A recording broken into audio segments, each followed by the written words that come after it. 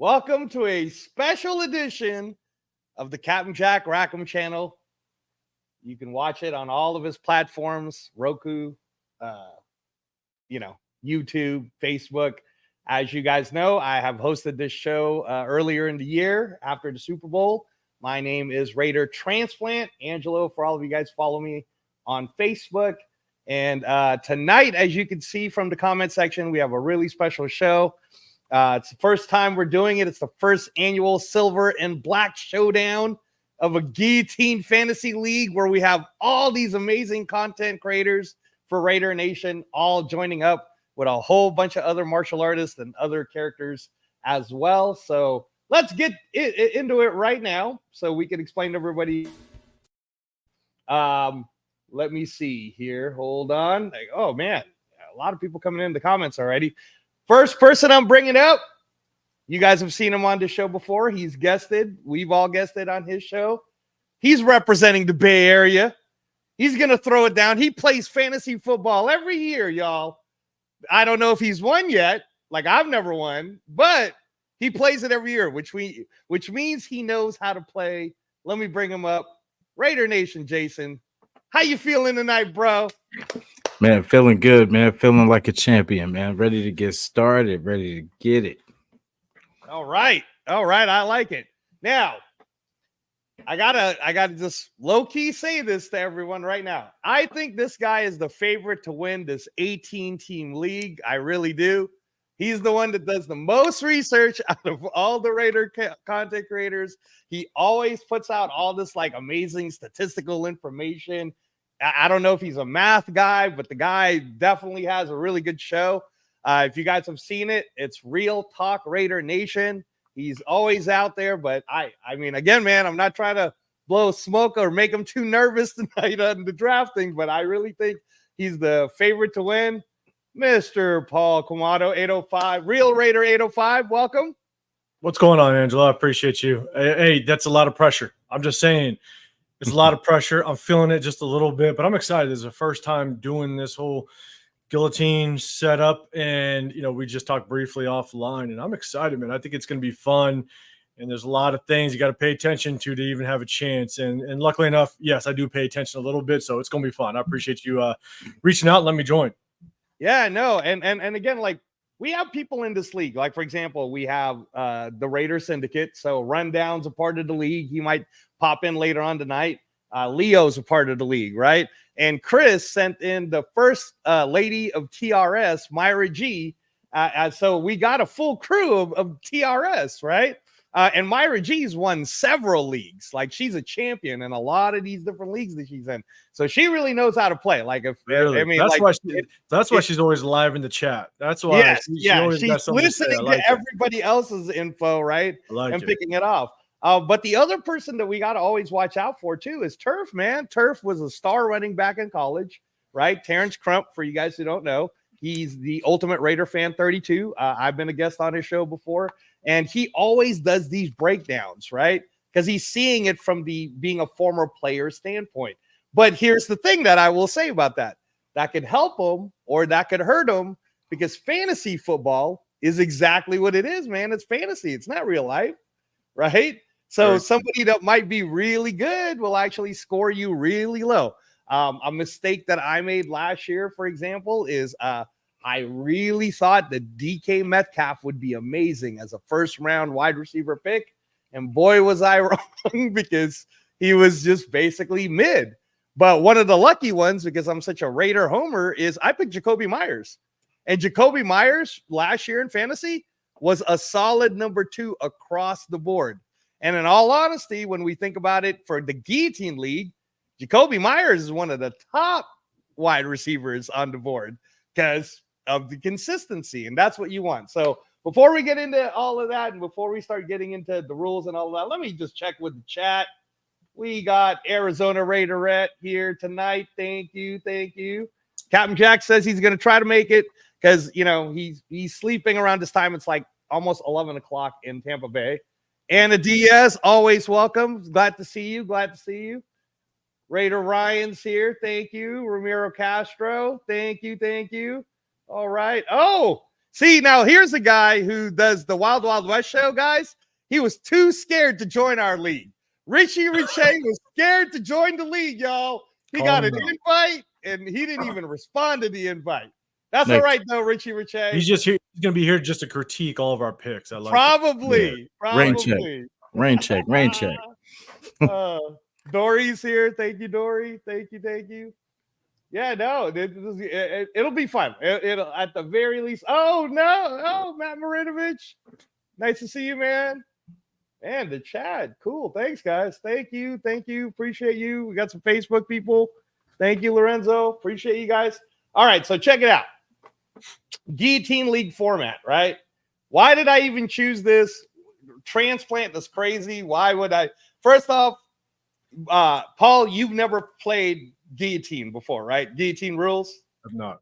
Okay. How often do you play fantasy football? Are you like Jasin where you play it every year? So me and my boys back home, I'm originally from Southern California. We actually did the math because I totally forgot that we've been playing the same league, basically same 10 guys for the last 18 years. And I just had we just had our last fantasy football draft this past weekend. And so, yeah, there's plenty of bragging rights for that one. That's awesome. Now, have you ever won that league? Did you ever win it? I have. Okay. And it's funny. I kind of pride myself that I at least get top 5 every year. But what's funny is because of so many injuries, I got dead last 2 years ago. Dead last just because of so many injuries. Right. So, yeah, but it's fun. I'm excited for this setup because with 18 people drafting, there's so many things that you have to think about. There's so many things that in a normal 10 or 12 team setup, so many more things that you have to actually pay attention to get a decent team. And to your point, I think you said it just before, or maybe when we're offline. It's like don't be last. It's really that simple. Every week, so it's going to be interesting. Yeah, no, if it just one of the examples so this is Matthew Berry's new project. He loved this idea. For the last 3 years, Guillotine League in fantasy football has really had kind of a cult following of people who really like it, right? And Matthew Berry loves it so much, he just bought the company. So that's part of the reason why the app isn't I was emailing with the app people today, and I was like, hey, Jenna, shout out to Jenna Bass who keeps trying to fix it, but I'm like, what's up, man? I'm an Android user and the app's not working too well. And she said some updates are going to happen tomorrow. So this app is going to continue to get better, but this is Matthew Berry's and Paul Charchian's league. The Guillotine setup, it's pretty simple, guys. If you're used to playing in your 10 or 12 or 14 team leagues, then you get standard scoring and you understand the whole setup. What oftentimes happens, though, and this is part of the reason why I wanted to set this up this year, is how, for example, when you talked about it, Paul, and you're probably not one of these type of people, but 2 years ago when you ended up in last place, I bet every week you were still at least trying, right? Oh, absolutely.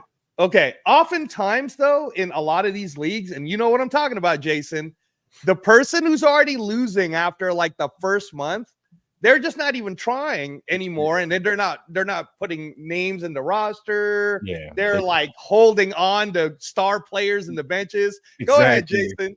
Go ahead, complain to us. Yeah. I hate that when they check out, and then when you're trying to get there, since you're not using those players, hey, let me trade you this, you know what I mean? Let me trade you this player for this player since you're not using them right. But yeah. That's the whole thing about Guillotine League. And that's why Matthew Berry loves it. Is the idea is, look, man, I get it. You lost. Okay, goodbye. Bye. Move on with your life. Go to work. Go do whatever. You were too busy to do your research. You were too busy to try to win in the league. Goodbye. And then now, Christian McCaffrey, Patrick Mahomes, Lamar Jackson, they're all free for the rest of us, man. It's Festivus for the rest of us. 805 Raider. Right? So, and then here's the strategy. The strategy is we all have $1,000 in our FAB money, which is the free agent acquisition budget. But we have it for 18 weeks. So are you really going to spend $900 on Patrick Mahomes in week 2? That 1,000 has to stretch you that entire 18 weeks. The entire 18 weeks. Which is crazy. Which is crazy. Because again, Paul could sit there and spend $500 on Christian McCaffrey week 2, thinking in his head, oh, I'm going to win now. And then he gets cut. He gets cut anyways. Christian McCaffrey goes right back into the pool. And Jasin, who held on to his money, is like, I'll outbid everyone for $30 because no one else has any more money. I'll just get Christian McCaffrey for that. So it really is. If you're like a budgeted guy, a math guy, go ahead, Paul. Can you see what everybody's budget is? Yes. Okay. Yes. I opened it all up to all of you guys. Basically, the only thing I'm doing as a commissioner is making sure that the optimal roster setup is there for you guys. Because again, one of the things that would happen on a regular league is guys are like, oh, I forgot to do my setup, or I forgot to set up my lineup. In our league, I'm not doing that. I'm like, you don't have to worry about it. If you literally forget, the computer will go ahead and put your best players for that week. So, yeah, Angela, I told you when we were offline, I said it. You gave people the cheat code. That is I'll tell you, it's going to be tough because that's the hard part is, you know, the people that don't pay attention and they kind of get that out, which I'm all for it. Like that's fine. You know, this is all for fun and yes, a little bit of bragging rights amongst probably some of us, but at the end of the day, it's going to be all for fun. But yeah, you kind of gave them that cheat code. They get that automatic population or the optimal roster or lineup. And, you know, you might bail out a couple people, but again, it's all fun and games. So I'm all about it. Yeah, no. And again, it's at the end of the day, it's still going to require a ton of strategy. Albert Scott's here with us tonight right now in the comment section. So he's a commissioner of his own league up in the Bay, right? He's been playing fantasy for a while. He plays with Myra G, first lady of TRS. And he's in this league and he kind of understands it, right? Like I brought in players, guys, who came to play. Like we have all these Raider content creators who are all not going to want to be like in all honesty, guys, we're always looking for content, right? Like I don't have my own show yet. That's why Captain Jack lets me go ahead and use his channel. So thank you very much, Captain Jack. But if I'm on, like, I get invited to the Real Raider Nation talk, right? And Paul's like, hey man, so this week Leo got cut. We could totally smack Leo if we wanted to for just getting cut when you're supposed to know what you're doing, right? There's going to be people that won't live it down. Oh, yeah. That's the fun part about it. I mean, Severe, you know, like I was trying to tell him, man, you better pay attention tonight. Where is Severe at, by the way? Where's that boy at? No. So Severe was originally going to come with us, but you know, man, you know this, Paul. You're such a great dad. Dad time always matters first. He'd promised 100%. His daughters some buffet for her birthday's coming up on Tuesday. Shout out, happy birthday! And yeah, no. So he's out having dinner, which might help us a little bit, guys, with him making a mistake in a pick. Pick's going to happen in about 13 minutes, as you can see right now. I will real quick. Is there a time limit for every pick? Yes, there is a 2-minute time limit on every pick. You can see the clock right there where everything's going to be starting in about 12 minutes, right? We got Cowtown Luda, who's also a part of the league. Cowtown awesome. Luda almost didn't make it to the league, but he was like, I was like, come on, Cowtown. You collect all these cards. You got all these Aiden O'Connell cards, man. You got to be a part of the league, baby. So that's awesome. Shout out to Cowtown, man. It's awesome that you're playing. So you guys could see it, and then when your turn comes up. So basically, let's talk about this a little bit, right? You could see how. Hold on, I'm gonna go ahead and make sure I can see with you guys. The current roster setup is we got Leo picking first. We have Severe picking second. Cowtown Luda's picking third. Better put that fork down and make his pick. And then Paul's got that nice little winner position at fourth right there. Right. I like that spot. I'm not going to lie. Yeah. No, that's a good spot. That's a good spot. My friend who's a huge Seattle Seahawks fan, Paul Lawson, he's How I Met Cap Your Mother. He's picking 5th. Transplant, I'm picking 6th. I think this is Chono, Max Out. I think he's picking 7th. Let me see. Just trying to make sure I got all this. I got to go to the draft board. Sorry, guys. All right. Yeah. And then Raider Rundowns, number 8, which, by the way, on an 18-person league, it's almost better. It's like that's the perfect position to be 8, 9, 10, 11. You're right in the middle, right? So them boys is my guy, one of my very best friends. I was the best man at his wedding. Keith Shepard, this guy, Paul and Jasin, one of the best fighters I've ever watched. The guy's got a mean left hook.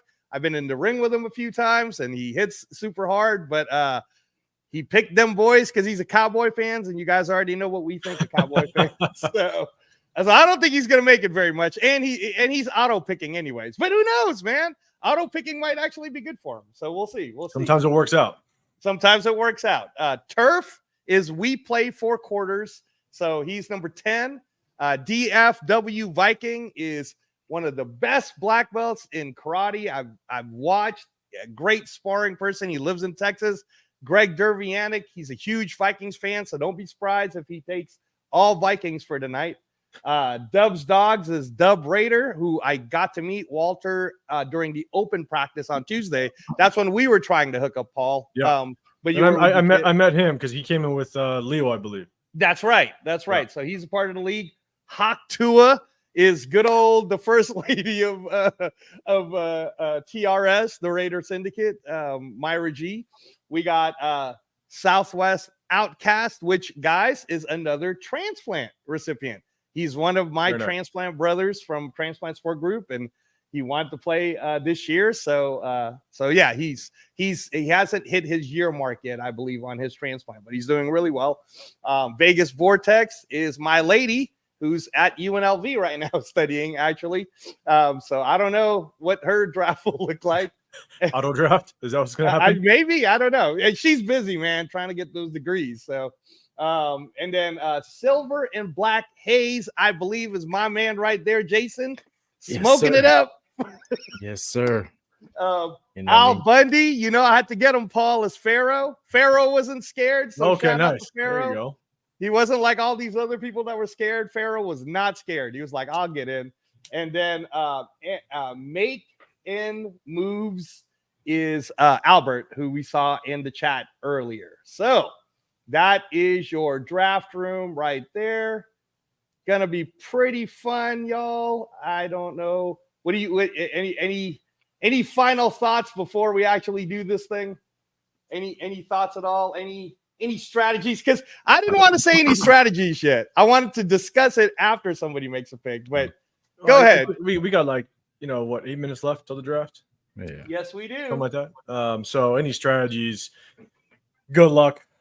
Trying to work a strategy around off of what we say. But what's really interesting is one of the strategies that I always had in the leagues that I played, and at one point I think I played in 5 leagues, but I stopped out. It's just too hard to organize, and so I limited myself to 2 leagues. But one of the things that always helped me kind of get in that top 5, majority of the time top 3, was when you kind of get to the tail end of playoff play. I always wanted to pick players that played indoors. Ooh. I always wanted that was one of my strategies. I focused on, okay, one, I want to draw out what players I wanted, right?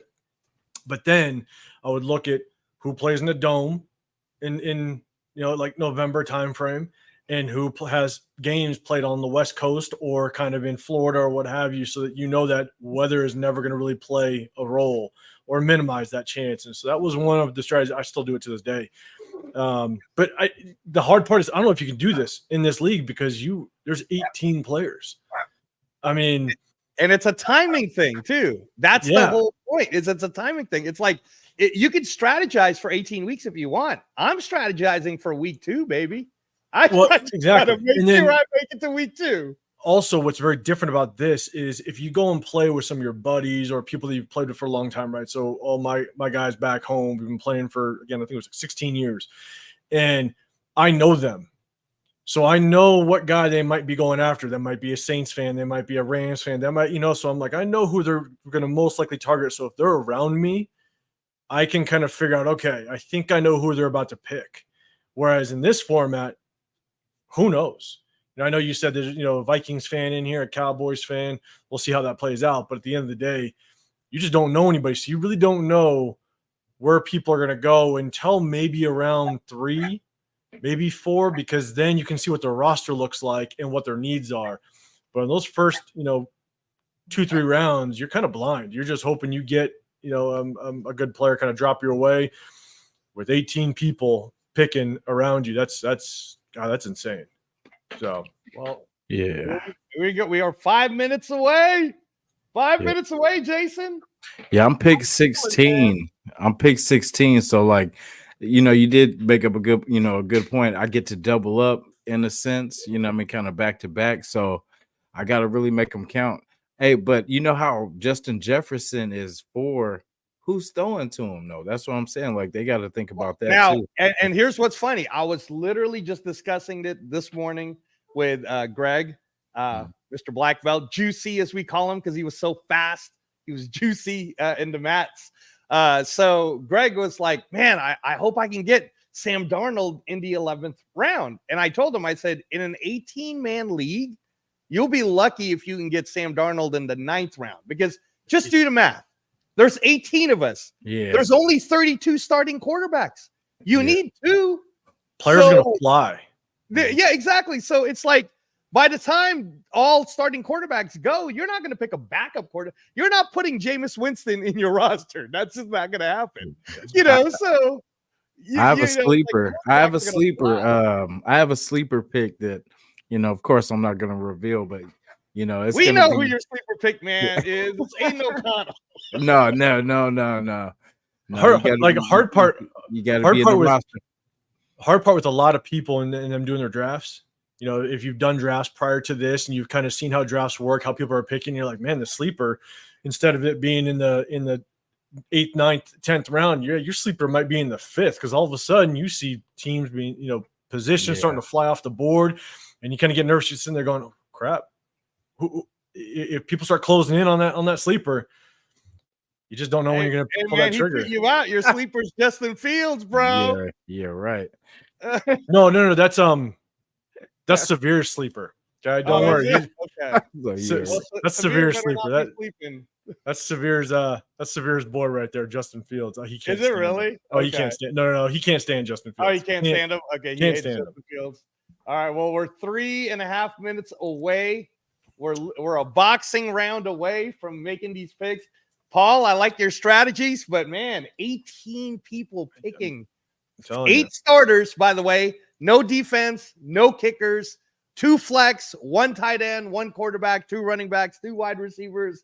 This makes it kind of hard, man. So I like 4. I'm in position 4. I like 4 just because with so many people, I do like to be on the turn. Because again, like I was saying, you just don't know what player might come around to you. But if you're close to the turn, then you now know, okay, there's only 3 more picks before it comes back to me. So you can somewhat strategize a little bit. Mm-hmm. I'll be honest, I wouldn't have wanted to be in the middle. Yeah. But I like being on the turn because it just allows me to kind of know, okay, my pick's going to be up in only 6 more picks. I can kind of get a better idea as to who might be there based on what everybody else's roster looks like. So it's going to be exciting, man. I'm stoked. I'm not going to the first time doing it. And I guess the champ has arrived. I guess Myra G, she's really believing that it's going to be. I'm telling you, man, this crew's pretty tough, though. Paul does a lot of research. Jason's been playing it every year. Turf, he knows his stuff, and I mean, it's the sneaky ones, too, the ones who like a rundown. You never know, man. Rundown might have some trick up his sleeves. We're about 2 minutes away. This is getting pretty close. I again, for me, like what you were saying, Paul, and I don't know about you, Jason, but we did talk about this, how the good thing about being in the last is you're like first in the 2nd round, which means that if you're picking out of the top 20 players, you're going to get 2 of the top 20 before anyone even else gets the top 20, right? Versus someone like Paul who had to pick early, he's got to pick, like, he'll get a chance to pick one of the top 5 best players, but then he's pulling off of the top 35 now. My pick better count. Everybody that's kind of in that top 5, like, your pick better count. You better pick a good one, or you're kind of screwed in this 18-man setup. So, and then somebody, guys, again, always wants to gamble, man. As we're 60 seconds away from it, someone always wants to gamble. Leo's on the spot in 60 seconds. Real quick, Zach McLean, he said, "Is this a PPR?" It's a good question. So the scoring, Zach, is it's actually a different setup scoring. It's close to PPR, but there's some differences in it. It's like a mix of standard and PPR. How much are touchdowns worth? Yeah, it's on the Guillotine League's app. We can talk about the scoring a little later. But essentially, in 30 seconds, Leo is going to have 2 minutes to make his first pick. And again, guys, I gave the 2-minute timeline because, Paul, don't you hate it when in your leagues they would give you only 30 seconds and you have to rush your pick, right? Oh, in this league, I'm like, you know what? Take your time, man. It's fine. You want to take 2 minutes? The only thing I'll say is, with my buddies that we played high school ball together. Some of us went off and played college ball together, and we coached together. It's bragging rights. Let's put it that way. So we put as much pressure as possible on each other to hurry their ass up. So it's fun. Here we go. Let's go. Let's go. Oh, man, he went already. Leo already picked, y'all. Wow. Okay, so he's got you got McCaffrey. We got to go to a page called the draft board. That'll tell us okay. who it is. Yep, Severe's. Hold on. I'll let everybody know, just so you guys know, passing touchdowns are worth 4 points each. Rushing touchdowns are worth 6 points each. That's pretty huge. Ooh. So we're going to throw that out there.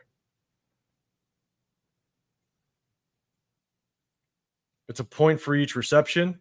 So it is a PPR, full point PPR.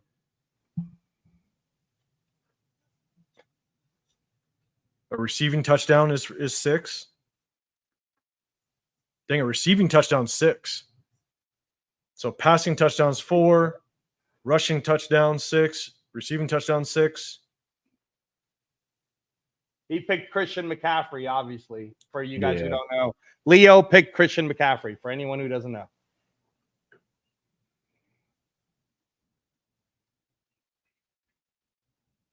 So it's pretty standard. 0.1 for every yard receiving, every yard rushing. So that's pretty standard across leagues.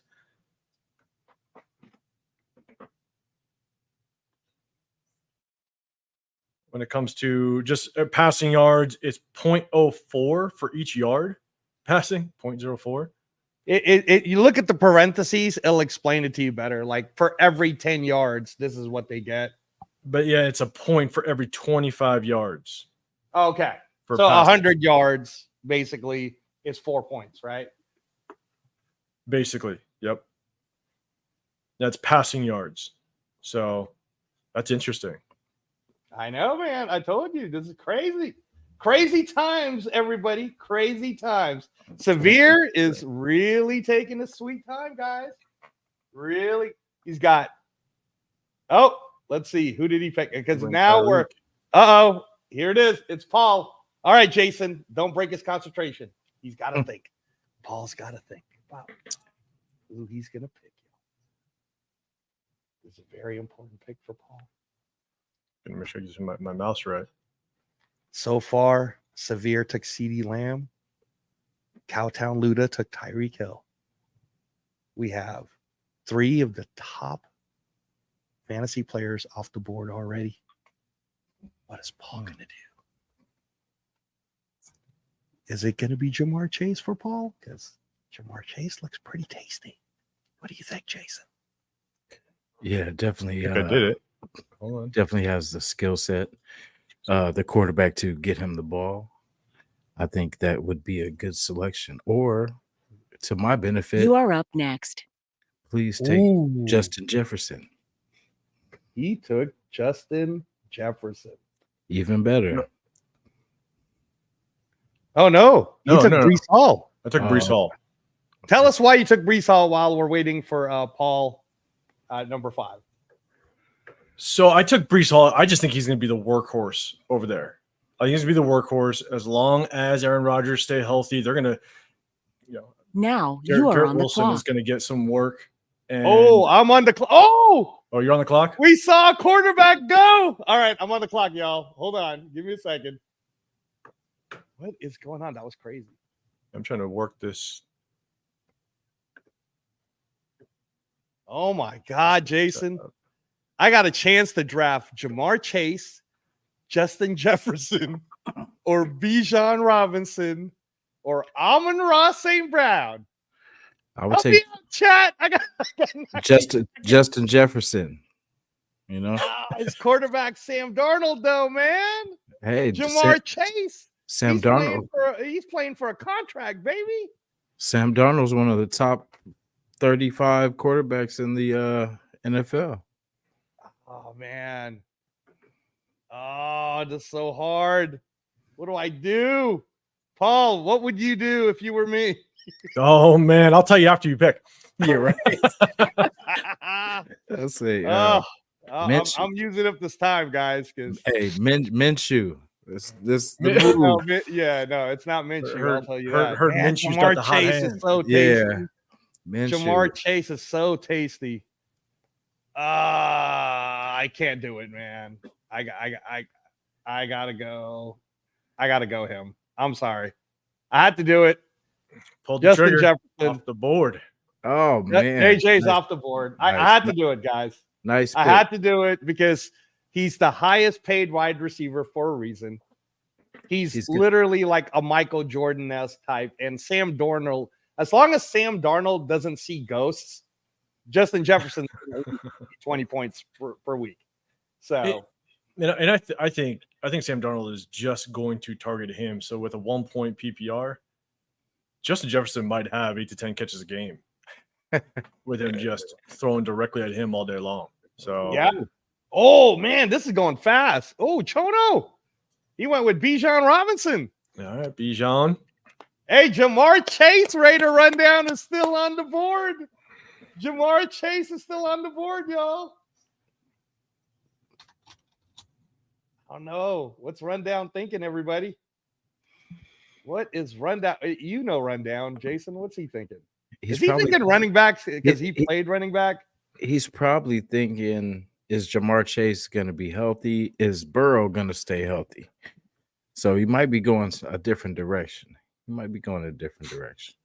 I'll tell you, the wildest one is what Myra G was saying is Paul Lawson, How I Met Your Mother. Caleb Williams. I mean, he believes, I guess. He believes in Caleb Williams as a number 1 pick. Hey, what if he's right, though? What if Caleb Williams throws for like 4,000 yards? So here's my problem with Caleb Williams is I think he has the chance of being a really good quarterback. But the one thing that a lot of people don't really take into consideration, and you could think differently all you want, but do you really think the Browns organization are all of a sudden going to turn everything around? You're talking about the Bears, though, right? The Bears. Yeah. Are the Bears organization all of a sudden going to just turn everything around for Caleb Williams? And that's the thing is, look at as the Raiders, our situation. We could have drafted C.J. Stroud last year, but I guarantee you, Josh McDaniels probably would have ruined his rookie year. They probably would have put it down the drain. And so it's like my concern about Caleb Williams mostly is certain organizations stay bad for a reason. And they may not. Man. Hey, check this out, Paul. Sorry. I'll let you keep going on your rant, but look at this. Back to back right off the bat. Rundown got Jamar Chase, and Keith Shepard got Amon-Ra St. Brown. Bam, bam. Just like that. We're already in pick number 10. But go ahead, Paul. Keep going.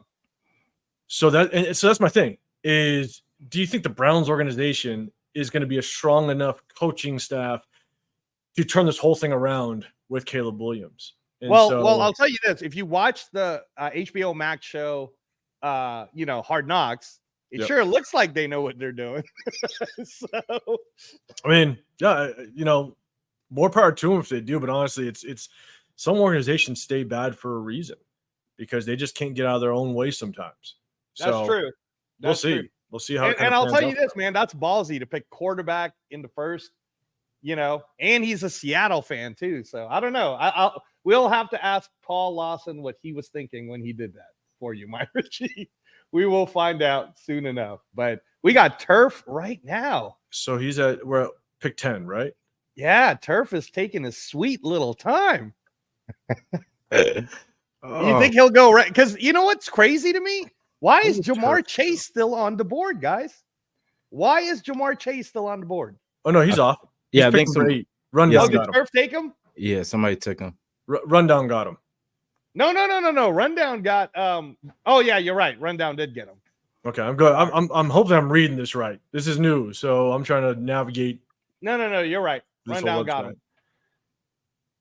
But who's up right now? It's still Turf. It's still Turf with 15 seconds left. Come on, Turf's gonna pick a running back. That's what he's gonna do. He might go AJ Brown. That's not bad. Let's see. Yeah.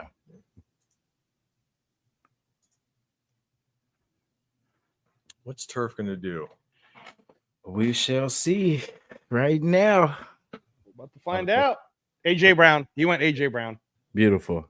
All right. So here we go. Greg Dervianic, Mr. Vikings himself, took Jonathan Taylor. See, he went fast. He knows what he's doing.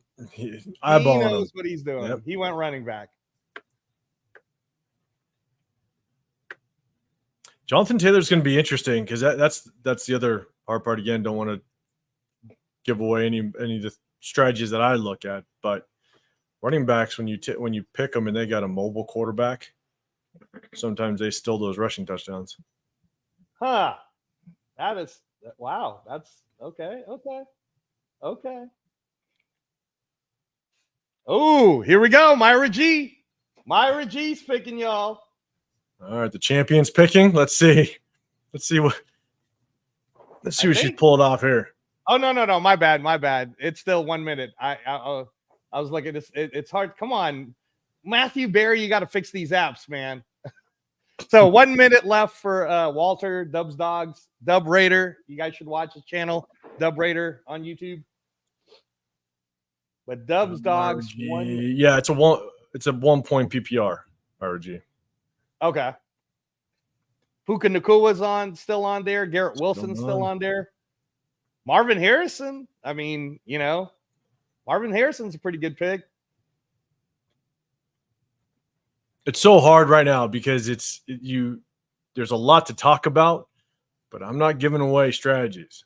Yeah. That's the hard part. You know what I'm saying? That's the hard part. I want to get this next pick out the way. Not this next one, but my first pick out the way. Because I got a combo I'm trying to accomplish, but we will see how it shakes out. All right. You're Justin Fields. Yeah, I'm trying to get Justin Fields and Garrett Wilson at the same time. Zay Jones, if I can. Here we go. And that is the hard part. Puka Nacua. He went Puka Nacua, guys. Off the board. And that is the hard part with this being an 18-person league. I mean, when you get into those later rounds, it's like there's going to be a lot of people just going kind of obviously best available according to the app or what have you. But you got to kind of know these rosters in order to kind of dial in these later rounds because an 18-person league, I guess a question for the chat: has anybody done anything, more than a 12-person league? I've never done more than 12. So this is a very different strategy. Yeah, I mean, it's the fact that we still got Garrett Wilson on the board to me is insane. Let's see what Hawk Tua does. And this is crazy. I mean, we're pick 13? I mean, we're not even through the first round. Like we got a ways. If you don't know your football, right, Paul? By round 3, you might be auto draft. That's what a lot of people are going to be doing.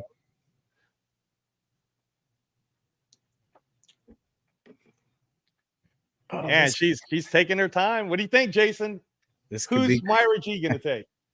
Oh man, I think she's going to try to get either Devontae or either Travis Kelce or maybe Debo. Maybe Those aren't bad. Those aren't bad. She might go Debo. I'm just waiting for the shock. I'm waiting for the one person to pull the trigger on just a shocker. Yeah. Well, was Caleb Williams a shocker to you to be the 5th overall pick? Kind of was. Oh, okay. I can see why that could be a sleeper pick because he does have weapons, but I would have went maybe one more place, before I went there, or maybe a couple places before I went there. But everybody looks at the strategy different, right? Like that's the hard part, which is true. Which is very true. Oh, come on, baby, let's go. Oh, Marvin Harrison. Oh man, what do you think? Okay, what do you guys think of that? Go ahead, tell me what you think of Marvin Harrison. I love it. I love the pick for them. Definitely. Man, that's Jasin talking smack. Let's do this. Marvin Harrison, number 14, I think is a good. It is a good pick. It kind of goes back, and again, the tough part is you got what's his face? It's a damn quarterback. What's his name? Kyler Murray. Kyler Murray, yeah. Kyler Murray. Oh, with him wanting to run around, it's going to be very interesting to see kind of how he distributes that ball. So Vegas Vortex is up while studying at UNLV right now. I don't know. Right. Or Saquon's off the board. Right. Saquon is off the board. What's your guys' thoughts on Saquon going to the Eagles? I think he's going to ball out. What do you think, Jasin? Yeah, that was a win for him for sure. Because but the thing is if he can stay healthy, that's the key. You know what I mean? Because if he stays healthy, that could be a dangerous weapon for them. That's like an old school Shady McCoy. That's good. See, you guys are good at this. And that's to me, that's the biggest question mark is health. I mean, they got so many offensive weapons over there with Devontae, opposite of AJ Brown. Jacoby? Oh, okay. All right. Yeah. Don't Devontae Freeman. No, not Devontae Freeman. Who's the Heisman Trophy winner from Alabama? I'm blanking on the kid's name. Devontae Smith. Bryce. Devontae Smith. Oh, I thought you were talking about Bryce Young. No. I'm blanking on. That's Devontae. I'm blanking on. Yeah, isn't Devontae Smith and I think it's Devontae Smith. Yeah. Devontae Smith. They're gonna have so many weapons over there that Saquon can get loose. He's got to stay healthy, and that's the hardest part. The hardest part about running backs is you pick up that starting running back. You better get his handcuff because running backs go down. That's the scary part about running backs. Oh, there we go. Garrett Wilson off the board. Vegas Vortex took. That was fast. Yeah, I ain't gonna play around. Wow, that was quick, man. We got business to take care of. Oh, damn. Wait, Jason, are you Vegas Vortex? No, I'm silver and black haze. So okay, so you got Debo. Who's Vegas Vortex? Who's that's my lady at UNLV right now. Okay, hey, she took Garrett Wilson. I thought she would take Devontae Adams, honestly, because she's a Raider fan, but apparently not. She's not a fan of Gardner Minshew. Probably, I don't know. If Aaron Rodgers stays healthy, Garrett Wilson's just gonna be nasty. Yeah, I mean, he was nasty with Zach Wilson.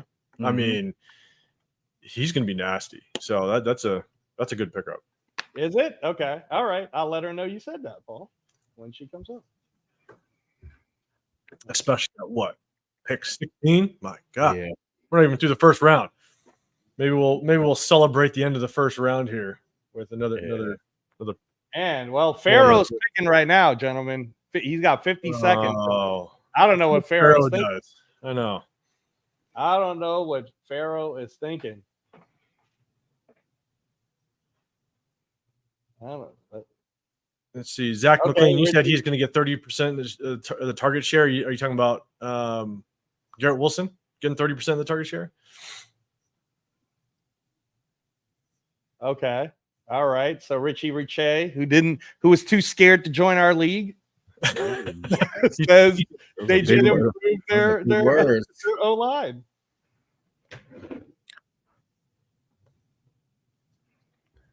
Right, it's looking good so far, guys. Looking real good. Yeah, this looks pretty good. Pharaoh's 5 taking his seconds. time. Pharaoh, he's taking his Come on, time. Pharaoh. Is he auto drafting? Man, It's going to be an auto draft. Drake London. Like they say, steady long, steady wrong. I don't know. What do you think about that, Paul? You know, Pharaoh. Is Drake London a good pick? Is Derek Carr still on the board? At 17, I like Drake London because I'm telling you, if Kirk Cousins can do anything like he did with Justin Jefferson, not saying Drake London's Justin Jefferson at all, but if Kirk Cousins can kind of give him that work, I think he's worth an 18th pick or 17th pick. Yeah, I think he's worth 17th pick. Wow. So. Well, I mean, look at this, man. Albert's got Olave, Collins, Ayuk just signed that contract, Jahmyr Gibbs. Man, there's a lot of choices here. This is where the receivers can. I mean, there you go. Took Jahmyr Gibbs, and he gets back-to-back picks. Yep. All right, let's go. That's a good pick. But this is where for receivers, it kind of gets all lumped in a little bit. You just don't know where people are going to go with receivers when it gets to this point. Because I mean, Chris Olave, Nico Collins, Brandon Ayuk. We'll see what goes on with Brandon Ayuk, but receivers you can jump around with these receivers, so it's gonna be interesting. But Jahmyr Gibbs is a good pickup. He's gonna get a lot of work over there, especially with in a PPR league. I gotta do it, guys. Oh, I gotta do it.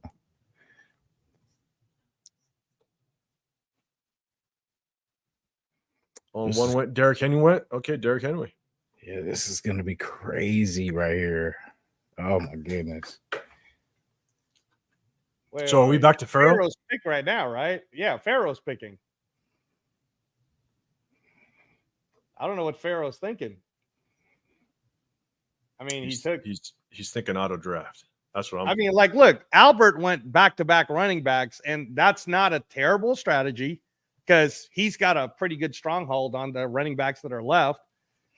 So, I mean, I'm not hating on that pick, but Pharaoh, who are you going to pair Drake London up with? What do you think, Paul? What's Pharaoh going to do? So he picked up Drake London before? Yeah, in the first, yeah. Pardon me, it feels like he's – let's see who's on this. Okay, does he go running back? Okay. Yeah. What happened? What do you do? What do you pick? Jalen. He went Jalen Hurts. Jalen Hurts. All right. Oh, this is nuts because I know they're not going to be there. They're not going to stick around. So, this is the chance right here. Okay, so this is – come on, Jason. Jason, you're up. All right, let's see. I got to do it. First round. Got to do it. Oh, what did he do? What did Jason do? I jumped. Oh, you did. What did he do? I jumped. I did the Super Bowl champion. Oh, yeah. No, I'm not. I mean, you know what? Honestly, man, I'll talk about it in a second because I want to see what happens here now. Yeah. Oh, jeez. No, but I mean, Patrick Mahomes, come on, Paul, tell us. Him picking a quarterback in the second round, but he's the best quarterback. You know he's going to get at least 20 to 30 points every week. What do you think? Good pick, bad pick for Jason? As long as his receiver core stands up, because you got Hollywood Brown that's hurt. Not sure when he's going to come back. He should be back fairly early, but again, it's just the timeline's not out there yet. Xavier Worthy, I think he's going to take the top off some defenses, but he's a rookie. You see kind of how he develops. Rasheed Rice. I don't know what's going on with him in the legal stuff. So if him and Kelsey, last year, I tried to pair up Mahomes with Kelsey last year, and that slipped up. I ended up not getting Mahomes, but if Mahomes and Kelsey can kind of get back to what they were a couple years ago, I mean, it's a dangerous tandem. So that's just Mahomes' safety blanket. So Mahomes, at the end of the day, he's going to find a way to kind of make things work. So it's a really safe pick. You know, I can't complain about it. I think right now Vegas Vortex is probably thinking, is Devontae Adams worth taking? And I think she's just scared maybe that Gardner Minshew can't throw them. And this is what's really interesting though about this whole 18 and there you go, guys. And she totally did not want Devontae Adams. But see, there it is. But that's a good pick though. Mike Evans is kind of that sleeper number one that not a lot of people focus on him, but he can produce. I mean, he produced last year. Yeah. Yeah. Baker can definitely get him the ball. So, you know, he can definitely. I mean, is he the number one, guys? Is he the number one guy that Baker throws to? I don't know. You tell me. Yeah. Yeah, I would say so. Oh, what? CJ Stroud went already. CJ Stroud off the board.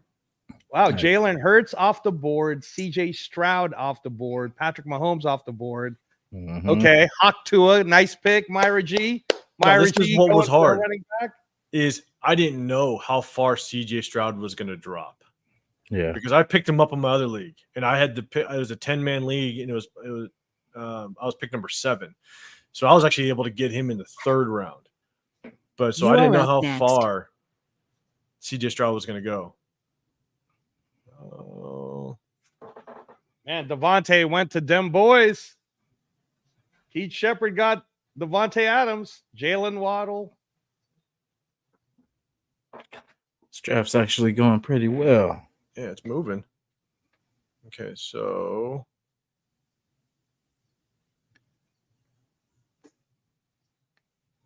let's pick 12, 13, 14, 15. Okay. I still got a minute.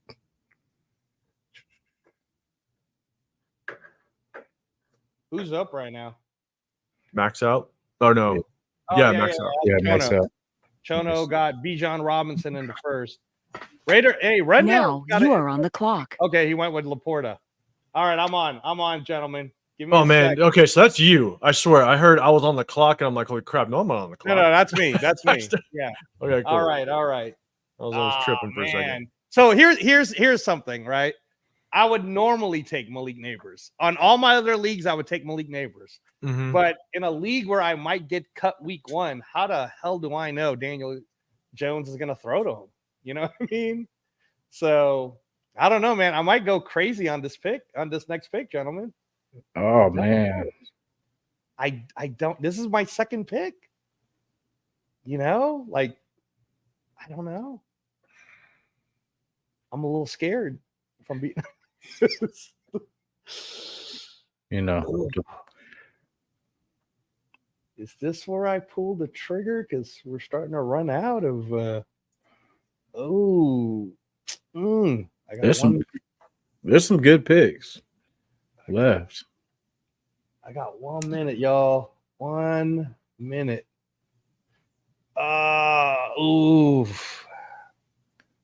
DJ Moore looks pretty good too. Hey, go for it. Get in there. Get in there. No, man, I can't do it. Yeah, you can. I was like, come on. Get in there. Guys, I mean, really, this is hard. Just like Paul said, it sucks to be on this end, on the back half. Hey, Neighbors is going to be a beast. All right, stop it, Jason. And then DJ Jones, good man. I can't do it, dude. 15 seconds left. Daniel Jones is a hog. Nah, I'm doing this. I'm doing this. I got Kyron Williams. All right. Yeah, I had to do it. I needed a running back. The running back choices were running out, gentlemen. Yeah, had to do it. You know, I got backed into it because everybody like took all the good running backs pretty much that I wanted. Richie Rich is saying that Rashid Rice will be fine with the legal stuff. Huh? Let's hope so. I don't know about that. You may know more than me. I haven't been paying too much attention. Richie Rich is the Denver expert, but he does know football. So But again, he knows football, but was too scared to join our league, man. I don't know what to tell you. You know what happens, right? Oh, Kelsey off the board. There you go. That makes sense. That made sense. Right? Do you guys think that made sense? That made sense, right? Yeah. I mean, he is the number one receiver for Patrick Mahomes. He's going to have one more good year before he goes and marries Taylor Swift. Taylor Swift's not marrying a loser, you know? Yeah. I definitely think he's going to, Travis Kelce will definitely be the main target until he gets kind of on the same page with the other wide receivers. And right now, Paul is thinking about who he's going to partner Breece Hall with. He doesn't have a wide receiver yet. Oh, but I think I'm going outside the box, guys. Ooh. I don't know. Is he? Hey, very nice. I like that. I like that pick. All right. I like that. Isaiah Pacheco. Wow. That man. Hey, you got two of the best running backs for real. Underrated. Right there. Those guys are solid pickups. They just got to be healthy. Stay healthy. All right. All right, Cowtown. What you got? Who are you pairing Tyreek up with, Cowtown? Come on. Stop buttering me up.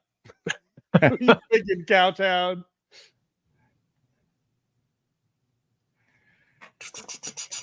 All right. This is where it gets real. Yeah, no. Hey, good pick, though, Paul. Seriously. Like, that's a good strategy. That's a very good strategy to have. I appreciate it. It's hard because you kind of pass up on that.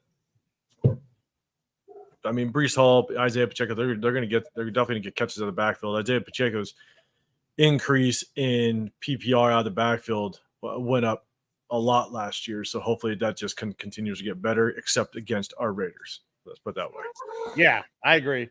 And by the way, Cowtown took Lamar Jackson, took his quarterback.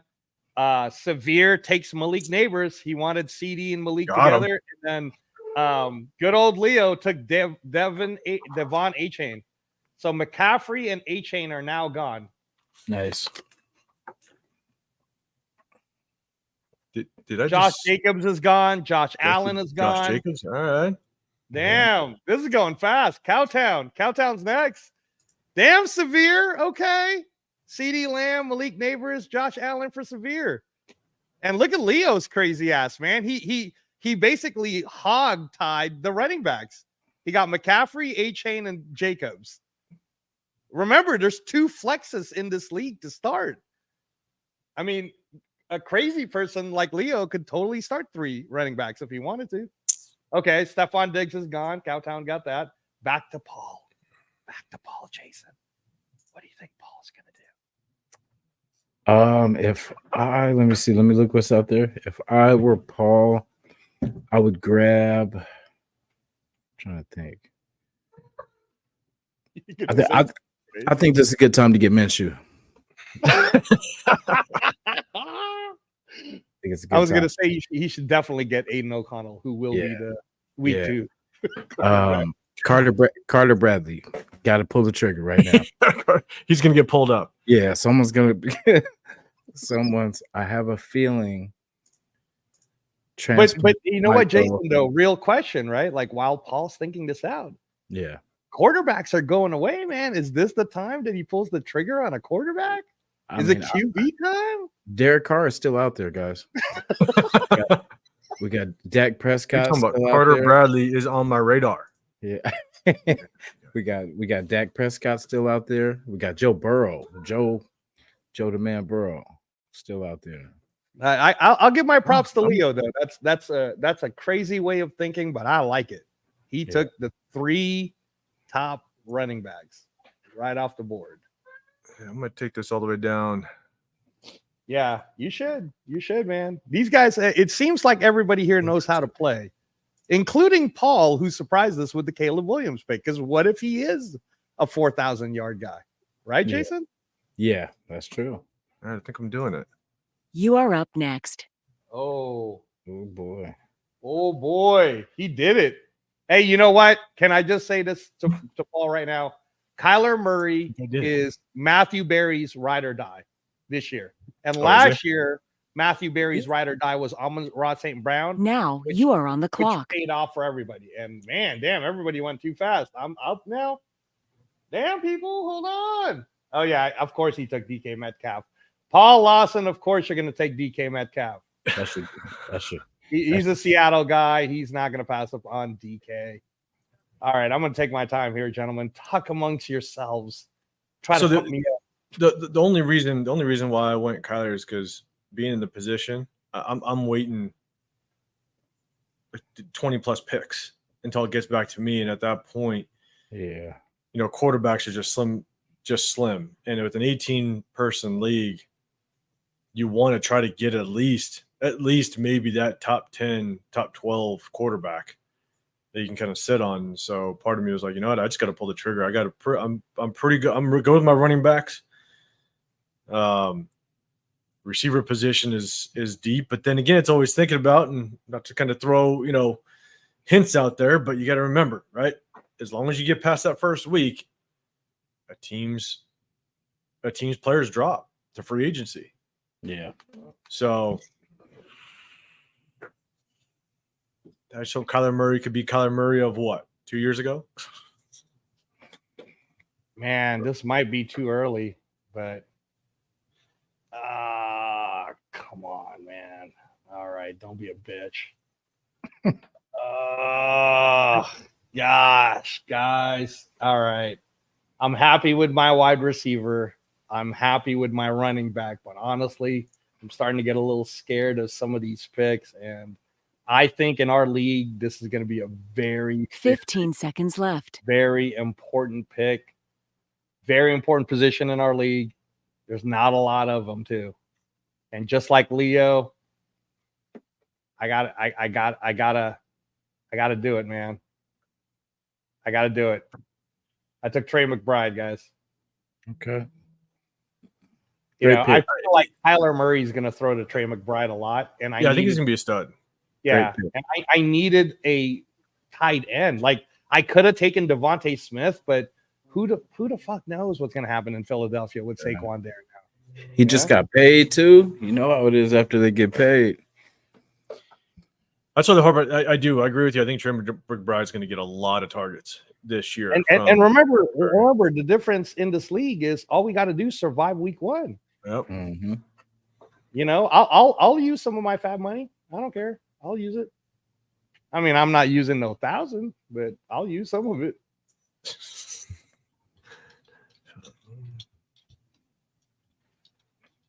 Man, this is crazy though, huh? Okay. We're moving right along. Oh wow, he did. We got? Yeah. Okay. Some tight ends off. Anthony Richardson off. Okay. Kenan Walker. Hey, good pick. Good pick. Good pick. Good pick. We're flying.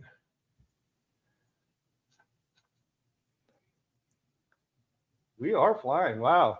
Yeah, Turf, man. Turf. Good job, Kenneth Walker. Yeah. Hey, Keith, them boys, he had to have his guy. Anthony. Damn, good pick. Ooh, Dalton Kincaid had to go. That was my guy, too. I know. But Good not over Trey McBride, but that was my guy. Okay, Hawk Tua, Myra G. Let's see what you got. Who's the champion picking? Yeah, she got Marvin Harrison, wide receiver, Travis Etienne, running back. Who is this a quarterback time? What do you think? Quarterback time for Myra G? So I'm trying to see if it kind of goes how you can get to just their roster. Oh, okay. Like just to see their roster. There is that. You can click on. Hold on. In fact, I might be able to do that right now for you guys. You can click on just them. Yeah. See how on mine it says Raider Transplants roster. So if we wanted to see Myra G's roster, Hawk Tua, it's right there. Travis Etienne, DJ Moore, Marvin Harrison. DJ Moore. Let's go. Hey. Oh, Cooper Kupp off. Damn, Cooper Kupp went, huh? DJ Moore. Okay.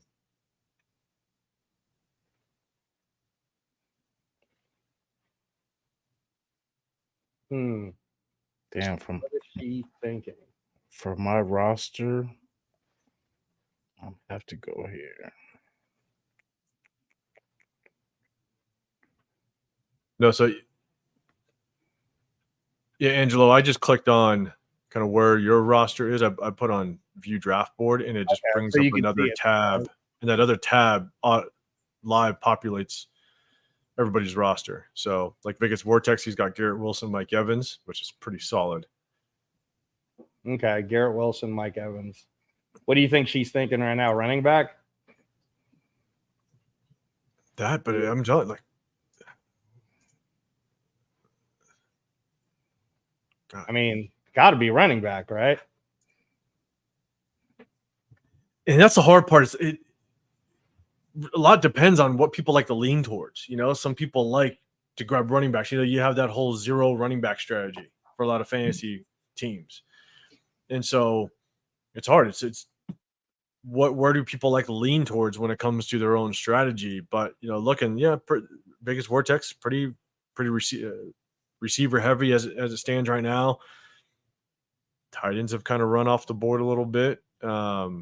Yeah, the tight end is looking scarce, guys. You know, quarterbacks have been running, so you can really go. I mean, that's the crazy part with 18 people. I mean, now we're going. They're on the turn now. James Cook. There you go. Damn, that was a good pick. That was going to be my pick too. Good job, baby. Yeah, nice. But, all right. But because you're kind of on the swing, you know, you can kind of prepare for it to possibly come back. So that's true, right? That might have been. What do you think? That's a good strategy, right?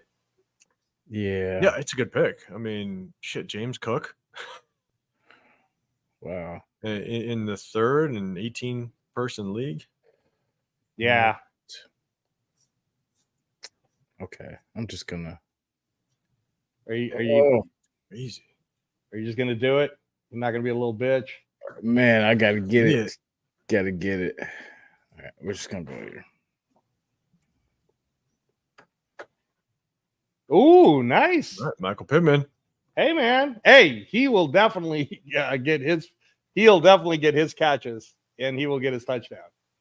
So, all right, Pharaoh. Pharaoh got Drake London, Jalen Hurts. What's Pharaoh thinking? Pharaoh's thinking about getting eliminated early. No, Pharaoh's thinking auto draft. That's what he's thinking. Let's watch this clock go down. Where's he at? Although I'll have to say that Jalen Hurts is like push king, right? So yeah, he is possible. I don't know. They don't have Jason Kelsey anymore to kind of lead that, so we'll see. We'll see if they can. Yeah, the preseason push look whack. Oh, okay. He picked. He's in the building. He's paying attention. I like it. Okay, Tank Dell. Okay, hey man, Tank Dell was one of my guys last year. What do you think of that? Right. What do you think of his roster right now, Paul? What do you think of Pharaoh's roster? I like it. I mean, it seems like he got the quarterback he wanted. There was a small run on quarterbacks before, and he got him. He got him quick.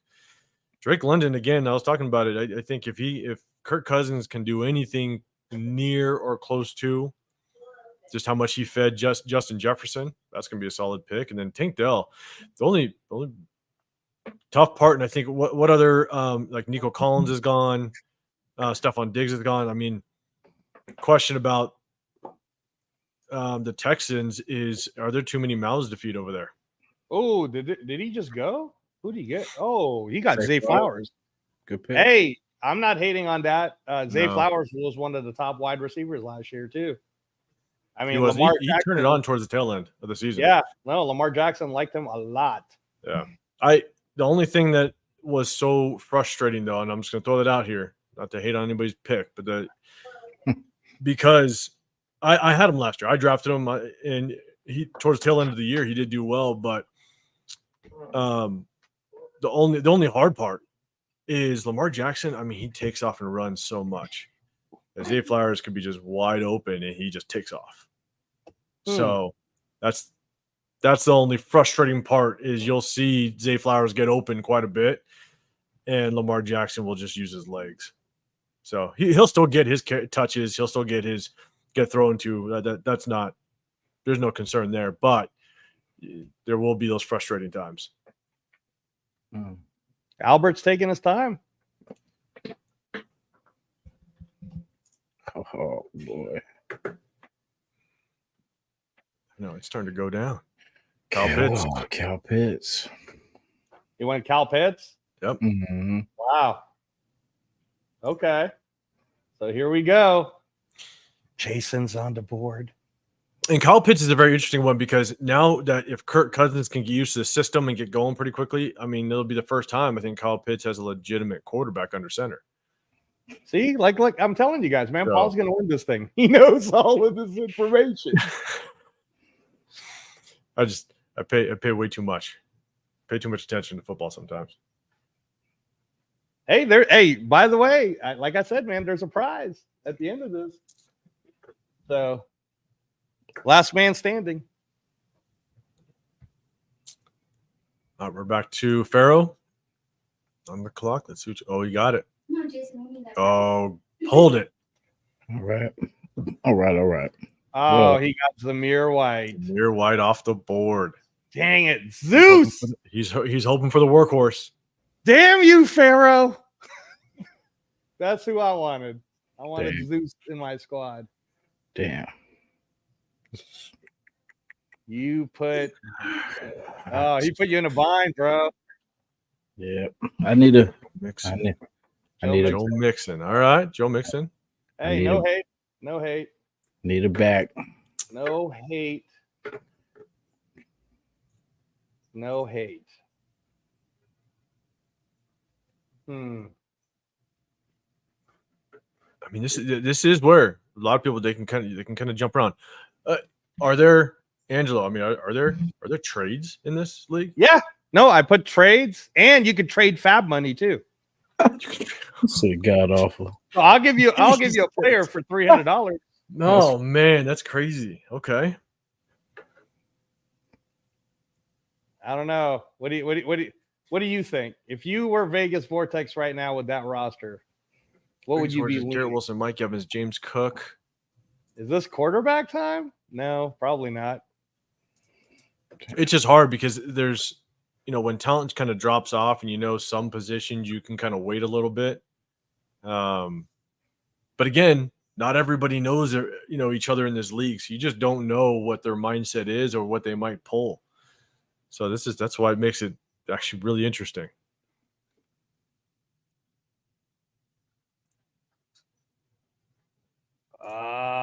Let's see. Yeah, I know they're waiting to the wire. Let's go. Let's see. Oh man, because you're right. Like, what would you do, right? Like, guess there's not a lot of good tight ends left either. And then there's wide receiver. You can still use that because you want to survive. Running back, you need at least two. And and you just don't know what positions are going to become available after that first week. Yep. What players are going to basically get thrown into? Oh, okay. Into a tight end. Okay. Evan Ingram off the board. Yeah, you could tell she did not want to take any chances. Let's see. Okay, Jawando's picking next. Juan. Okay, George Kittle. All right, that makes sense. That's a good pick. That this late to be able to still get George Kittle. That's a good pick. Yeah. All right, let's see what Myra G does with her team. You got Marvin Harrison, Travis Etienne, DJ Moore.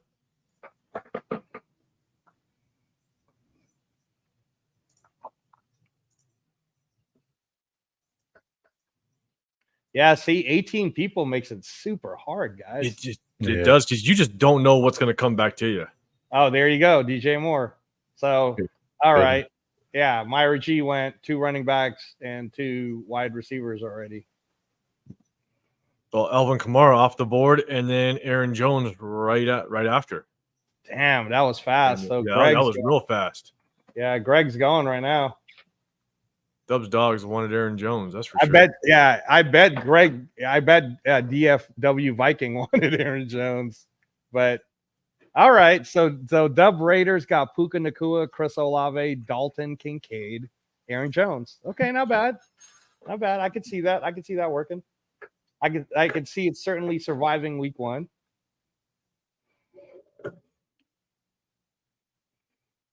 Ooh, James Conner, and then David Montgomery. Joe Burrow. He went for quarterback already. You are up next. Oh, that was a lot of picks. Joe Burrow, James Conner, David Montgomery, Raheem Mostert. Okay. David Montgomery's gone. Raheem Mostert's gone. Man, this is going fast. Okay, let's see. 1, 2, 3. 3 more picks until I'm up. What's going to happen here? Raheem. Oh, that already happened. Raheem Mostert. Okay.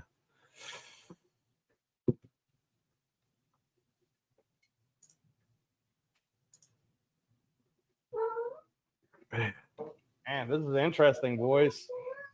This is. Oh, my gosh.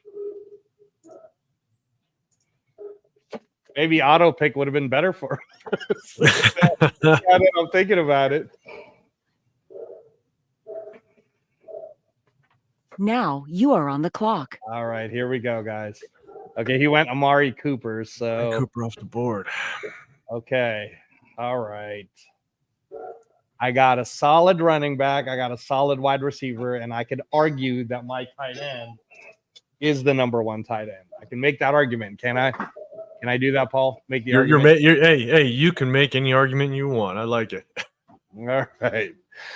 I mean, he's gonna get a lot of work. That goes like without question. He's gonna get a lot of work. So. Oh, this is tough. This is really tough because, man, everybody took running backs, and I definitely need one, but man. Well, I mean, again, I got the flex to help me too. So, but I don't know, guys. Do I pull the trigger on quarterback right now? Because I still need a second running back, man. Better win. Still need a second running back. Oh, hold on. Is Pharaoh said backstage? What are you talking about? I'll get him in. Give me a second. Oh, is he trying to get in here? Yeah, hold on, though. Let me make my pick, and I'll get Pharaoh in here. Yeah, Raiders 75-28. What's good?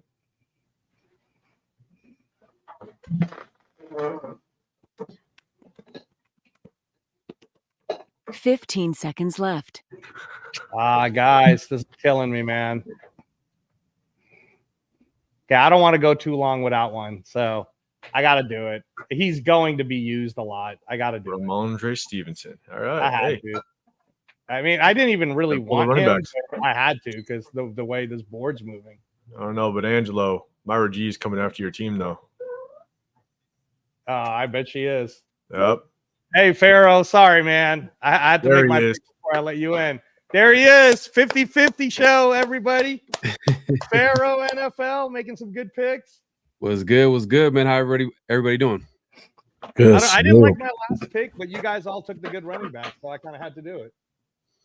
Yeah, like that first pick, I don't know what happened. I think I was on auto pick, and it picked Drake London from me, and then I panicked when I was like, damn, like when Drake London got taken off, because Drake London it's a situation where you don't know who's going to be at quarterback, who the number 1 option on that offense is going to be. Is it going to be Drake London? Is it going to be Kyle Pitts? It can go either way. And then I'm betting on Jalen Hurts to get me some rushing touchdowns. That's pretty much what it is. Yeah, no, I mean, Jalen Hurts early is not a bad pick. Honestly, you're seeing how the board is moving, man. It's kind of crazy. Yeah, because I'm like literally second to last pick. But the good thing about it is when it reverses, I get the second pick. So yeah, so that's kind of like the positive about it. That is the good thing of being just around the corner. Is you get to kind of plan out 2 picks in a row, which is pretty damn good. Yeah, jeez, pretty much. But there's still some good players available, though. I'm looking at the board. So yeah, because Chase Brown just went, right? Yeah, and the way you got to look at it, you're playing week to week to stay alive. Yeah, you just got to stay alive. You just got to make sure you're not last, baby. Got to I make mean, sure. Oh wait, no. Yeah, Paul. Whenever Paul goes up, we're doing our golf voice. Paul is up. Thinking about what he's gonna do, Pharaoh. He doesn't have a wide receiver yet. Jason, is this the time he takes a wide receiver? Hey, I see somebody on here, man. But there's a few that can really be some surprise players, but you never know. I'm doing it. I'm going George Pickens. Nice. George Pickens. I'm taking him. I mean, talented receiver. It's just talented receiver. Who's gonna throw? He's the number one receiver, Paul. He's the guy. I mean, Russell. I'll give Wilson just a little bit to kind of get Cowtown. Got him. What'd he do? I missed it, guys. Sorry, I was talking. Oh, he did it. It's a good pick. Good pick, Cowtown. But Brock, is he playing week 1? We don't know. Probably. He hasn't practiced since. You know he's going to be good though. That's a good gamble. Oh yeah, for sure. Man, Severe's crazy. Is Jalen Warren even playing in the first month? What are you doing, bro? I think Severe is just he's left the building. Severe's he's prepping for his daughter. We'll give him a little bit of a break. We'll give him some room. I mean, CeeDee Lamb and Josh Allen should get him to survive, but just good Jalen thing. Warren, I think is injured for all of September, if I'm not mistaken. Just good thing if Severe's listening. Good thing that we didn't draft a defensive player, because if we did, we'd auto draft him, Tommy Eichenberg. That's what we would do. Oh wow! See now, Leo, who went Christian McCaffrey, Devin Achane, Josh Jacobs. You got to give him claps, but he gambled because his first wide receiver is Rome Odunze, y'all. What do you think, Pharaoh? Rome Odunze? Hey, I think it's ironic that Brock Bowers gets picked and Severe picks right after him. if y'all know, y'all know, man. During the draft, man, we were pretty surprised about that Brock Bowers pick. So yeah, just a little bit, you know. Well, hey, I'll give it up to Leo again, man. I think that's the best quarterback for fantasy is Jordan Love. Do you agree, Paul? Agree? No? I don't know. So the quarterback that I picked early was. You know what? Damn, that's a great pick. That was a great pick because I literally Jordan Love in the 5th. Like in a way, you kind of reached, or not reached, but like Kyler Murray is a good pick. I wanted Kyler Murray, but the fact that he got Jordan Love in the 5th. That's great value. I mean, the quarterback that I've wanted this year is CJ Stroud. I think CJ Stroud is going to go off. Yeah, and he went early, bro. He went early. He went early in the 2nd, which I was hoping there was a chance he'd come back down, but not even close. Yeah, I think now that I think about it, man, I totally forgot about Jordan Love. Jordan Love is definitely a breakout candidate. I can see him having a great year, or probably because every year there's always that one guy that stands out, takes us by surprise. I think Jordan Love looks like he could take that next step this year, especially the way he finished out last season with all the weapons they have in Green Bay. I know they added Josh Jacobs and everything like that during the offseason, but they're going to be passing left and right with Jordan Love, all those weapons they have. Cowtown's got 25 seconds, y'all. I don't know what he's thinking. Oh, he's picking again? Yeah, no, because remember, it's a snake, right? Oh, okay. Damn. Who's Cowtown taking? Who's Lamar? Because he's got Lamar, Stephon Diggs, Tyreek Hill, Brock Bowers. Got to get somebody. Swift, okay. Swift at Chicago. You have to get running back. All right, so I'm back on the clock. Severe got he got both Steelers running back. Okay, yeah, he's definitely What do you think Severe is up to, man? Man. I think Severe he has a game plan. He's spinning for something big. Hey man, if CeeDee Lamb, Malik Neighbors, and Josh Allen go off week 1, we're all gonna be like, yeah, Severe's a genius. Well, the thing is though, Arthur Smith is the offensive coordinator for the Steelers, and he likes to run the football. So he does. He does. So whether it's, I think Jalen Warren, not for Atlanta, because I had Bijan Robinson as my #1 pick last year, and yeah, but it just might be a classic case of better OC than head coach.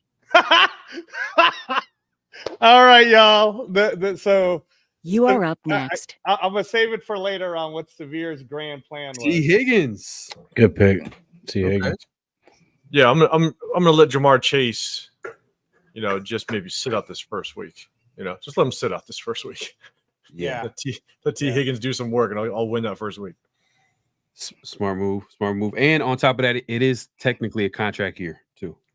Yeah, it is for him. I mean, so he was solid last year.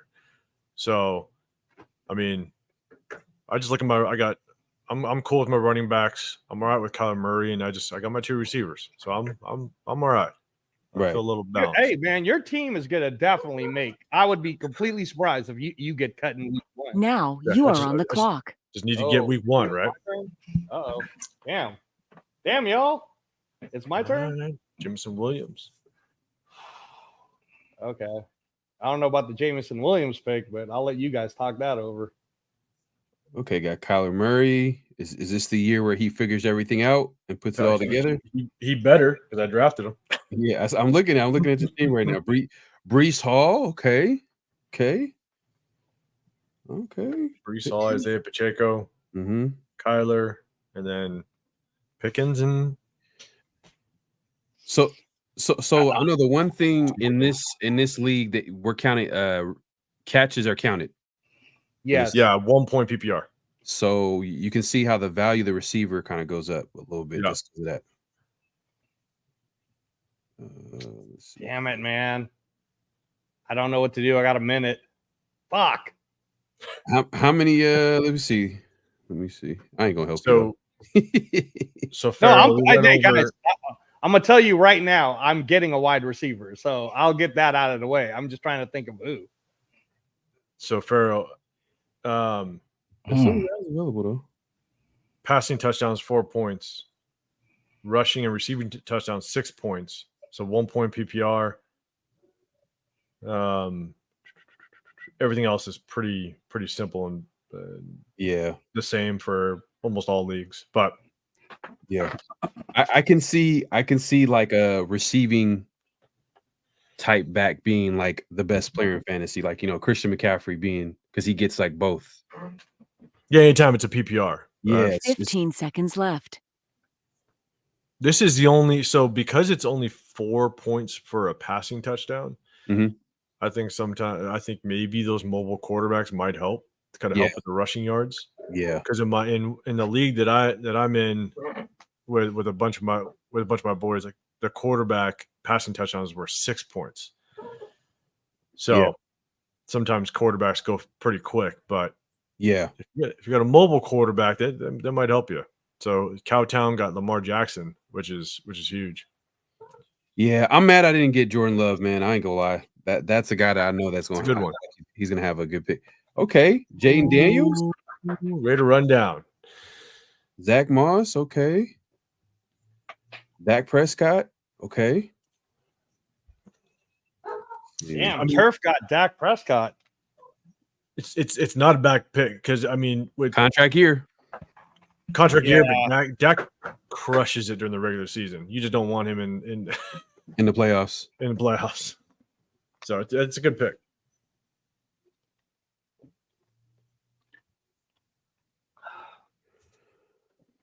Yeah, Greg right now. Terry McLaurin, I was looking at him. I was like, damn, bro.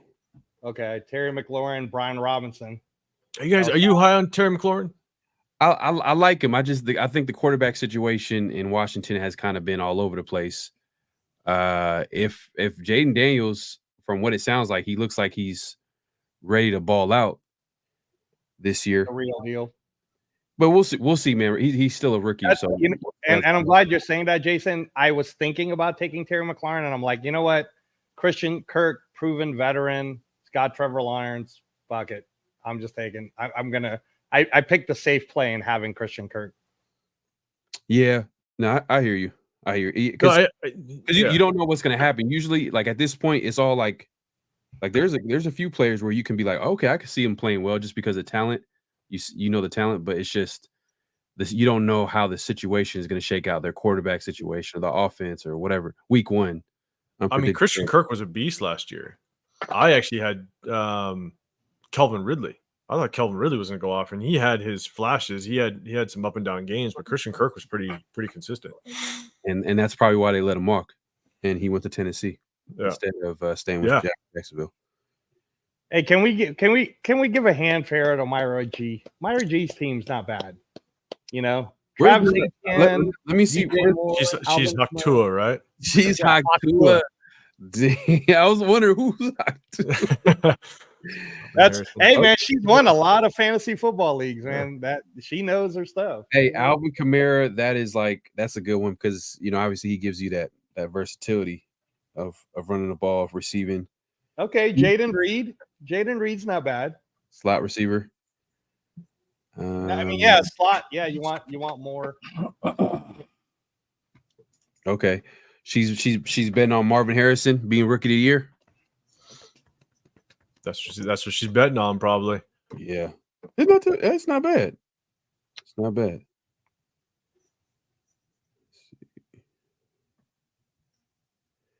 Let's see. Getting Pollard. He's getting Pollard. Oh, and it's no defense. It's strictly offense. Wow. Yep. Strictly offense. Okay. Southwest Outcast. You just now figured that out. I told Keenan Allen. Oh, it's my first time playing in this type of league, to be honest with you. And it's actually been a while since I actually played fantasy too, because you gotta really keep up with this fantasy in general every week, and especially if it's real competitive. That's what Severe was saying. Severe said he hasn't played fantasy in a while. Yeah, I haven't played in a while either. Because you got to keep up with it. You got to keep I know it's a weekly thing, but you got to keep up with it, especially if it's competitive. In the last few fantasy leagues, we played for money, so it's like, crap, I gotta, Hey, who did Notre Dame pull it off?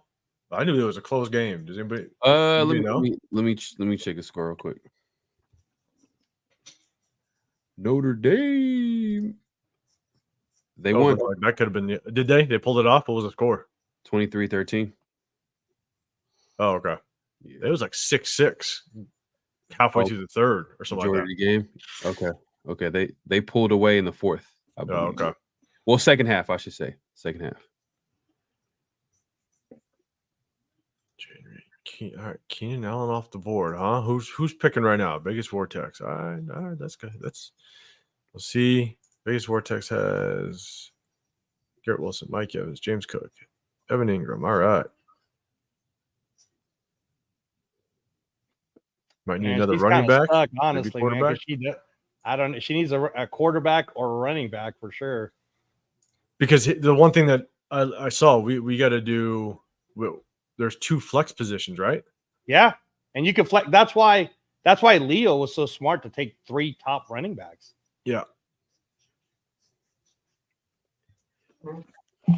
Yeah. No, I mean, the only tough part about that Miami, like obviously Devon A-Chain, he's got to stay healthy, but that Miami backfield is so running back by committee. What do you think of that? Hey, Paul, what do you think of that Devin Singletary pick for Vegas Vortex? That's gonna. I mean, it's so hard because he had great upside when he was in. Or because is he still in Houston? No, he's in New York now, and they don't have a running back because they lost Saquon. So he'll get some runs, right? Yeah, he played well. He played well for Houston. I was kind of actually surprised because. Okay, let me ask you this, Jason, because I saw you took Tony Pollard. Yeah. Oh, why do you think Vegas Vortex didn't take Tony Pollard? Maybe probably the week 5 thing. The week 5 bye scared him, but I'm not worried about it. You're not scared? Nah, I got. Well, it's gonna be interesting because Devin Singletary. We'll see just kind of how if he transfers over and is potentially the number 1 in New York. Yeah, that's can he handle that number one role? But yeah, because Paul, it's Tyrone Tracy, the rookie, Devin Singletary, and I don't know who their Alexander Madison would be, but I'm pretty sure Devin Singletary's number one. I think if I'm wrong, Jason, let me know. Who's the number one starting running back for New York Giants this year? No, it's Devin Singletary. Yeah, maybe that's why. Tyrone Tracy, and then there's an Eric Gray. So I mean that's actually in an 18-person league getting a starting running back in the fifth round. And I mean, it's all about surviving week one, right? So that's pretty damn good. Her lineup's pretty okay for surviving week one. I don't know. Pharaoh's going to take it to the wire. Yeah, man. This is. You're about to auto pick in like 4 seconds, bro.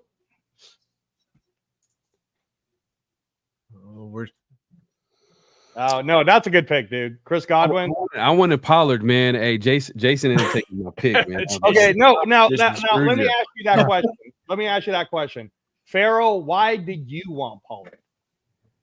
I think he'll have the edge in that backfield room. I mean, I was looking at Spears, but I think Spears might be more of a change of pace back. I think Pollard got paid. I think they gave him a contract, right? Or they were able to give him. Yeah. No, they did. Tennessee paid him, but he was kind of not great for Dallas as a number one.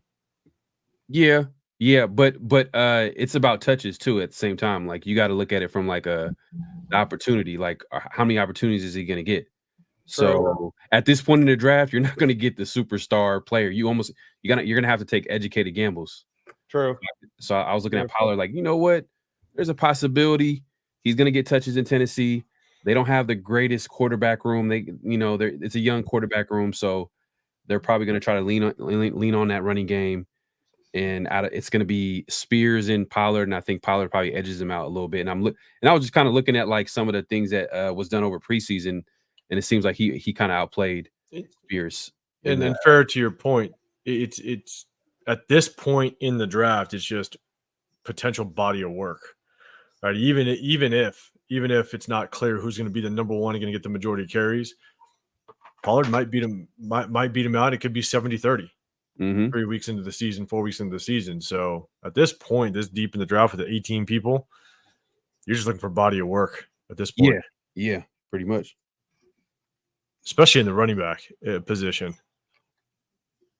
Yeah, you gotta be aggressive. You gotta take some risks. But you back on the clock though. I'm back on the clock. All right. This is actually where throughout the entire season, it's going to get interesting because when those injuries go down, I mean, I picked up I drafted last year, Roschon Johnson from late in the draft, and I thought that he was going to have a chance to kind of take over that backfield, but then when Khalil Herbert went down, Roschon Johnson went down literally the next quarter.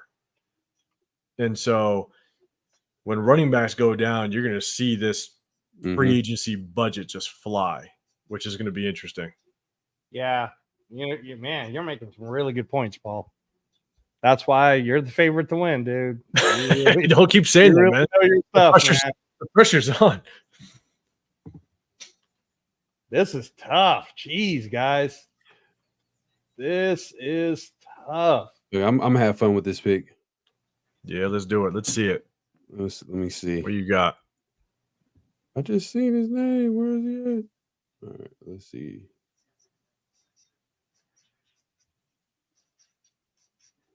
All right. I'll tell you, Zach McLean. I think you guys know this guy. He's got a lot to say. He's probably up on it just like us. I mean, Albert went back to back where she Rice Cowboy.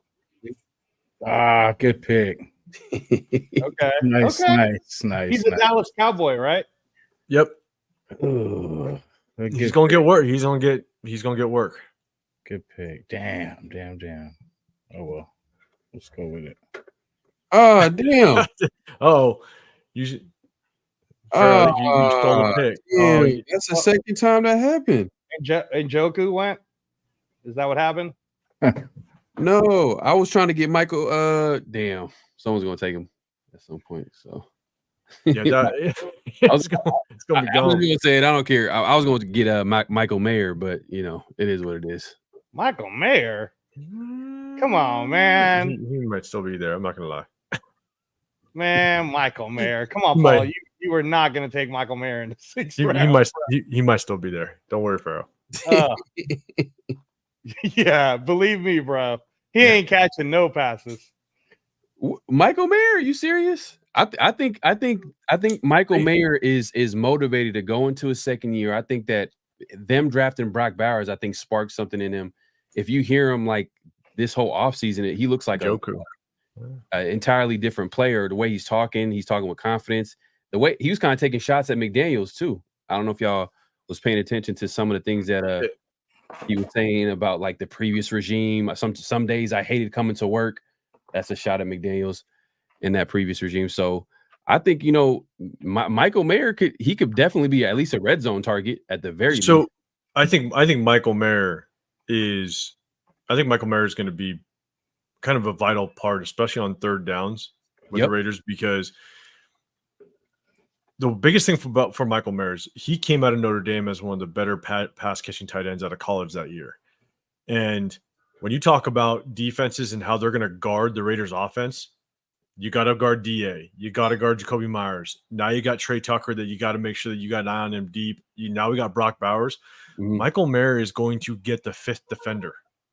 He's going to get matched up against the fifth defender on that defense. And if Luke Getsy can find that mismatch, there's a good chance Michael Mayer is just going to eat up some outside linebackers. You know, somebody that, I mean, it's your last defender. I mean, you're going to be the last person that you're going to look for is Michael Mayer, because you also got to account for the running backs coming out of the backfield.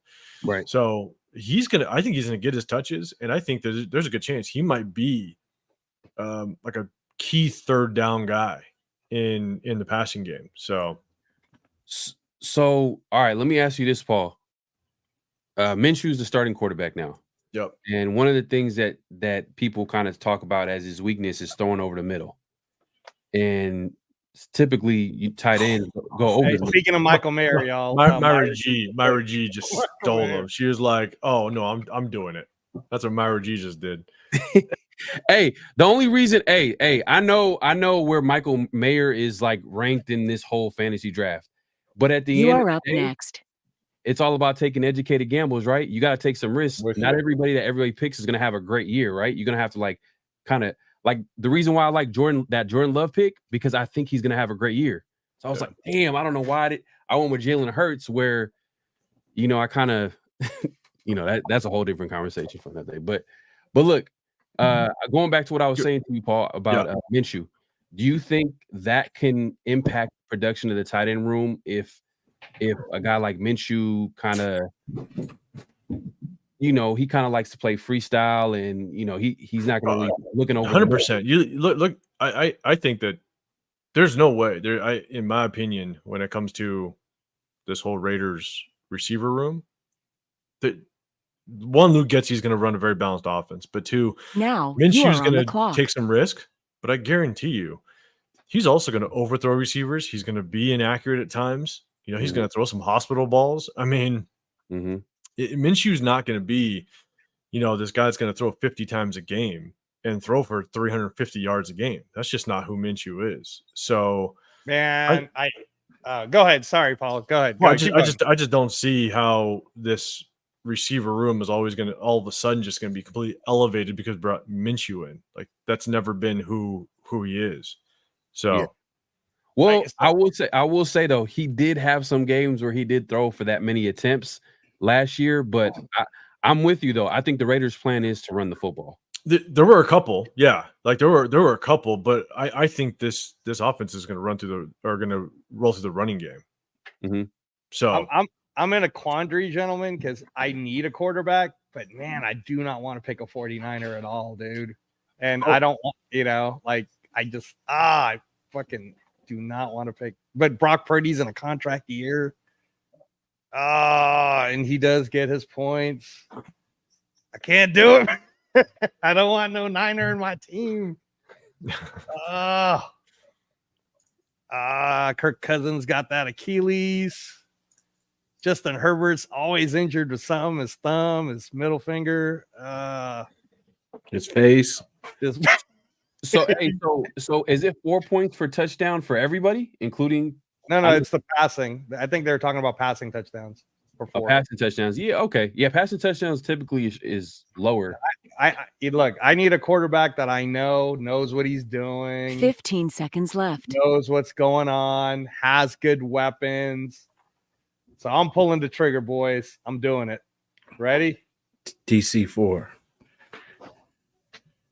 Gotta get him. Hey, Pharaoh, you going live on your channel? You say it again? Are you going live on your channel right now? No. Yeah. I'm just coming through, sliding through, having a good time. And Angelo, where are you live at? I'm at the Captain Jack Rackham channel on YouTube, y'all. It's Captain Jack's channel. He has a show with Violator and Ref Guru every Wednesdays during the season. But I am on that channel.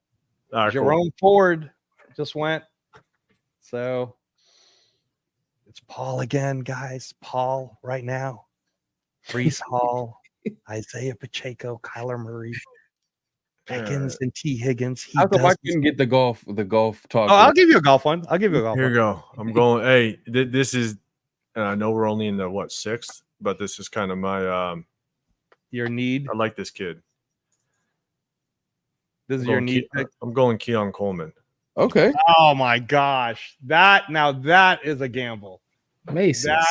He's stud at Florida State, and as it stands right now, I don't know who else Josh Allen's going to throw to consistently. Dalton. Yeah, I was going to say Dalton Kincaid. But the thing is that Dalton Kincaid, he's a mismatch against the linebackers, yeah, but you also need a number one wideout, and to get him as deep as we are at this point, yeah. I mean, I think Josh Allen's going to feed him. So. No, I get it. And I think Allen is probably going to be motivated to ball out this year just because everybody's talking about, they're talking about, Stephon Diggs, you're not good without Stephon Diggs. Ever since you got him a number one receiver, you haven't been, that talk. So no, I actually 100% agree. That's the other side of it is now it's not going to be Josh Allen, you're good because of Stephon Diggs or vice versa. Josh Allen can actually make Keon Coleman. But if Keon Coleman can be who he was at Florida State and kind of come over and be that dominant receiver, I mean, he's a stud. He's an absolute stud. So big target. Definitely big target for sure. Let's see who's Cowtown on the board. Cowtown, let me Cowtown has some solid. Okay, Lamar, Swift. Okay, Gus Edwards. Damn, I'm not gonna lie. The Chargers are gonna run the ball. Tyreek Hill, Stephon Diggs. Damn, Cowtown is killing right now. I'm not. What did Severe just do, guys? What did Severe just do? Deontay Johnson. Okay, Severe. Severe low key got squad. Josh Allen. I know the running back situation is kind of he just gambling on who's gonna get the carries. Nice. CD Lamb, Malik Neighbors, Deontay Johnson. Deontay Johnson's number one receiver for the Panthers, I think. Oh man, Leo took Jacoby Myers. That's my dude. That was the guy that saved me last year. That was gonna be my last pick. I was debating between snatching them early, man. Leo, she likes my Woodson. Yeah, Leo, she likes my Woodson. Leo Taysom Hill. Man, you crazy bastard! You took Taysom Hill. Hey, Leo got squad too. I'm not gonna lie. Leo robbed us of all of the good running backs, essentially. Leo got my favorite pick in the draft, Jordan Love. Man, I'm telling you, man. I think he's gonna have a great year. Cool. Christian McCaffrey. Who's number two? Who is that? Rock and Reign Supreme. That's Severe. Okay, Severe. Me and you're gonna have words. You just took Dalton Schultz. That's what I want. God damn you, Severe. Good one. Well, Severe just texted me and he said he hates his team. LMAO. Then Severe, just give me Dalton Schultz. Then you could trade Severe. Hey, you got to trade right there. His running backs are kind of like everywhere, but I don't think. Yeah, man. Hey, he is a genius if we're being honest, because if Jalen Warren is not playing for a whole month and Najee Harris goes off for that month, now he has both going into October. I think Jalen Warren was named the starter for the Steelers. So no, but he's injured though, right? Oh, he's hurt? Yeah, bro. He's hurt for 4 weeks. Yeah, I'm gonna look it up. I'm gonna look it up right now. It says healthy. Does it really? I clicked on the. You can click on their name and show. Click on the players. Yeah, okay. Well, and all of them say healthy on his squad. So I don't know if that. Oh, well, maybe. Okay. Hey. I don't know. I gotta search it. Let me search it real quick. Let me see. Jalen Warren. Let's see. Damn, I ain't gonna lie. My squad is nasty. My squad is disgusting. I don't keep it real with y'all. But I just gotta survive week 1. That's all. Survive. And that's it. All you gotta do is survive. Will you survive, baby? That's it. Okay, Zach says Warren is supposed to be back week 1. Let me see this here. Oh, okay. Well, then maybe Severe knows what he's doing, guys. Okay, JSN, Jackson Smith, and man, hey, Cowtown might low-key be one of the best drafters so far. Cowtown King, he came through with a plan, and he's executing right now. I'm wondering if the reason why Cowtown's picking all these players is because he also has the rookie cards. That's what he does. He collects all these rookie cards and stuff. So, I don't know. Let us know, Cowtown, if you got all their rookie cards. Oh, man, this is... It's Paul's turn. What are you thinking, Pharaoh? What's Paul going to do? Well, Paul, I think he's probably thinking about a quarterback, but, he can go either way here. He could go either way. No Diddy. Severe, you screwed me up, dude. Oh, let me look Paul's squad. Oh, he drafted a quarterback earlier in Kyler Murray. He's probably looking at some flex, maybe tight end. Flex, tight end, no Diddy. Yeah. For the back end of Pharaoh, ladies and gentlemen. Damn, pause. All right. 23 seconds. All right. No, take your time, man. Take your time. Hell no. Let me see. Whoo. Man, I got it. This. I'm 13 picks. That's disgusting. All right, I'm going for it. You are up next. What's the hell? What am I game planning for right now? Hey, can I just talk about Cortland Sutton? I think that's a solid pick because Bo Nix, he's not going to be as good as everybody thinks, but Cortland Sutton, he will catch that ball a lot. So, good pick. I actually think Bo Nix is actually going to be pretty damn good. Oh. Yep. You really think so? I think so. You believe that crap the Raiders wanted him? I don't. I mean, I think he's in the perfect situation with what's his face? The head coach over there? Sean Payton. Sean Payton. I think he's in the perfect situation. But I mean, if you just take what his body of work in college, Angela, I do kind of videos on my channel, but prior to the draft, I basically said if there was a quarterback, if they fell to us, didn't necessarily I don't want to go up in the draft to get a quarterback, but if somebody fell and if Bo Nix was there, I'd want us to snag him in a heartbeat. Just his body of work and his ball placement is as elite as they come. I mean, there's a reason why he threw for the second most yards in college football. And a lot of people knocked him on, oh, well, he threw a lot of short passes, intermediate passes. Well, the only way that you actually throw for the second most yards in college football by throwing short to intermediate passes is if your ball placement is elite. And that's the biggest thing when it comes to NFL quarterbacks is if you have good ball placement, that means you're getting the yards after catch. And that's what I saw out of him. And he was never rattled. I understand a lot of people knocked him because he went from Auburn, got out of the SEC and over to Oregon, but he still balled. And now, I think he's just in the right situation. I think Sean Payton's going to, if any system can kind of get the best out of him, I think Sean Payton's 15 seconds left. I think he's going to be a dink and dunk master. That's what he's going to be, a dink and dunk. All right. Check this out, Pharaoh. I'm going to believe in him again. He used to be a fantasy football king. I'm doing it, man. I'm doing it. Wow. Who'd you pick? Austin Eckler. Austin Eckler.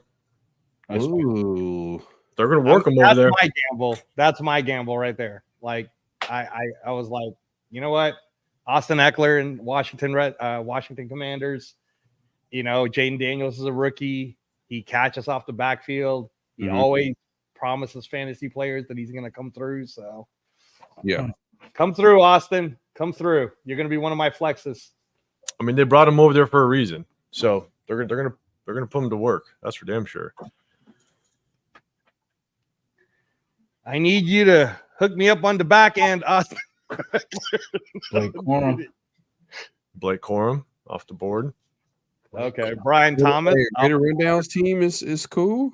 Yeah, Rundown's team's cool. Brian Thomas, Lad Conkey. Curtis Samuels. Oh, Lad McConkey. Okay. Yeah, Justin Herbert could be throwing them a lot. Curtis Samuel might be a sneaky pick by Turf because we were talking about who's Josh Allen going to throw to, and might be him. Yeah, my team is nasty. I bet you DFW Vikings Greg right now takes TJ Hawkinson. I'll almost guarantee it. He loves his Vikings, man. Romeo Doubs. Romeo Doubs is going to be probably the number one option for over Christian Watson, bro. Come on. That you're looking at the talent. But Romeo Doubs has really good chemistry with Jordan Love. Like, and Christian Watson, I think, missed a lot of games last year, I think. And Romeo Doubs was a rookie last year. They played pretty well with each other when he was in the game. So we'll see. Hawk Tua over here.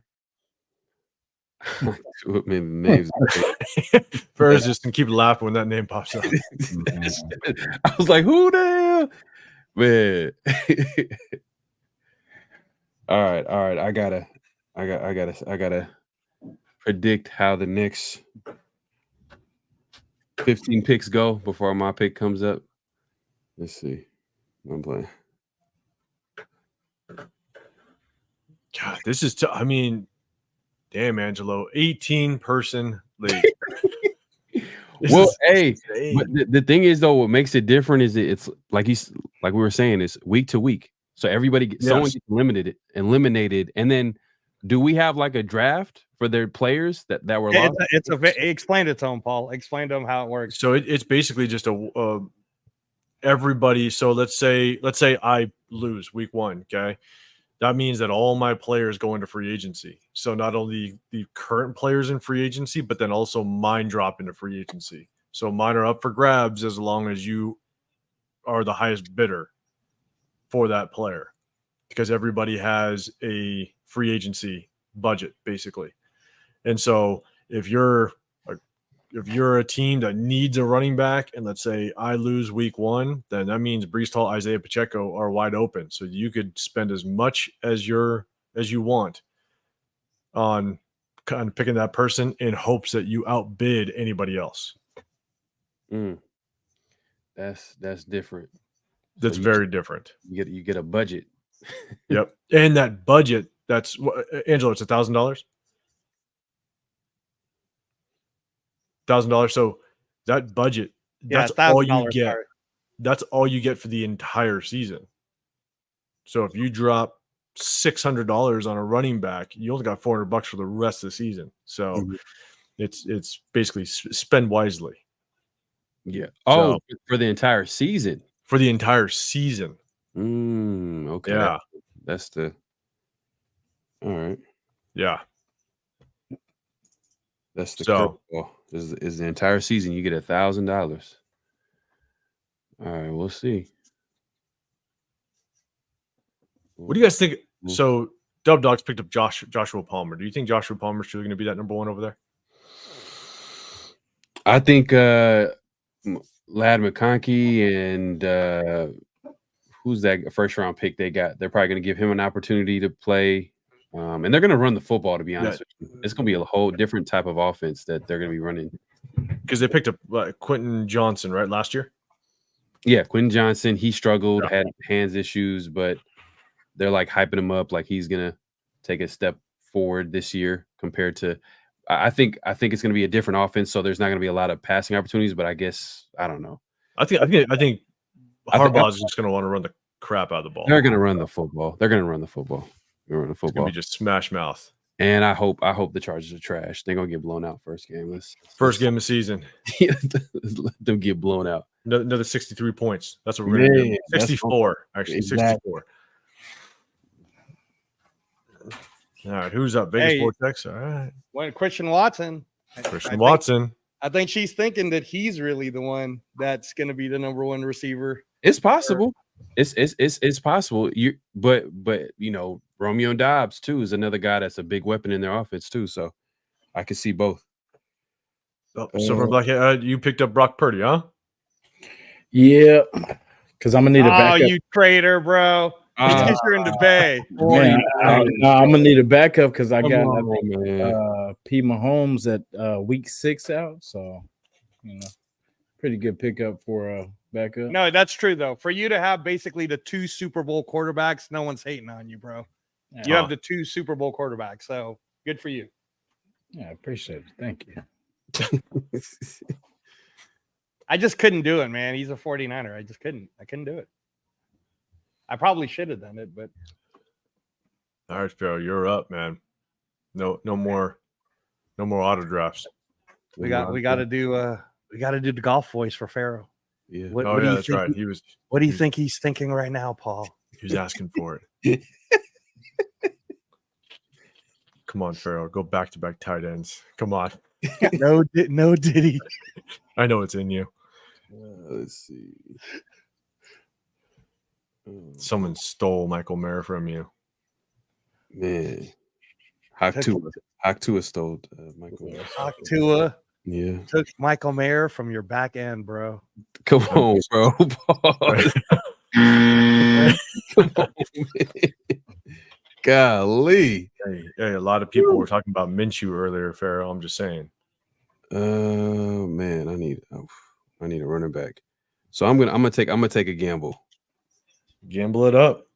I'm gonna take a gamble. Let's see. Ain't no Connell. Oh yeah, I'm up. Oh damn. Oh, okay. Is that really a gamble though? Trey Benson's pretty good. Yeah, I don't think that's a gamble. Yeah, I was looking at I was looking at running backs. I needed another running back.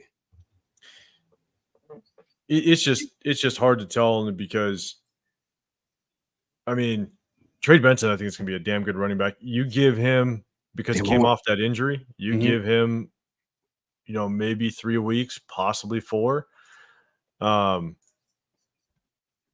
mean, he might catch some speed, and the next thing you know, what's his face? James Conner. I mean, he's still a stud, but Trey Benson, he could do some work. Yeah, I was looking at Jonathan. Ooh, Kirk Cousins. He missed like the first 4 games, so you better get Michael Penix next because Give him that devil. All right, Kirk Cousins off the board. All right. You think that Achilles is going to last, Paul? It's tough. Hard part is you never know with Achilles. I mean, it just takes him to step up in the pocket one time and it pops. But the good thing is, I mean, it kind of happened. I mean, it happened somewhat earlier in the season last year. Yeah, but it happened later than Aaron Rodgers' Achilles. Yeah. You know, because he was playing like midway through and he was doing really good. Because remember, he beat the 49ers, I think. Kirk Cousins. No, and then that's where he pulled it. Yeah, I don't know. It's gonna be tough. I mean, doctors work miracles nowadays. Who knows? I mean, they were saying something. I don't think it was ever going to actually happen, but they were talking about Aaron Rodgers possibly trying to suit up at some point last season. But, well, we'll see. I mean, Kirk Cousins, he had plenty of time, and it's not like Kirk Cousins is some mobile running quarterback. You know, he's going to find his way to kind of maneuver in the pocket. So we'll see. Oh wow, he went back to back quarterbacks. He went Kirk Cousins, Justin Herbert. That's crazy. He covered his ass. Nice work. Yeah. Well, they're both injury-prone quarterbacks, though. So, right. Well, I mean, we'll see with Justin Herbert, though, man. It's going to be interesting with him. I think. Hey, bro, like this should be tripping because every time. I don't know. Are you guys doing it off the phone or on the computer? I'm on the computer. Computer. Yeah, I'm using a computer too, bro. Who'd you want? We're just gonna roll with it. Just gonna let it go. I like Jonathan Brooks, but I think he's missing the first 4 games. So yeah, I know he's injured, right? Look that up. Yeah.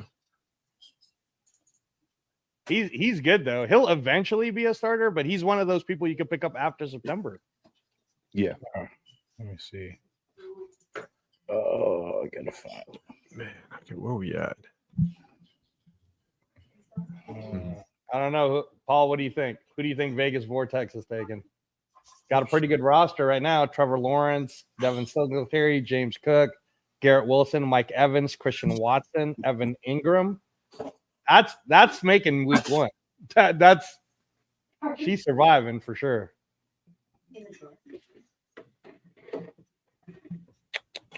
What do you think, Jason? Let me see. Oh, I wanted to take a chance on Mitchell, but didn't have too much faith in that quarterback over there.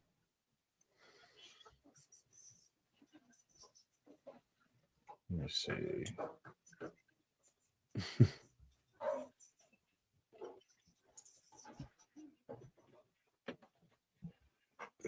Let's see. Who's up? Vegas Vortex? Oh wow. Okay. That's kind of okay. I mean, covering her ass, maybe. I mean, like TJ Hawkinson is the number 1 tight end for Sam Darnold in Minnesota. I don't know. What do you think of that, Paul? You're the expert. So. I mean, I like it. Honestly, that would have been my tight end if it came back to me, honestly. But yeah, because Hawkinson's the number 1 guy, right? He did good last year, didn't he? Yeah. Fantasy? Yeah, Okay. I think he did get injured at one point, I believe. But I mean, he did well. I mean, you could throw TJ Hawkinson in at a flex if you want to. I don't know. Our flex positions, are they just receiver running back? Or are they? No, they're wide receiver, tight end, running backs, and there's 2 flexes. Yeah, so you could throw them in the flex too. I mean, what's crazy, guys, is like all this talent, and we're in round 8. We still got like 7 more picks to go. With no defense and kickers, you guys better know your football, man. No defense and kickers. You're gonna be picking some name that you don't know how to pronounce. Yeah.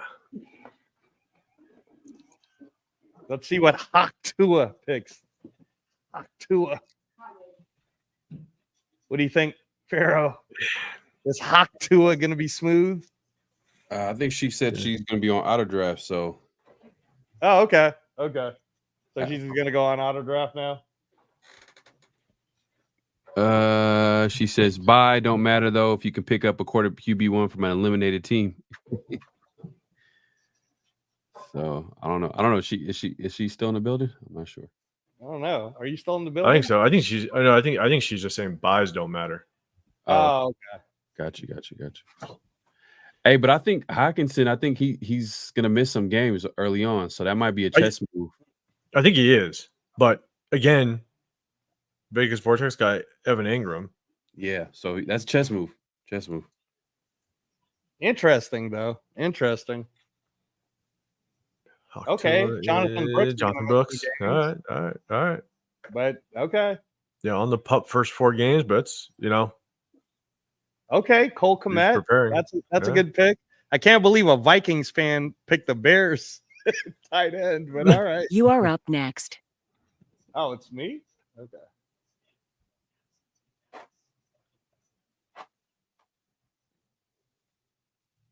I guess I'm about to come up, boys. Come on, let's see. Let's see what comes my And every way. pick really matters. Paul said this in the first hour. Every pick matters. Like all of these picks are going to matter. Because you have to remember the starters, there's 8 starters, 2 flex, 1 tight end, 2 wide receivers, 2 running backs, 1 quarterback. Yeah, this is going to be this is potentially just going to be your starting roster right out the box. Yeah. Rundown. Khalil Shakir. All right. Let's see. Jordan Matthews is a converted tight end now. Who? Jordan Matthews. Who the hell is Jordan Matthews? Tight end for the Panthers. Wasn't he? You know more football than us. I'm about to say. Was he on? He was on Philly, right? Right. Yeah. Yeah. He was a receiver. Yeah. Man, you guys are good. You guys are going to do really good. Yeah. Look, Jordan. Let me see, Matthews. But he's. Is he even gonna? I don't. He's not gonna get playing time, is he? I don't know. Chono is probably on auto pick right now, unless he's taking a sweet time. He's auto picking.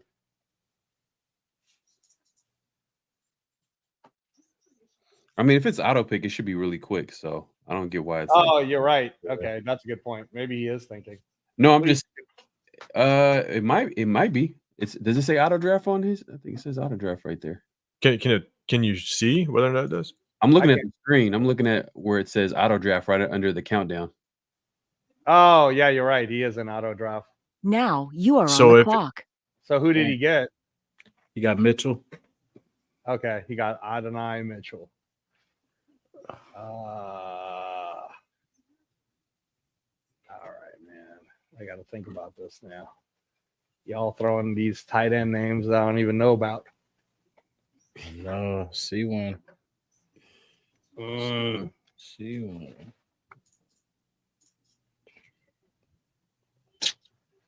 Oh, this is tough. So tough. Let's see here.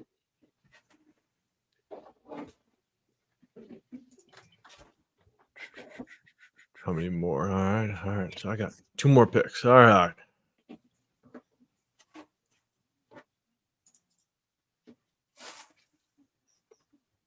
Damn, dude.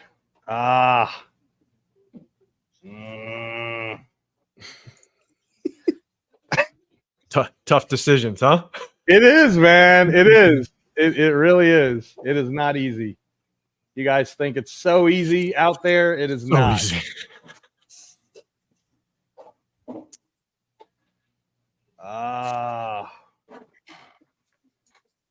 Gosh, I don't want to pick that guy. I got to pick somebody. Oh, Jesus, that guy's terrible too.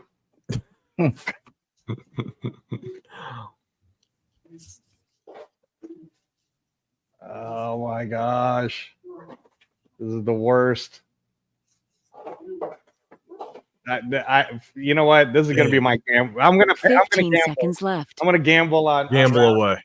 You guys are probably going to think I'm crazy, but fuck it. You know, I might use them as a flex this week. We'll see. Boom. Nice. Good. Think so? Well, I mean, for yourself, you know. I mean, is that a good pick? I don't know, man. I mean, I would just. You did. Great. I mean, that's your third receiver, right? Yeah. Yeah. So I mean, yeah. I mean, I got to play him. Well, that Carolina offense pulls together, honestly. I mean, you think Leggett really is Debo Samuel's like though in the pros? I think his game is different from Deebo Samuel's, though. I'm about to say, like, and Deebo is so unique in what he does. It's hard to even think someone's going to compare to him until you kind of see it. So, damn it, yeah. But I mean, now going off of my week 1 starters already is Stafford, Eckler, Kyron Williams, Ramondre Stevenson, Christian Kirk, Xavier Legette, Justin Jefferson, Trey McBride. You know, and I don't know. That's my 8, man. I mean, that's gonna make week 1 though, right, Paul? You think I'm getting cut? I don't know, man. Because this is 18 teams, man. This is hard to. You almost have to sit down and look at all the teams all one time and see, because anybody's susceptible to a bad game. That's the hard part. I'm going to get the commissioner curse, Pharaoh. I'm going to be cut week 1. Hey, man, I'm just trying to figure out how much I'm a bid for Justin Jefferson. How much is it? You might have to outbid a Severe for Justin Jefferson. Man. Yeah, I thought Auto would go fast. Yeah, that's the weird thing about it. If it's on Auto, like, it should just go fast. Like, oh, there you go. Noah Fant. Yeah, he's a Seattle person. Look, Tyler Lockett, Noah Fant, DK Metcalf. Yeah, I'm surprised he didn't take Geno Smith. Week 1 out. So I'm on the board. Let's see what we got. Paul is now picking. Oh, Myra's saying, Angelo, can you switch to draft board view for everyone? Oh, okay. Yeah. I could do that. Sure. Yeah. Give me a second, Margie. I will switch it to draft board view. All right. I think I know what I'm going to pull here.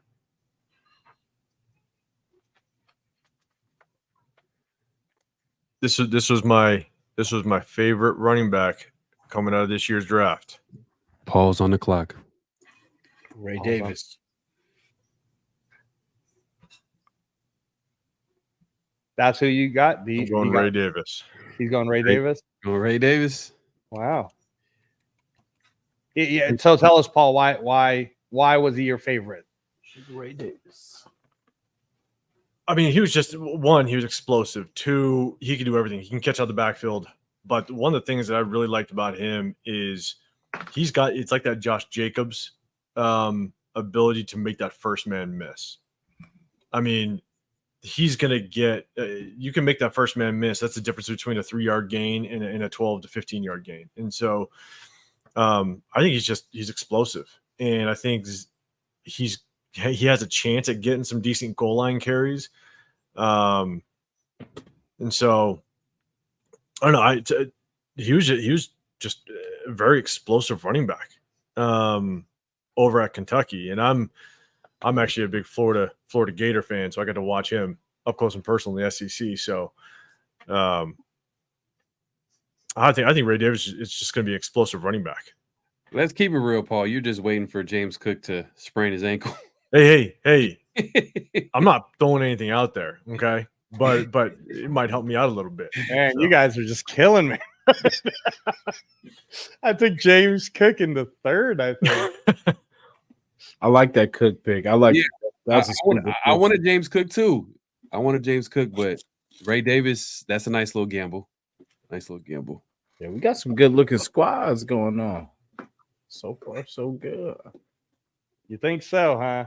So it's about who scores the lowest in week 1. Yep. Yeah. That's the person that gets eliminated. You just don't want to score the lowest. Yeah. That's it. It doesn't matter if you're the best. No one cares. I see whoever is 11th pick. That's my bold prediction for first week out. Okay. Pick 11, okay. Jonathan Taylor, Nico Collins. Well, Severe's auto drafting right now. So did he just take someone? He's still on the clock. Oh, is he? On my end, he's still on the clock. Let's see. Let's take a look at some of these squads here. Okay. Yeah, let's take a look at the squads. Let's see. I hope my running back room just kind of carries me to not last. Brees Hall and Isaiah Pacheco. Hopefully they get some decent scores on the board. Chris Olave might have a good year. A lot of people saying he looks good. Oh wow, Nick Chubb. Damn, dude. Leo took like all the running backs, even the injured ones. He's coming. Yeah, he's coming off that. Oh, Trey Tucker. Dang, Leo. Oh my God. Kobe Myers and Trey Tucker. That's crazy. Okay, Leo. We Is see Nick Chubb's Trey Tucker, hurt? huh? Nick Chubb still hurt? I mean, he was pretty hurt. I don't know if he's. I don't know if he's gonna start the season. Okay, that's like a long-term gamble. Yeah. I mean, he already got McCaffrey, A-Chain, and Josh Jacobs, so he's sitting pretty, man.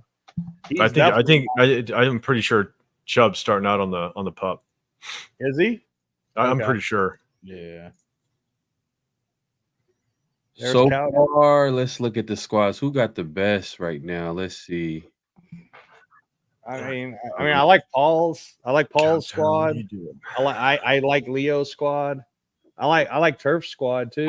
I like Cowtowns. I like Cowtowns. Cowtowns Cowtown's got a good squad. I like Leo's squad. I like because if you put it that way, like even though he has all those running backs, he has what flex can be running backs, right? Yeah, he has 2 flexes. He could have 4 running backs. He could have all 4 running backs starting for him week 1. Yep. So if you got 2 number 1 starting running backs, Who's that? Which one? She likes my Woodson. Yeah, she likes my Who's Woodson. that? Where is that? That's the first one. Number 1. First one. Oh, okay.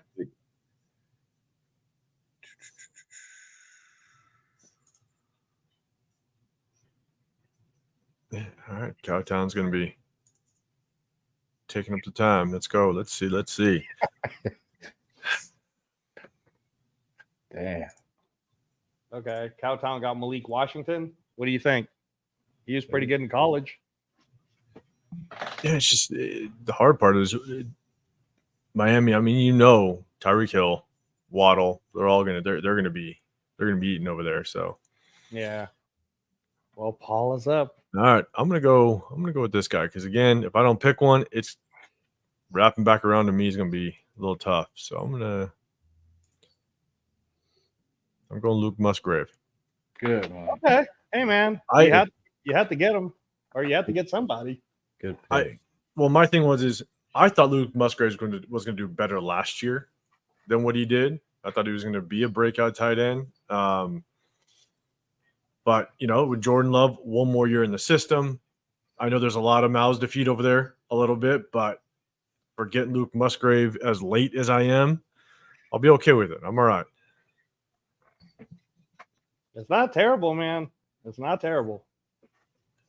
And he was a stud. I mean, I forget. He was. I think he was Oregon State. I think. He was a stud over there. I mean, he's like 6'6", 6'7", and just an athletic tight end. So we'll see. All right, this is the week 9 gambles kind of thing, right? Like, look at all of these nasty ass picks. I would have taken Marshawn Lloyd though, but not anymore. Not anymore. Nope. Yeah, I don't think Pearsall's gonna be available. No, you hear about that news? That's so crazy, man. Yeah, that's insane, man. Prayers, bro. Yeah, for sure. Yeah, I just heard like the headline, but like what was the details of how that happened? I don't know if you guys know anything about it. I only read the headlines, but apparently him and I think Debo, I don't know if anybody else were going to just some signing, and someone came up with a gun. I think somebody was trying to wrestle it away from him, and Pearsall got shot in the chest. Damn. Yeah. That's crazy. Was that what pick was that for them? Their first round pick, right? It was a first round pick.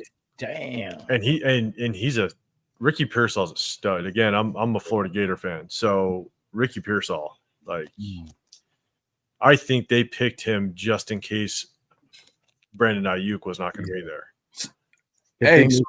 Good thing they signed Ayuk. That's crazy. That's crazy that happened. But Paul, you said you're a Gator fan. So what do you think? Oh my gosh, dude. So Paul Lawson, who is how I Metcalf your mother, got Jack Charbonnet. Total Seattle Seahawks fan. Okay, real quick picks right here. Deshaun Watson, Gabe Davis. Oh, excuse me. Good one. Gabe Davis, sleeper. I mean, Zach Charbonnet is a stud. Actually, one of my younger brothers coached him back home. Oh, yeah? Yeah. Wow. He's from where the area I'm from.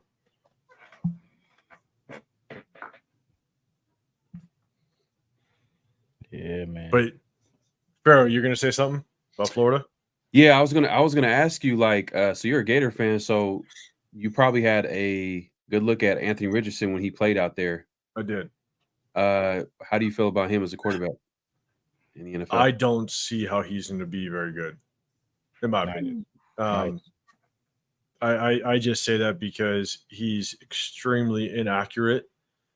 I mean, he went early in the draft. I wish he would have stayed one more year to get another year of college experience, because he only had like 8 or 9 starts total, because he got hurt at Florida for a couple games. And so he's extremely inaccurate. He doesn't know how to read defenses. And in my opinion, I think he got drafted early because of his highlights. I mean, he's got some like good highlights, don't get me wrong. But there's not very many of them. I mean, he got drafted off of probably a half a dozen highlights that looked amazing. But if you go look at his lowlights, if you go look at his bad plays, they are horrendous. Right. I mean, it's awful. But you know how the draft goes. A lot of teams, they draft for traits, and he has like elite traits about him, like his strong arm, freaking nature, like 6'4", 6'5", 240, ran a 4.43. And in today's NFL, like everybody's kind of wants to get that athletic quarterback. And on top of that, he went into the most perfect situation that you can go for his skill set as a quarterback to go to who's the head coach? Steichen. Yeah, Steichen. Jalen Hurts, and Jalen Hurts damn near had an MVP year in that offense. And so I think it's the hard part about Anthony Richardson is his floor is so low. I mean, he could be just an absolute bust, because when you look at him at Florida, the one thing that he was horrible at, he could not read defenses at all. Mm-hmm. And if you can't read a defense in college, it's going to be really difficult for you to try to all of a sudden read defenses in the NFL, especially, there's a reason why there's only 4 to 5 top quarterbacks consistently every single year in the league, is because once teams get film on you, he might have a decent year this year. Don't get me wrong. He could have a decent year, but the moment defensive coordinators get film on you, they start to draft and bring in free agents to kind of combat your skill set. Yeah. Then that's when the real test happens. And I don't think he'll get over that hump. I mean, his natural athleticism might give him a chance this year. Mm-hmm. But, man, like, he could not read defenses at all, and his accuracy was horrendous at Florida. Yeah. So can I just say before the next person goes that, Paul, you are so good at this, bro. Like, I might have to do this with you every week. Your takes for fantasy is crazy good, man. Like, this is awesome. So let's do. I don't know if it's good at fantasy, but I mean, I guess the thing is I just a little history on myself. I mean, I played the game for 15 years. I coached it for 23, and so I've been able to. I'm a film junkie. I love watching film. My wife was fed up me for so many years because she's like, "Why didn't you just watch that film like 7-8 times this weekend?" I'm like, yeah, but you can potentially catch something that 9th time you watch the film. But I've always been kind of a film junkie. But with all my years of coaching, I've coached both offense and defense. I've coached basically every position except for offensive line, and it's just allowed me to kind of understand the game a little bit more. I was mainly a defensive guy, but when I flipped over to the offensive side, I was able to kind of understand what defenses don't want to see. So I was able to help implement that into an offense. And so I've gotten a piece of all the different positions on both sides. So at least it helps me kind of understand it a little bit better, but at the same time, it helps me talk to it as well. So wow, no, it's dope, man. It's so cool. This is a really good fantasy show. Just all the stuff you guys are saying, but man, Paul, like I would be very shocked if you don't win this thing. Be very shocked. And that's the hard part, right? It's injuries happen. I mean, I told you I got last place a couple of years ago, but I mean, it was just nothing but injuries. My team got riddled with injuries, and it was tough. But that's the hard part about fantasy.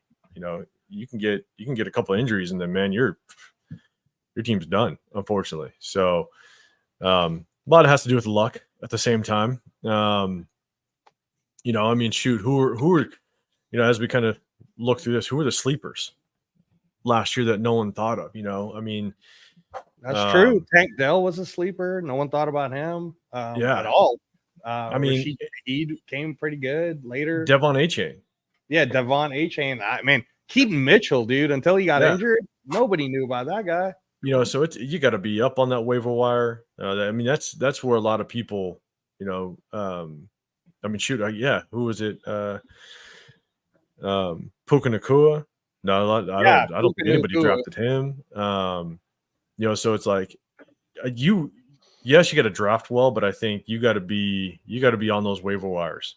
You know, it's a gamble. Fantasy is a gamble. It is when it comes to the drafting side. You got your studs. You know, you got your first. Yeah. It's a gamble because you could have the number 1 pick, you could have the 30th pick. At the end of the day, someone's going to have a great year. Someone's going to have a good year. And you got to be good at the waiver wire. I mean, you gotta understand just the makeup of certain teams, and when someone goes down, are you that person that's going to pull that trigger, you know, at the wrong time?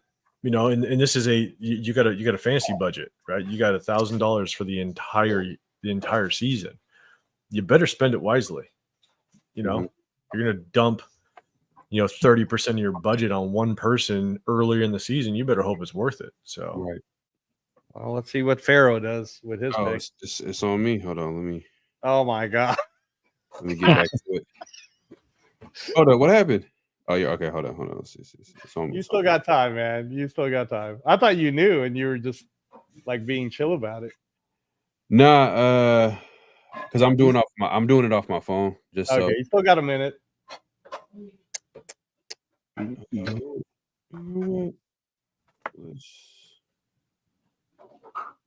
Let's take a gamble. Let's see. Al Bundy's taking a gamble, y'all.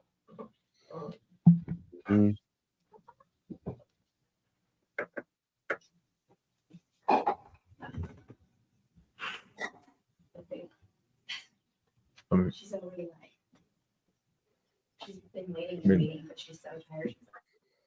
Let's see here. All right, Pharaoh, you got Drake London, Jalen Hurts, Tank Dell, Zamir White, Chris Godwin, Jake Ferguson. But all those guys, like I said, everybody that drafts, like they literally have to have their best year. Honestly, I've played fantasy before, man. I've seen like guys who had the number 1 pick and then have the worst team, and then guys who had like it's so. Myra G says, "Who is making moves? Who is that? The Do next we know? number? At the 18th spot. Do we know who that is? Right now, I think it's Vegas Vortex, right? No. Who's in the 18th spot? Because Myra says, don't sleep on A. He's Albert. That's Albert. Yeah, that's Albert. He's the commissioner on his league up in the Bay Area. Plays with Myra G. He's really good, man. He knows his stuff too.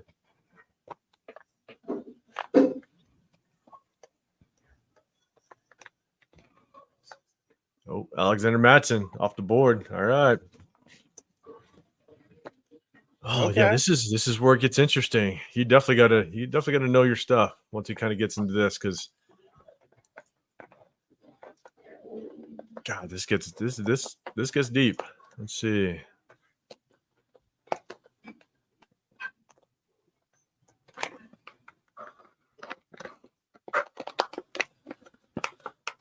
Let me see. Pause. Alexander Madsen.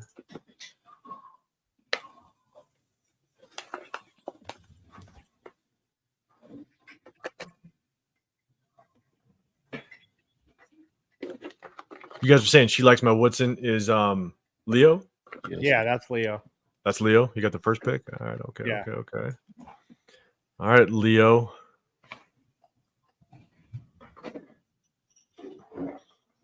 Went running back heavy right out the box. I like it.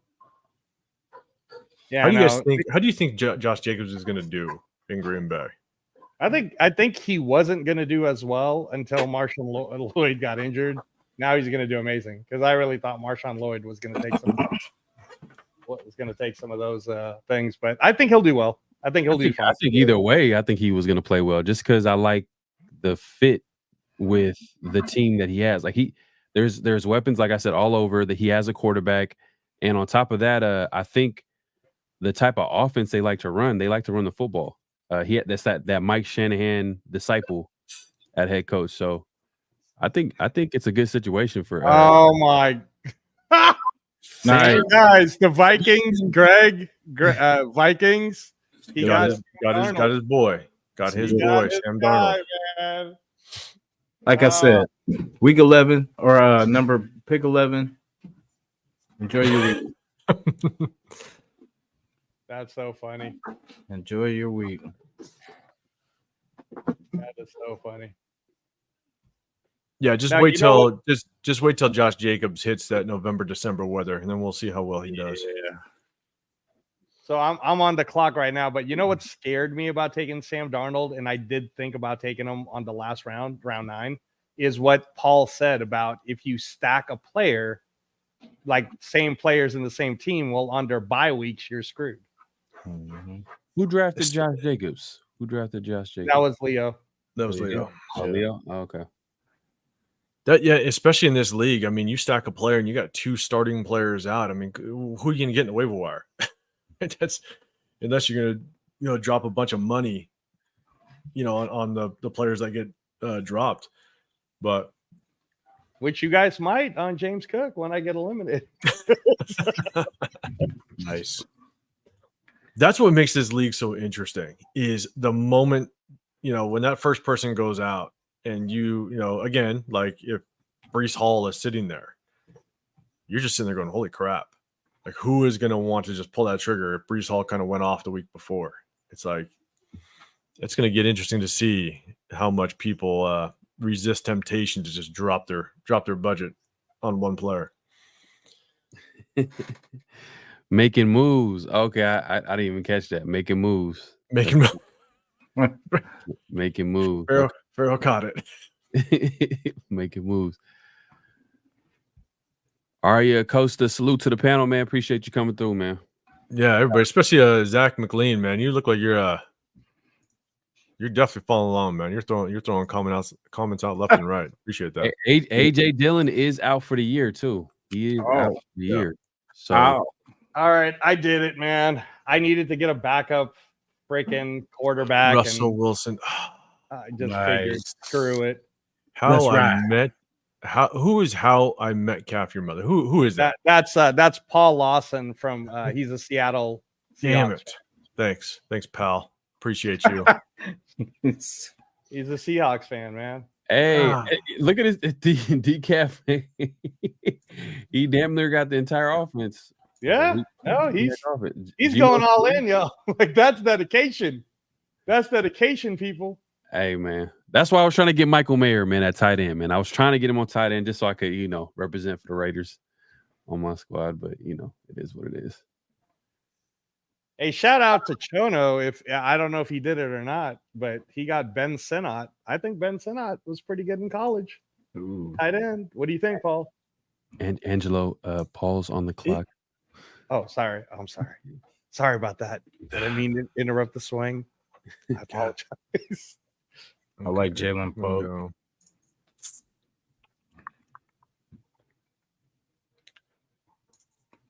Did somebody already get Troy Franklin? No, but it sounds like you just told people to go get I'm just asking for a friend. That's it.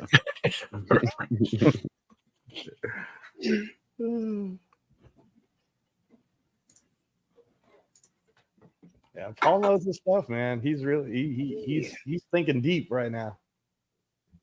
He's thinking deep between two players.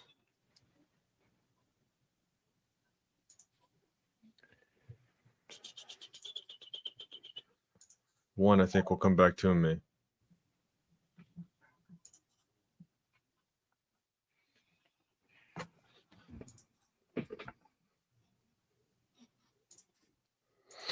All right. Come on, Paul. No Gardner Minshew. I'm going to see if Tyrone Tracy actually gets a little bit of work. We're going to see how they split that backfield. This is going to show us if you're a real Raider fan. Who's going to pick Gardner Minshew, y'all? Where's your loyalty at, Pharaoh? Right? Damn, if I needed a third quarterback, he would definitely be, you know what I mean? He'd definitely be in there.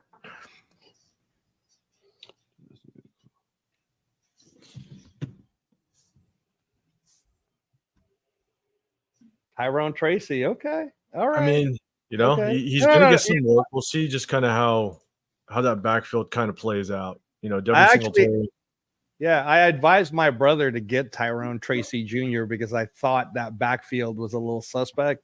And Tyrone Tracy was a former wide receiver. He's going to catch a lot of passes off the backfield. That's a good pick. That's a good 10th round pick. And that's I may only need him if I got a buy or something like that. I got to throw in there.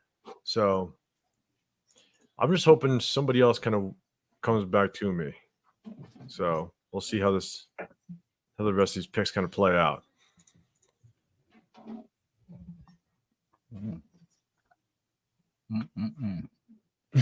Josh Downs. He gonna Here we go. Bench mix. She like my Woodson. What did she like my Woodson get?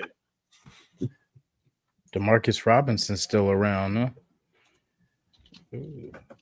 Wow, man. Leo loves this. He loves Notre Dame, man. He got Audric Estime. Then he went with Johnson. Yeah, man. I can't pick no Charger on my team. Sorry. Yeah. Jason, hey, that's a strike, man, for picking Patrick Mahomes earlier, man. I seen that. Okay. No. You know, and I got the Debo Samuel's double. If Severe is actually listening, this is twice you've done it to me, Severe. What did he do? He just took Isaiah Likely. That's a good pick. I know. Yeah, I know. Angelo, dang it. Well, Mark, you're gonna have words. Mark Andrews is back, right? He's healthy, right? Yeah, but I mean, they run double tight end sets. If Mark Andrews just gets hurt just a little bit, I mean, he's right. Isaiah Likely goes off if Mark Andrews goes down. And like Paul's saying, last year Isaiah Likely went off. God damn you, Severe. Maybe Severe does know what he's doing. Sometimes. Damn. Okay. All right. Back to the drawing board. Let's go.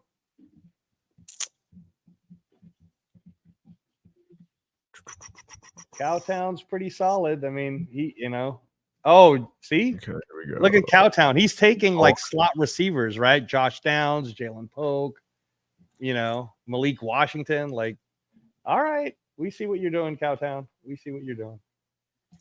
On the clock. Right. That's Paul. Paul just took running back / wide receiver Tyrone Tracy. Pharaoh, what do you think he's going to do on the back end of this draft? Well, let's take a look at Paul's roster here. Let's see.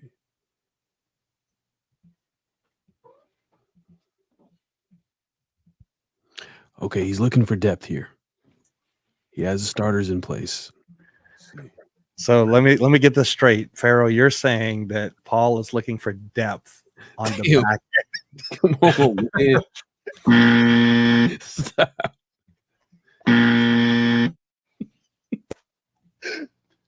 No diddy, y'all. No diddy.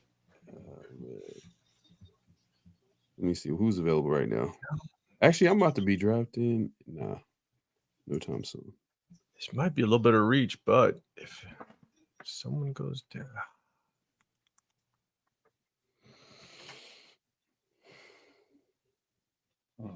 We got 40 seconds. All right. I really appreciate you guys having so much energy. 2 hours and 45 minutes in. Going strong. All right. Might be a little bit of reach, but I'm going to go for it. See if you could bring back, not last year, but the year before kind of vibes.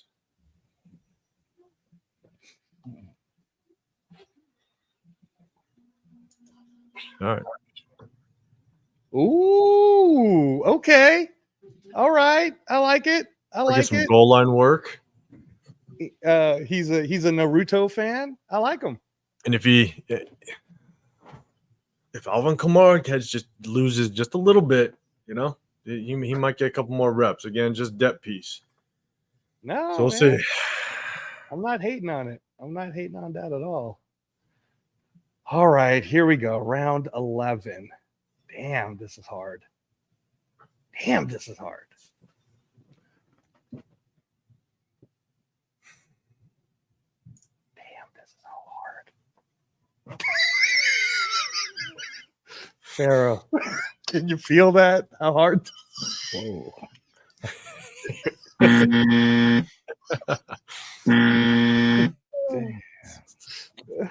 No, did y'all? All right. If you were me, Paul, what would you do? Shit. On an 18. Jeez. Tank Bigsby's not no, he just got taken. Yeah, that's not a bad pick. I mean, if he can actually, I don't think he didn't do too well last year, but if he can kind of come up with this projection of what it was a couple of years ago, I mean, he might do some things. But for a depth piece, that's not bad. All right, man. You know who surprised me in the back half of last year's fantasy is this guy. What do you think, Paul?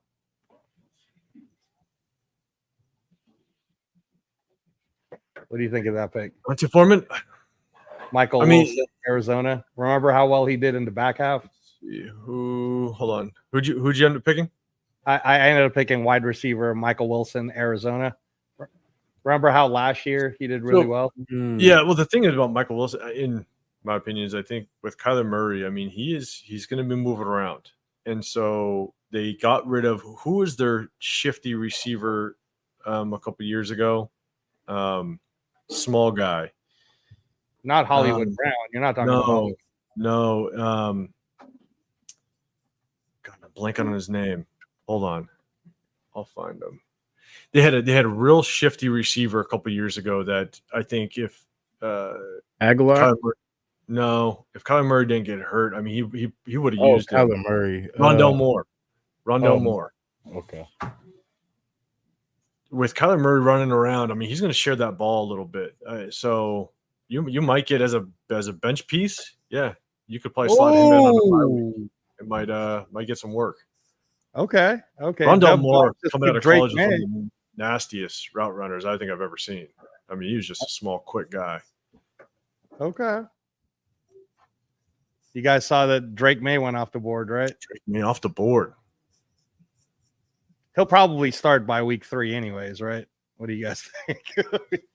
I don't know about this Jacoby Brissett experiment. I think I got to look at the Patriots' schedule because I think Jacoby Brissett, he's good enough to where if they got a decent and easier schedule, he might run through 3-4 weeks easily.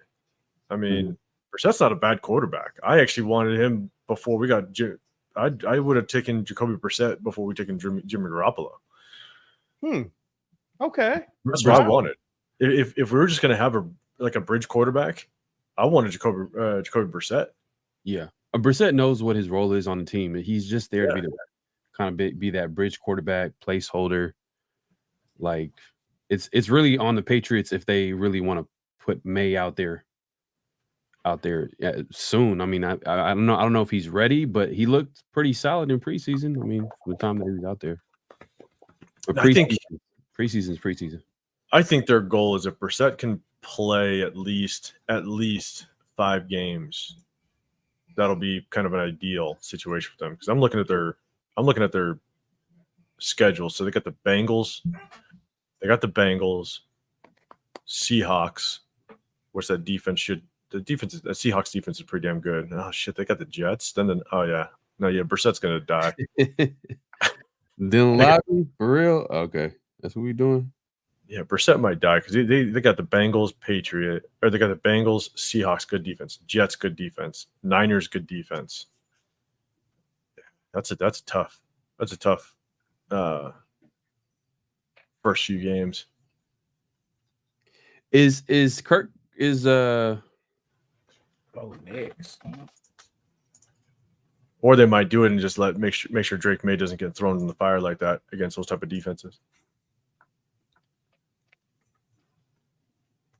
Oh, Southwest Outcast got Bo Nix. Yeah, no, I feel like this is your like, because remember, there's only 32 starting quarterbacks, so yeah, I think this is the round where everybody just starts going quarterback because you're gonna need it. Or a backup just in case. I mean, again, how funny would this be if he took Derek Carr? Jason, take Derek Carr. Never. Oh man, let's go. Because the only starter left is Jacoby Brissett. Am I right, guys? It's Derek Carr and Jacoby Brissett. Everybody else is a backup. Everyone else is a backup. I think so. That's crazy. Come on, Jason. All that shit you were talking, bro. Yeah, nah, not a chance. Not a chance. Let's go. So you're gonna take Jacoby Brissett over Derek Carr? Nah. I already got 2 quarterbacks. I'm good at that. Okay. At that spot. Well, if somebody needs a quarterback, there's only Jacoby Brissett and Derek Carr left. So come on, Pharaoh, take Derek Carr. It's on me. It is on me. All right, let's take a look here. Shaping up. Yeah. How many more rounds? It only goes to 14. Goes to 14. Okay. Sheesh. So Jalen Hurts, Will Levis. Yeah, he doesn't need a core. Man, you know what? Oh, yeah. I don't know what Pharaoh's thinking. He's definitely low on tight end, though. And see how hard it was? If you didn't get 2 good tight ends, you're kind of screwed. Thanks. Severe.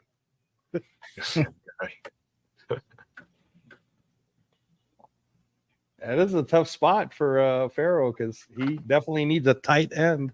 No diddy. I think I drafted a tight end. So I know, but you need 2. I mean, you could go with one, but if that one gets injured, you're screwed.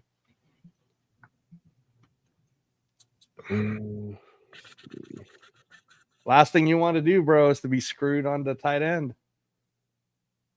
Let's see.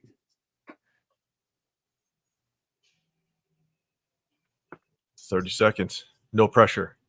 No pressure. No pressure. Damn, it's just Zach McLean is saying go get Demarcus Robinson. I feel like that pressure.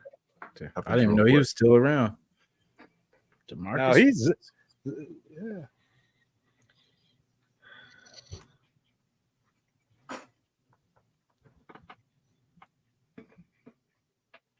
Okay. Roshan Johnson. Okay. Hey, no hate on that pick. He did all right for like 3 games for the Bears last year on fantasy. He's the number 2 back right now for the Bears. It's one of those situations. I'm just hoping for Swift to just not show up to a couple of practices and get benched. Well, hold on, but they still have Khalil Herbert. Yeah, Khalil Herbert was actually the bell cow in the wintertime last year. But like I said, you're gonna bid on somebody after week 1 anyway. You're not. Well, they're competing for that number 2 spot. I think Roscoe got it, and he was a 4th round pick last Last year he was a rookie.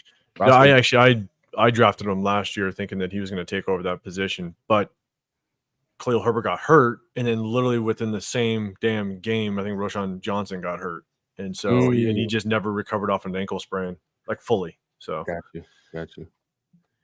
Yeah. So then they definitely went in on the running back position this year. I think that's right. That's why they picked up Swift in free agency. But we'll see, because Swift has an injury history too, I think. So he needs to stay healthy.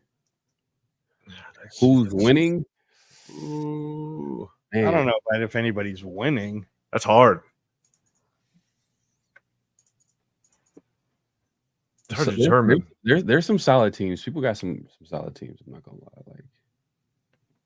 And that's the hard part, is it could change after that very first week, because the one team has to drop all their players and put them in free agency. Yeah, that's the fun part. That's the crazy part about this. Let me see. Like I said, man, Severe might have been a genius if we really think about it. No, yeah, me and Severe are gonna have some words. Okay.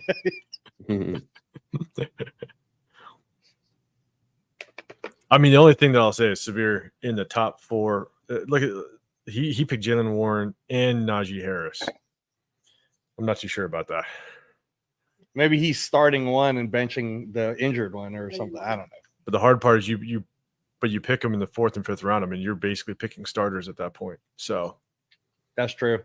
It's like, are you going to bench one of those and possibly put in, because he only has 4 running backs. You're not going to put in Ty Chandler or Justice Hill in the running back spot. So he might be sitting on a Steelers backfield that week 1.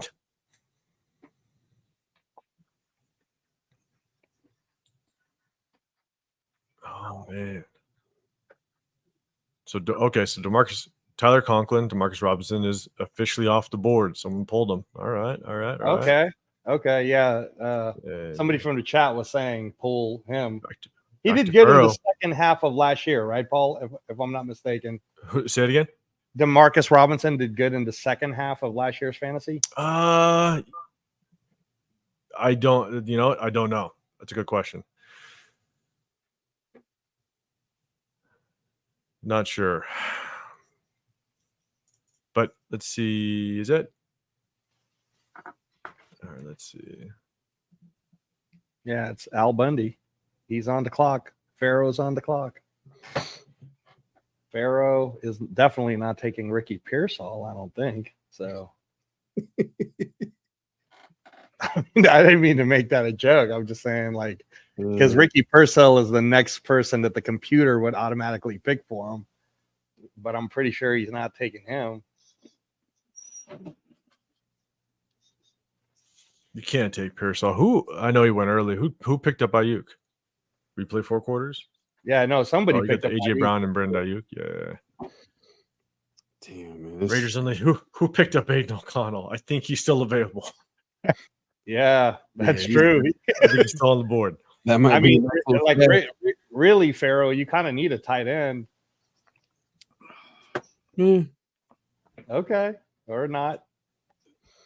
I mean, at this point, it's like, who you going with, Pharaoh? Tomato. 10 seconds. I don't know. There's a couple. There's a couple names staring at me. But the good thing is Severe picks after me, so I don't have to go to worry too much. Well, all right. Let's see.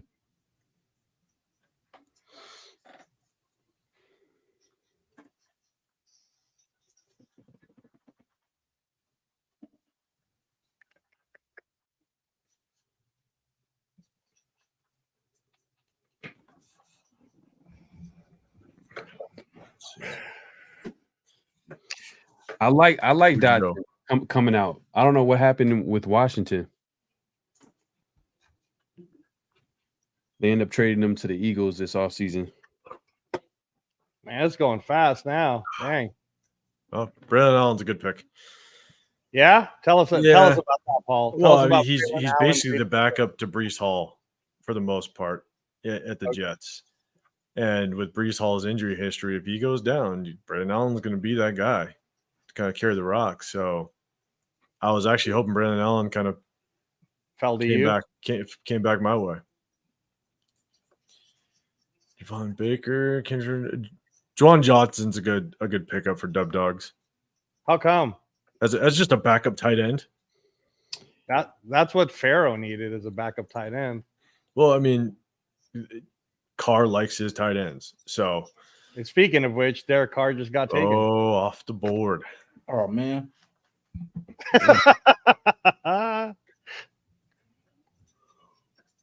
Oh wow, man! Everybody's going coming up here. Ooh, it's getting down to the nitty gritty right now. I know it is. This is rough. Okay, so I'm going. Hold on. Okay, quarterback. I don't know if I drafted this deep. Let's see. Running back, wide receiver. All right. Who just did that? Justin Fields off the board? I was just thinking about that. I was like, I don't know if that's but you know, it is what it is. Good pick. Who picked it? Good pick. Who picked it? That was Mac. Was that Max out? Damn, Hayden Hurst really fell off. Man. Yeah. Hayden Hurst, yeah. He just got signed during preseason. Like, what the hell?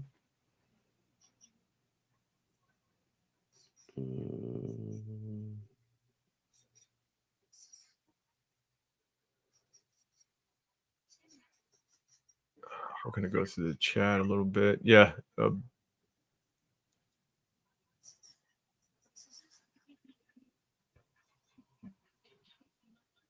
Yeah. But,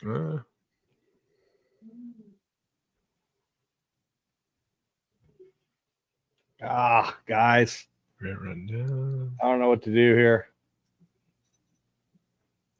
You can go for Oscar Schladden.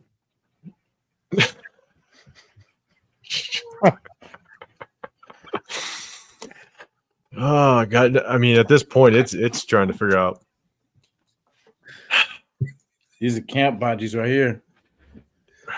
I just picked Rashad Bateman because I remember him doing well at draft last year. In fantasy football last year. But fuck, these are cut bodies right here.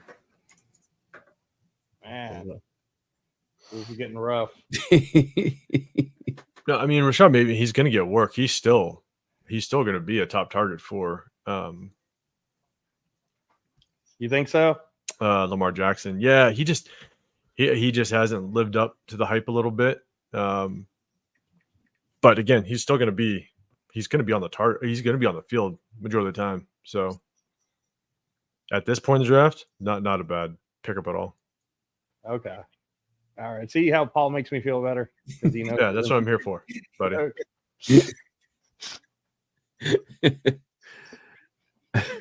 See, I'm feeling bad that I only got the one tight end because fuck, man.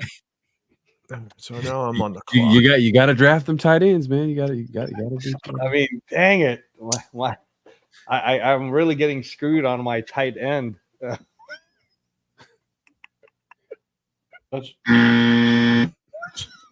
What, Pharaoh? What? Oh, let's see. Devontae. Oh my God. Yeah, Paul's picking. Exactly. Pause. So. Yeah. And Paul knows his stuff too. He knows these back end players. Exactly.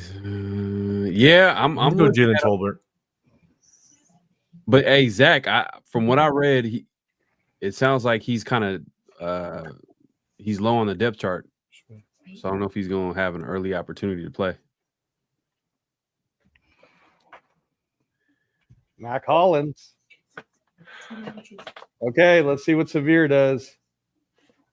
Severe went quick. Oh my gosh. Jermaine. He's definitely on auto draft. He took Ricky Pearsall. Many men. That's what they played it. That's gonna be his intro, man. That 50 Cent song. That whipped around quick. Jermaine Burton. That's what I'm talking about. Jermaine Burton, that deep threat from Alabama. It's Cowtown right now.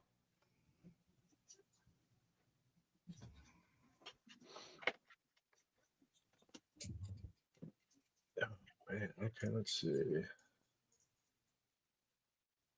Yeah, and then you got to pay attention to like isn't the number one receiver for the Bengals going through a contract dispute right now?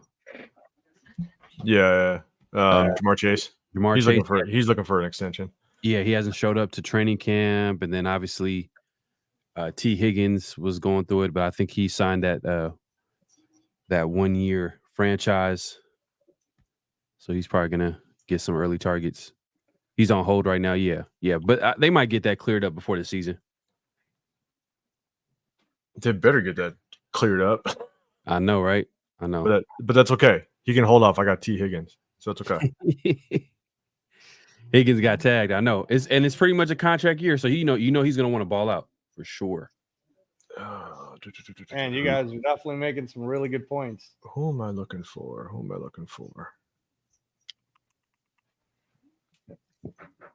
I'm on the clock. All right, I'm on the clock. All right. It's a good time to pick a kicker, Paul. That's what I was looking for. You got to get the best one. Raiders defense is still on the board. Only the best kicker. Is Aiden O'Connell still on the board? Ooh. Yeah, he is actually, I think. Ouch. Maybe Severe will take Aiden O'Connell. Damn it. Dang. All right, Cowtown. Appreciate you. I wanted Wandale Robinson. Not gonna lie. I'm getting screwed. All right, guys. This is ridiculous. Pretty tough, right? Pretty tough.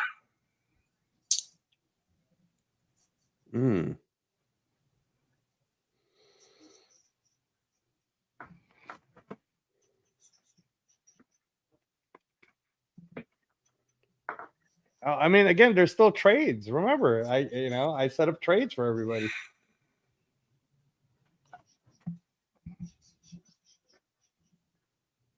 This is tough for real, though. What do I got? A minute left? Okay. Isaac Garindo.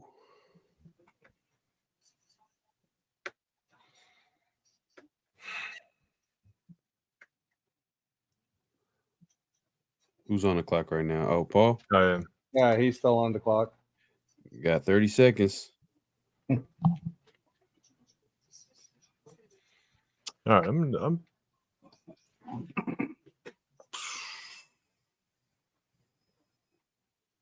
right, I'm going. Cleve Raymond. Who'd you pick? From Detroit. Cleve Raymond from Detroit. He got some decent work last year. You want to tell us about him? Because I have no idea. He got some decent work last year. I mean, at the he had quite a few end zone targets kind of mid to late last year. And so if they can kind of build off of that, the Rams or the Lions, they're going to continue to throw the football. Will I, if I'm in a tough situation and I got to bench some or I got to buy or something like that, and hopefully I get a couple deep passes out of them or some end zone targets, At this point, it's tough. Does I think last year? I mean, he almost had. Who has the best group of 500 yards receiving? Best group of receivers here. Let's see.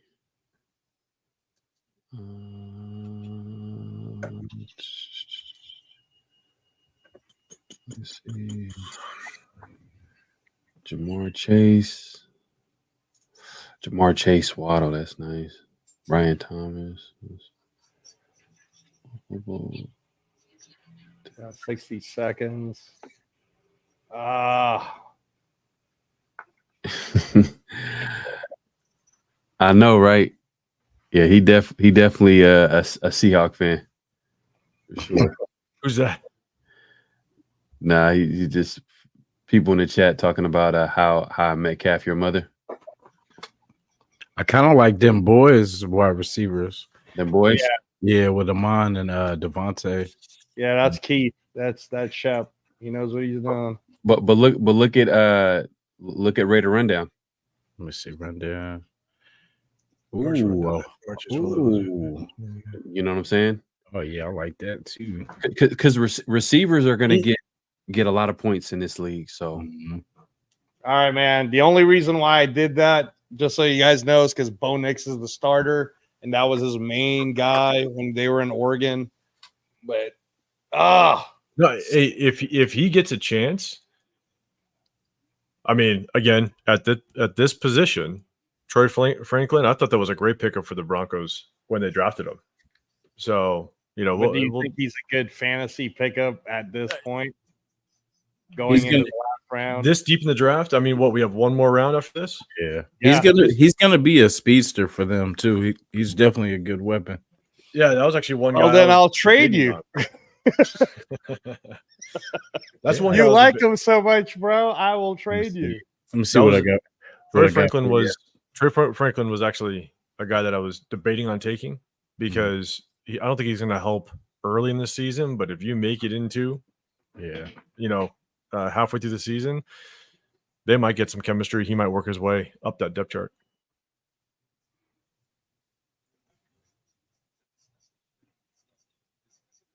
So we basically got one more round after this, right? Yeah, one more round. All right, let's look at Rundown's got a pretty good roster. The only part is that Miami backfield. It's like which one's going to go off today? Yeah, one running back can have two, 3 touchdowns. The other ones get 5 fantasy points. If Jaden Daniels, and so this is the hard part about this setup, right? You pick up a rookie quarterback. That rookie quarterback might take 6, 7, 8 weeks to just get going. So Jaden Daniels can come out. I mean, I'd be curious. Who does Jaden Daniels play first? Who does Washington have first? Oh, Sean Payton hates Marvin Mims? Why? Sean Payton seemed like he's an asshole. I bet you he is. I bet you isn't. The way he kind of handled Russell Wilson situation, how he tried to throw him on the bus, I was like, Oh, that's okay. So Jaden Daniels goes to Tampa to play the Bucks. And so actually I'm going to be putting a couple bets on the games. That's actually one bet. So I got the Bucks covering 2.5 to Washington. And that's going to be a tough first game for Jaden Daniels going into Tampa to play a defensive-minded head coach. Yep. That's going to be a tough one. So Rundown's got some obviously he's got damn good receivers to start out. Mark Andrews, great tight end. Tajay Spears, we'll see kind of how that backfield plays out. But Bucks secondary's trash. Hey. You're still going against a rookie quarterback. It's going to be his first game. Right. We'll see. Yeah, we'll see kind of how that plays out. I want to see what the OC does, man. The guy that pretty much. Do the Bucks have the worst secondary in the league? They traded away Carlton Davis to the Lions. That was like their number one corner. And then they had that Winfield kid, right? All right, let's get it. Anthony, you gonna be out there? Oh, for sure. We gonna see each other, man. Oh, damn! Somebody grab it. For sure. You're going up, right? Jason, it's you. Yeah. Let me see. Fair, you going to the San Diego game? Yeah, gonna be in LA. Game 1. You're not going, Paul, or are you going? No, I'm not gonna go to that one. I wanted to, but a couple of my boys that from back home, they're gonna go. But I think I want to go to the home opener. Damn. Okay, that's gonna be against the Panthers. I mean, a home opener in LA. Come on, what you talking about? I feel you. but being in the Vegas area, it's a little more convenient. No. But hey, Yeah. there's gonna be a ton of people there for that Chargers game, though. That game's gonna be hyped. That's what I'm saying. Yeah, that game's gonna be hyped. It's gonna be fun. And the Raiders need to break that streak, man. We haven't won a game in LA against the Chargers yet. Not only they got to break the streak, but you cannot lose to Harbaugh right out the box. You can't lose to Harbaugh.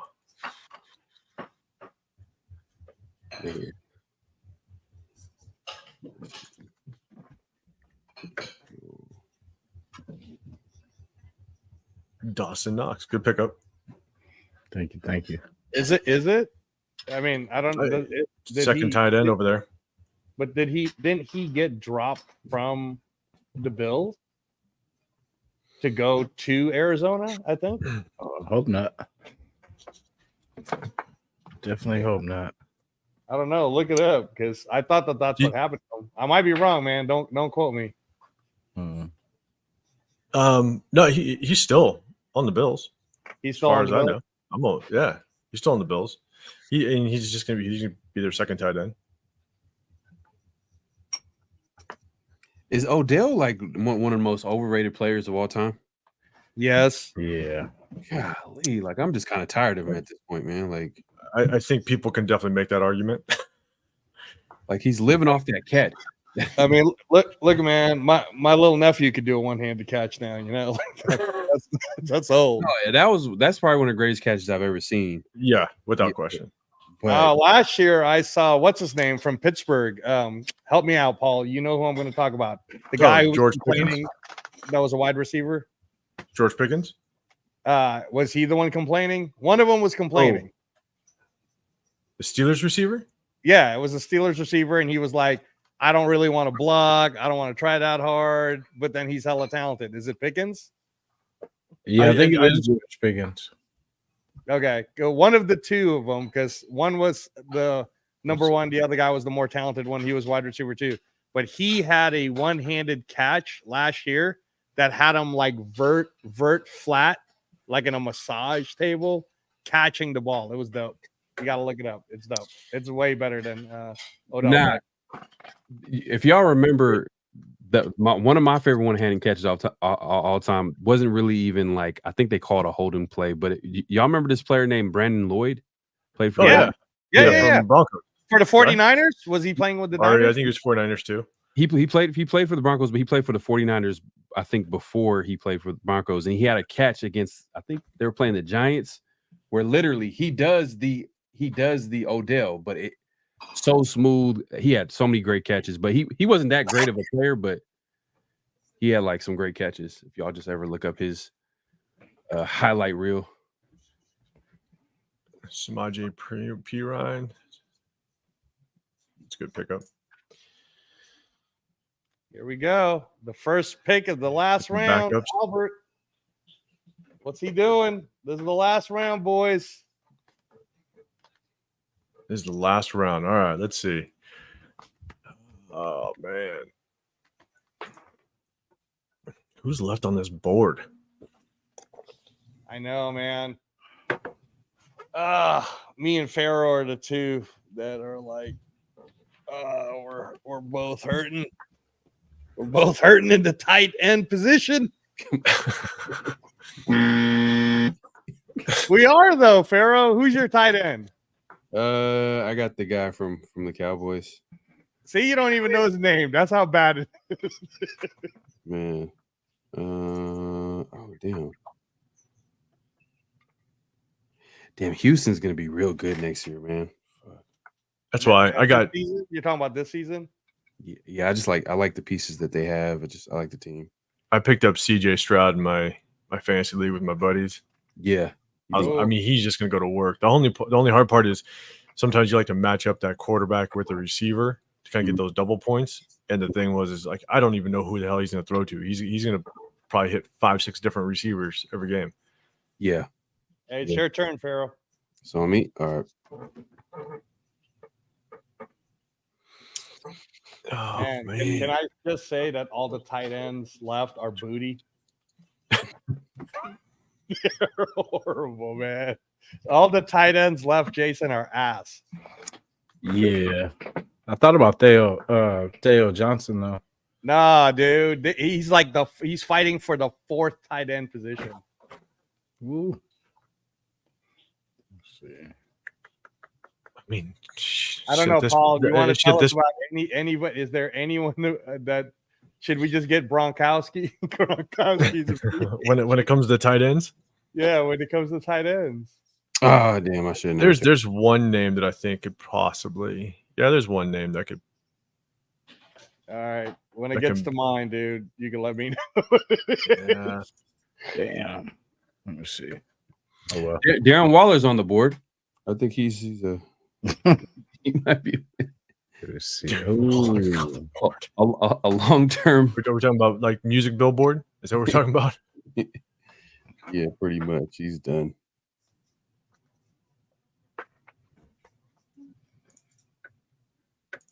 Yeah, there's one tight end that you could pick up and boneless might wing. still help out. Crazy. Who do you want for Zeus? Let's take a look, man. Let me take a look at your squad. Cowtown. I'm not saying it. Promise. Let's see. Let me see Cowtown. Hold on.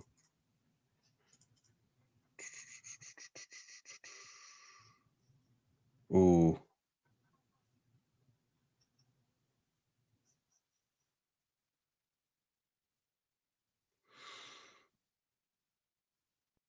Let's see. I mean, Cowtown, you did take my Wan'Dale Robinson. I'm just saying. I don't know. Between you and Severe, screwing me over here. Hey, Cowtown, can we negotiate in private before someone hates? Because I'm looking at your team and I'm open to it.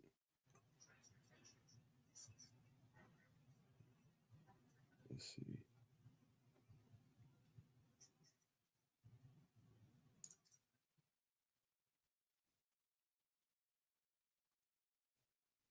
Oh, Myra G. you got auto picked Labe. That makes sense. That's that crazy. didn't seem like a championship type of pick. I'm just saying. Hey, I'll take Lobby from you. That's a long-term move right there. Chess move. Hey, what did you think of that last pick, Paul? Trey Sermon. You got. I know you know about him. I think Trey Sermon was actually had a lot of potential coming out. I just honestly, he's been just thrown in tough situations when it comes to the teams that he goes to, because he always just end up just thrown into the mix. I mean, he was damn good coming out of, because he came out of Ohio State, right? Right. I mean, he was damn good coming out of Ohio State. I just think every situation he gets thrown into, he just gets kind of like caught in the rotation, but never can beat out the top guy. Well, if Jonathan Taylor, though, gets hurt or anything, wouldn't Trey Sermon be the next person? I think, but then I think he gets thrown into kind of a running back by committee situation. Yeah. Crap. Well, let's see what Greg DFW Viking does. Can't pick no more Vikings players, I don't think. You know what I don't like about this? I wish they showed you the first game, like their matchup, that first game. Oh, I think they expected you to do the homework, dude. But yeah, that would have been cool if they could. Especially week to week. You know, you want to know who that matchup is that week. Oh, Jesus. Everybody's going hella fast. Keaton Mitchell. Wow. Okay. Mike Gesicki. All right. Hey, man. Chono, good job, dude. You're doing good if you're still up picking. That's good, bro. Crazy. All right. Help me out. Is it Paul, is there a dude that's a tight end right now that's still okay to get? Greg Dulcich. Douchebag. Tell us how you really feel. All right, let me look at my roster real quick. Let me see. there's a tight end that if I was in your position, I'd take him. Well, it's not like you need it, so just tell me what it is, bro. I can consider it a friendly suggestion. Who's gone so far?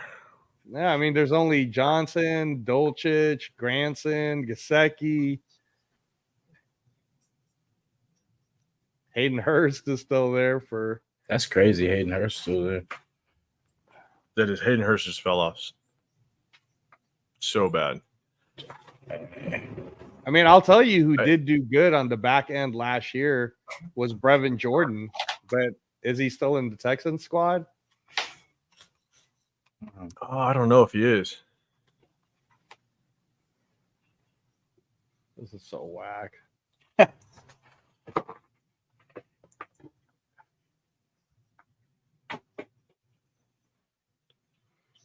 Oh, damn, I messed up. Should have picked up. Oh, boy. I'm screwed. It's all good. Just make a trade. Yeah, I'll just make a trade. Screw it. That's what I'm doing. Or just you know, you might have to prioritize that when you bid for players. I just took a depth piece just so that I can. Damn, I should have told you before. Brian Hoyer is still out there, guys. Oh, hey, appreciate that invite. That advice. I like that.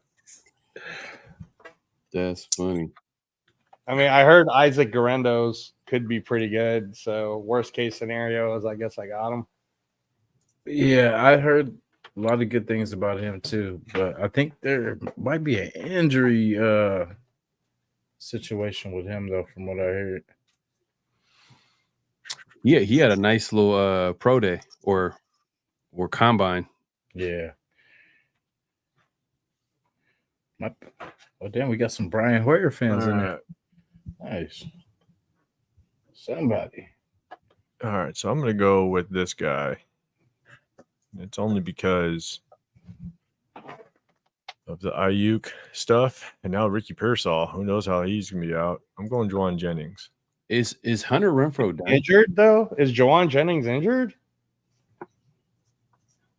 I mean, if he is, he I mean, I don't know, man. I would just. He could be.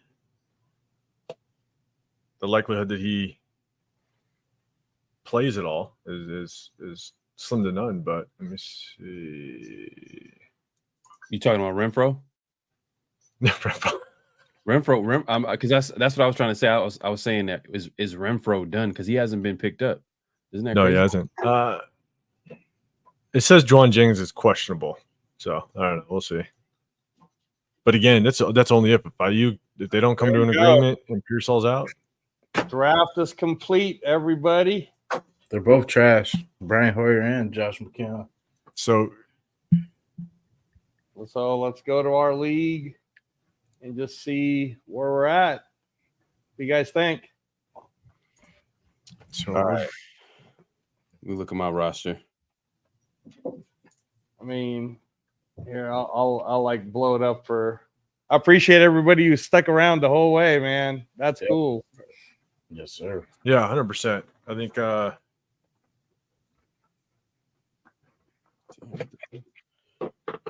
gotta go on. I gotta log in. Let's see. Guillotine. Yeah, let me know what you guys think about your current roster and if you're happy with it, not happy with it. It is what it is now. Let me see. Yeah, I think for the most part.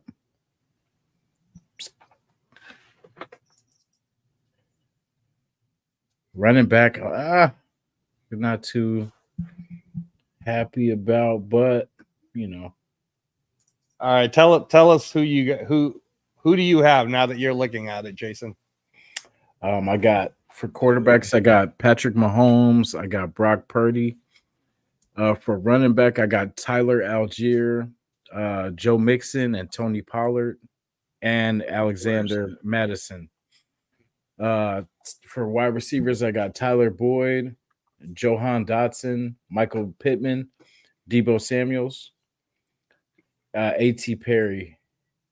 And then for tight ends, I have Hunter Henry, David Njoku, and Dawson Knox. Hey, Angelo, is there a way you can get the bottom of the draft picks as well on the screen? Yeah. Because right now you could only see picks 1 through 13. So you're looking at She Likes My Woodson through to Haktua. But what about the God, okay, yeah, going down. Did that go down nicely there?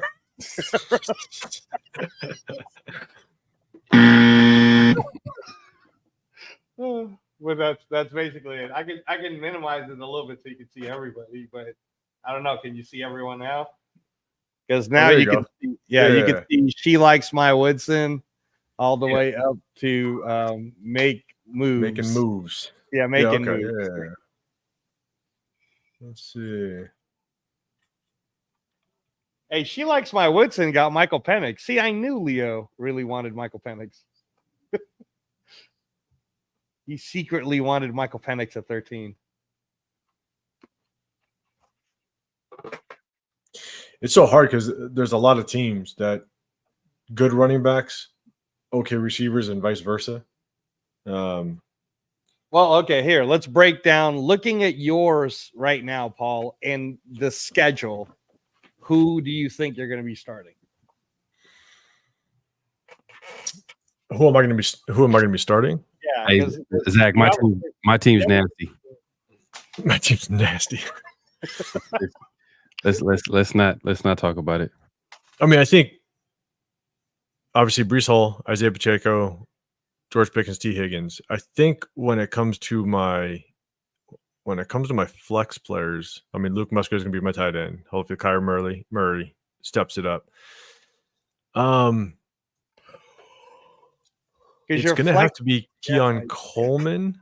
Okay. The only hard part is it might be Keon Coleman. The only hard part is, I don't know if I want to put Ray Davis in there just yet because obviously Keon Coleman's going to be on the same team. Okay, so let me ask you this question because when I'm looking at your roster, you have Kyler Murray. So if you're starting Kyler Murray against Buffalo, Breece Hall against San Francisco, Isaiah Pacheco against Baltimore, Pickens against Atlanta, Higgins against New England, so that's pretty good. Keon Coleman against Arizona is actually pretty good. Yeah, it's not bad. Sutton against Seattle, that's pretty good too. Luke Musgrave against Philly, if that's your starters. My question then is, if sometime between now and Kyler Murray's game he gets hurt, who's your quarterback? That's going to be where that's going to be a tough situation. I'm going to be looking at who, if I'm still in it, and if somebody gets knocked off, who's their quarterbacks? I mean, you could always drop, someone to go get a quarterback, but I think in quarterback, whoever's left is, Daniel Jones is still there. If you guys want a starter. I was about to say, Daniel Jones is still there. Yeah, I mean, emergency quarterback. So you could drop somebody and get him. Or Joe Flacco. Because Anthony Richardson's probably going to get hurt. That's why they got Joe Flacco. Yeah, it's going to be interesting. I mean, this was an interesting kind of pathway, going 18 teams and going this deep. I mean, this is tough. Like, look, all right, so you guys can go ahead and cut me down. I don't care. But right now, my starting for week 1 is Matthew Stafford against Detroit. That's pretty tough, but I like it because Matthew Stafford always likes to ball out in his hometown. Or Russell Wilson against Atlanta. And in my opinion, I think the Falcons is going to have one of the best defenses, top 10 at least, because they have the 2 best safety duo right now in Bates and what's his name from Denver. Help me out, Paul. They just signed. Yeah. So that's a really awesome safety duo. Then they got Judon from New England, so they're not playing around, man. Their defense is going to be good. So that's why I wouldn't start Russell. We could talk trade to anyone who needs a quarterback. But then, running back wise, it looks like I'm going to have to start Ramondre Stevenson against Cincinnati, which I hate, but whatever. Kyron Williams against Detroit, which is going to be tough. So my saving graces here is going to be Justin Jefferson against New York Giants. So hopefully he scores like 40 on his fantasy points. And then Kirk Cousins is questionable with like a calf thing, but we'll see against Miami. Eckler's my flex. Xavier Leggette's my flex. And then I only have the one tight end, man, Trey McBride. So I'm screwed if McBride gets injured. And then all my benches are, I guess I could start Chuba Hubbard somewhere because Jonathan Brooks isn't going to play. So Hubbard's going to get yards. And then other than that, man, they're just a bunch of project pieces. So that's me. If you guys want to give me any suggestions, I'd appreciate it, but I don't know. What are you looking at for your week one, Jason? I think I'm going to go with, because we got Purdy's got the Jets, and then Patrick Mahomes has Baltimore. Ooh, two nasty ones. But if I had to just go with it, I would say Purdy for that first game. Okay. And then I'm probably going definitely Pittman and that's ugly. Pittman. Oh yeah, Pittman and Debo for sure. We got Mixon and Pollard. Tight ends, we got to go. Ooh. I might throw Boyd in for that third wide receiver. Because I'm wondering, is Hunter, Henry, and Njoku, they'll probably both be able to play by the start of the season, right? Henry and Njoku? I'm hoping so, especially Njoku.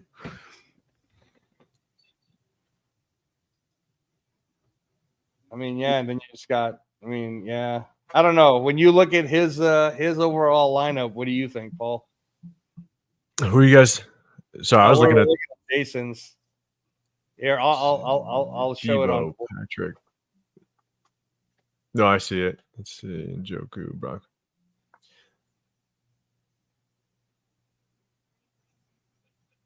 Debo. Debo solid. Patrick Mahomes. Because he opens up against. You and I kind of have the same situation a little bit. Because going against that Ravens defense isn't going to be easy week one. But Michael Pittman is, if Anthony Richardson can just continue to feed him the ball. Michael Pittman. Zach is out here taking shots out here. What do you say? Tell us.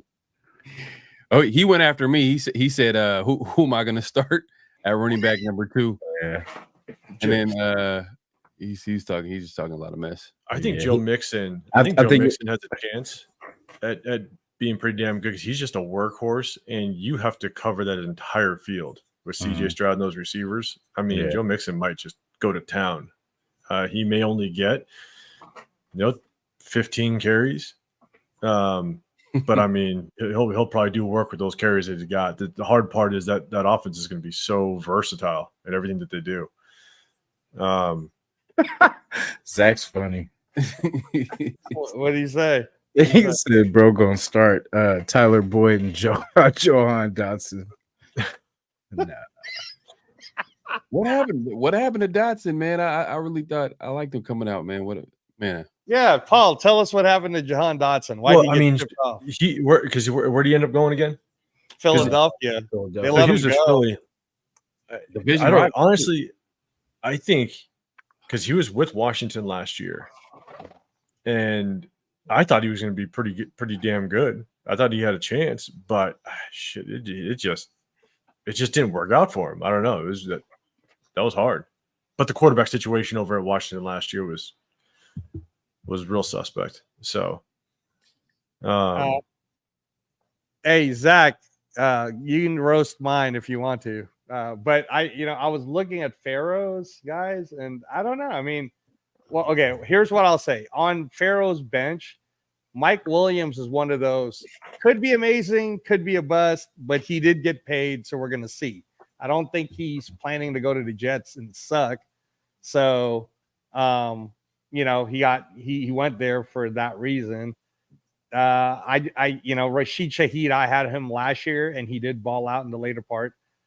I would probably have my wide receiver 2 starters would probably be, this is good. Tank Dell and Drake London for Al Bundy, and then Chris Godwin. I mean, this is pretty good, Farrell. Like, you have 3 solid wide receivers that are all going to get at least 10 or more, on top of Rashid Shaheed, who you never know. You remember last year how Rashid Shaheed was. So the only thing I would say that kind of sucks for you is, Paul, do you think Trey Benson is going to get significant enough minutes to score at least 10 fantasy points in opening day? Probably not. They probably won't work him that much. So then because he's coming off that injury, I don't think they might slow roll him a little bit, and so I don't think they're going to work him that much. Do you think that he should just start Rashawn Johnson then, because that's the backup? So this is where I come in and say I'm taking phone calls right now for trades. Just hit me up. I mean, you're in the league right now watching this. I am taking phone calls for trades, man. So, hey, listen, man. Like Myra G said, she'll trade Dylan Lobby. I mean, like, look, I mean, I'll say, like, the one thing I'm not a big fan of with at least, my team is that I got some pretty tough matchups going against some decent defenses. But I'm looking at Severe's, honestly, and he might have. It's gonna be a rough setup for him. I mean, CeeDee Lamb could go off, right? He got his money. Who knows? Malik Neighbors, who knows? I mean, you got Daniel Jones thrown to you. Who knows what's gonna happen with that? I mean, Malik Neighbors can get 1 catch. He can get 7 catches. Who knows? Josh Allen's going to give you some points. But then he's got Jalen Warren and Najee Harris. Who else could he put as a starting running back? Yeah. Ty Chandler, Justin Hill. You're not going to start both those guys. I mean, Rock reigns supreme. Looks like I don't know, man. Yeah, okay. I think Deontay Johnson's going to work. I like Deontay Johnson, but I guess it's a flex. Yeah, I don't know. I think he's got a tough situation. I mean, so you don't think you don't think Ty Chandler will do anything as a running back for New York if Jalen Warren doesn't play for any reason? Man, I don't know. That's a tough one. I mean, because Jalen Warren, we'll see if he does play. I think he's questionable at this point. I think he's got a little bit of an injury going on. Najee Harris, he just has not performed at all. That's a tough situation for Severe. So Dontanian Wicks. I mean, I remember Wicks having like 3 good weeks last year, but for fantasy. Yeah, it might not be you, man. As ass as you feel your team is, Pharaoh, it might not be you getting cut. I don't think it'll be Paul. I don't think it'll be Jason. So, I don't know. Might not be you. I'm just saying, man. It's. I've played fantasy long enough where someone's gonna have a great week. Someone's gonna have a great week. Zach, you wish.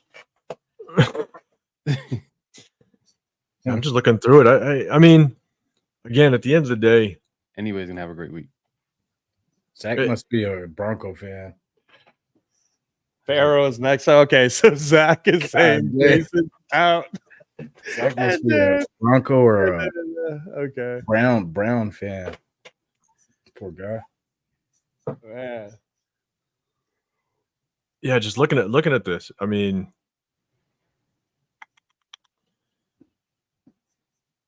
nobody even said Jonathan Dotson. Taylor, Nico, Rashad. Thanks, Joe, Arizona Raiderette. That's awesome. Thanks. I don't know what DFW Viking. That.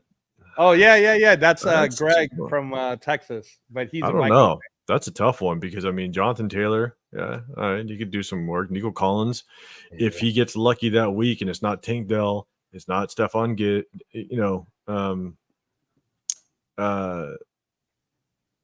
Stephon Diggs, because I had Nico Collins last year. I drafted him last year, and he was hit or miss. He could have great games. He could have nothing.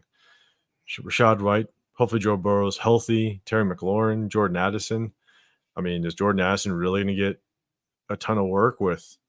That's true. Who's your boy Jasin over there? That quarterback. Sam Darnold. Oh, Sammy. Cole Kmet. Yeah, it's hard to say because they don't have Getsy now, right? Like, are they going to go tight end heavy with Cole Kmet? Brandon Cooks. I mean, honestly, DFW Vikings. He might have a tough week one. Yeah, that's pretty tough week one. That's pretty tough. Well, he's got Sam Darnold, so somebody.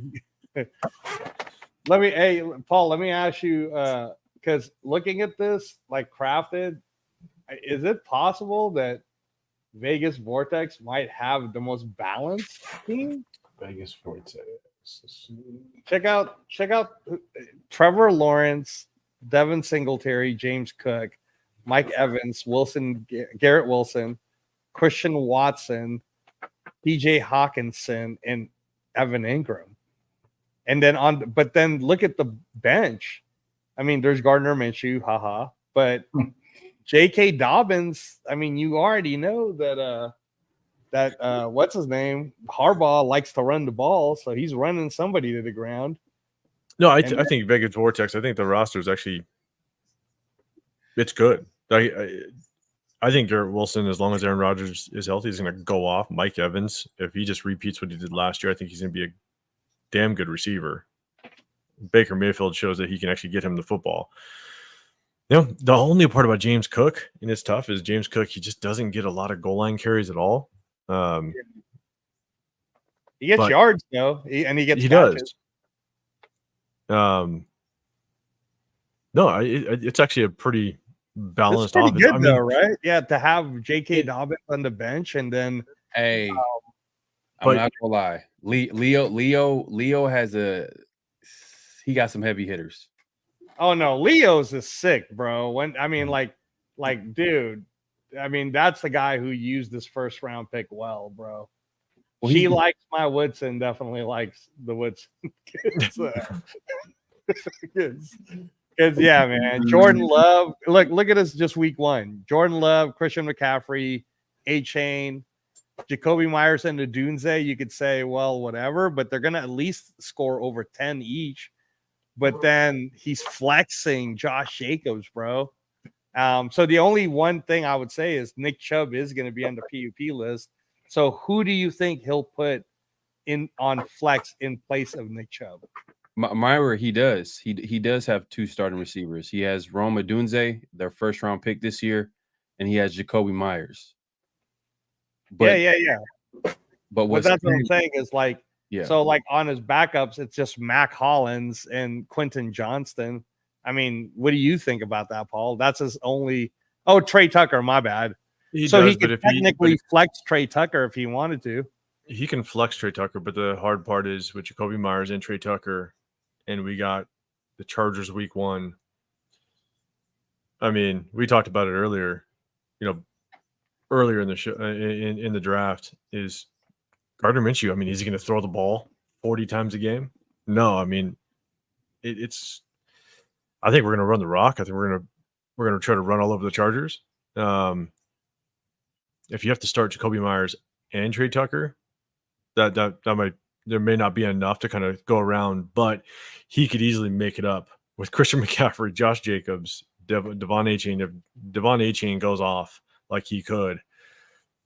It may not even matter how much Jacoby Myers and Trey Tucker do. Again, just to get through week 1, right? It's all about just win, just don't get last. Yeah. So yeah. No, I mean, no, he looks like he's safe. What do you guys think of Hawk Tua? Hey, well, like to be honest though, real quick, like overall, like every team has to a certain extent some high-end players, and then like it kind of falls off after a while because this is an 18 team draft like that we just did right now. Like it's gonna be just look at like all the teams. Like if I look at like Paul real quick, look, I like Brees Hall, I like Isaiah Pacheco. I like his receivers, but then as you can see, like as it gets tough when you start drafting those later rounds. Same thing. If you just look, every team has that common thread. It's just, man, it's gonna be a week-to-week league. So that's probably the most exciting part about it. Is just like whoever's gonna have like the best week is literally gonna win, bro. And the thing is that some of these teams, you can make an argument that there's probably 4 or 5 teams easily that they're one stud player away from being just an absolute dominant team. And so when that one person loses and their stud players go into the free agency, it's like, like all of a sudden someone can look at Hey, I gotta put this up, Pharaoh, man. I gotta look at Raider Rundown. Nice, I appreciate it. Pharaoh might as well let me get Zeus. Hey, we can make some trades. We can make some trades. Let me look at Cowtown. Yeah, let's look at Cowtowns. Let's see, like, because Cowtown's talking a lot of shit, man. Hold on. He got squad. He does he? Okay, all right. Because I mean, because I was saying like Hawk Tua's squad. You see some weaknesses, and in fact, let me do this. That way, it'll make it easier for you guys. Because when I think about it, right, like, am I wrong in maybe thinking that trading now is a good strategy, or if it was you, Paul, you'd be like, no, screw it. Let's just throw the dice and see what happens. Unless you really think you're going to get dead last. You better go in panic mode a little bit, but I'm just trying to look through these teams, and it's so hard to determine. All right, here's Hawk Tua's. Like this is right? You guys see Hawk Tua's? Okay, so that's who she has starting right there. Can you guys see that? Yeah. Okay. So there's Baker Mayfield, Alvin Kamara, Travis Etienne. I'd say all solid so far. DJ Moore's good. Marvin Harrison's a rookie, but the what's his name got injured, so that makes Marvin Harrison the number 1 wide receiver. But I don't know about Bucky Irving, Jaden Reed, Michael Mayer, and then when you look at her bench is for sure suspect, man. Dylan Lobby, Kenneth Gainwell. I guess Adam Thielen is old man Thielen. Bucky Irving can be a sneaky good PPR flex player. Okay. Yeah. I liked him coming out of Oregon. Okay. He was actually one of my favorite running backs coming out as well. As a third down PPR type of running back. Okay. All right. So then maybe she got a trade piece. But okay, so you guys are both saying like Myra G if everything goes well. Myra's starting squad. I'm not she everybody on her squad is pretty much starters. I mean, Jaden Reed is I know they're like number I think they're 3. I think he's number 3 because you got Christian Watson, then you got old boy on the other side that literally we were just talking about. Oh man, but I think he's the 3rd receiver. Romeo Doubs is like probably number 2. Okay. So you're saying Christian Watson, Romeo Doubs, then Jaden Reed? Yeah. Okay. Yeah. But Jaden Reed is a flex, though. That's her flex. No, I know, but it still counts for points, man, because you got to average it out. So, like, for example, if blocking was being scored, Michael Mayer would be the king, but like Paul, honestly, man, you did all of your stats on the Raiders.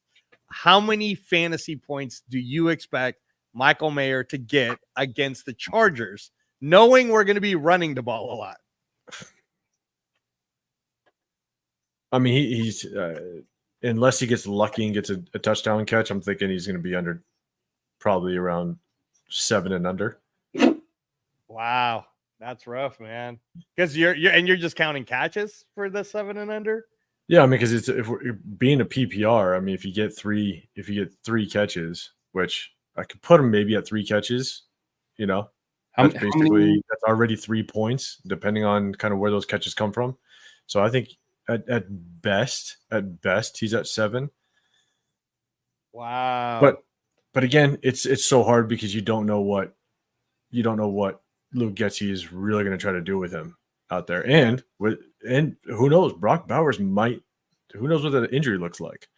That's true. If he's 100% full go, But if he's ailing something, if he's still got an injury lingering a little bit, and they kind of hold him back, Michael Mayer might get a little more love out there. So okay. So one question I got is, so you got so Severe's got Deontay Johnson, which I like Deontay Johnson, but he went over to Carolina. And then you got Adam Thielen. Adam Thielen was like a fantasy stud last year over in Carolina, especially with the PPR. I mean, you come off with 8-10 catches a damn game. Okay, so this is Hawk Tua. So we're talking about Hawk Tua's team. Yeah, because she's got Adam Thielen. Yeah, she has Adam Thielen, which it's old man Thielen, though, man. He's old man Thielen. I know, but I think a lot of people thought that last year. But then all of a sudden, he comes out, and he was actually a fantasy stud quite a bit last year. So does Deontay Johnson take away from Adam Thielen? Like, that's the hard part. That's the part that I'm kind of racking my brain, is whether or not Adam Thielen is going to have the same season as last year. I can't imagine so. But. Or he opens up things. He opens it up for Adam Thielen. He could. Yeah. So damn, that's true. Hey, Myra G, man, they're giving you some knowledge. You might want to take out Bucky Irving. I mean, is Bucky Irving even starting? What do you know, Paul? Is Bucky? No, Irving... I don't think he's going to start. He's more of a third down type back. Okay, so you might want to put Adam Thielen up there, Myra G, as your starter. But that is the hard part. It's like Adam Thielen versus how much is Deontay Johnson going to chip away at Adam Thielen's production? And then they got Xavier Legette. How are they going to use him?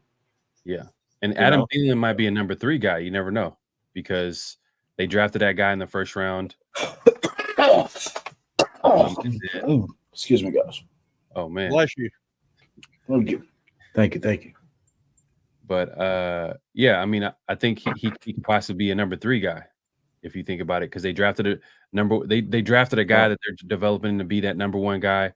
Then they got someone in free agency, I believe. They picked someone up. Deontay Johnson is supposed to be their number 1. They drafted a receiver. So does that move Adam Thielen down the depth chart too as well? So he could be a number 3 guy easy too. Yeah, and that's another quarterback. Did someone pick up that quarterback? Oh yeah, Bryce Young. Who picked up Bryce Young? Bryce Young still cool. Yeah, he's still. He had to have gone off the board, dude. Everybody took everyone. So hold on. It wasn't me. I had Stafford and Wilson. Let me see.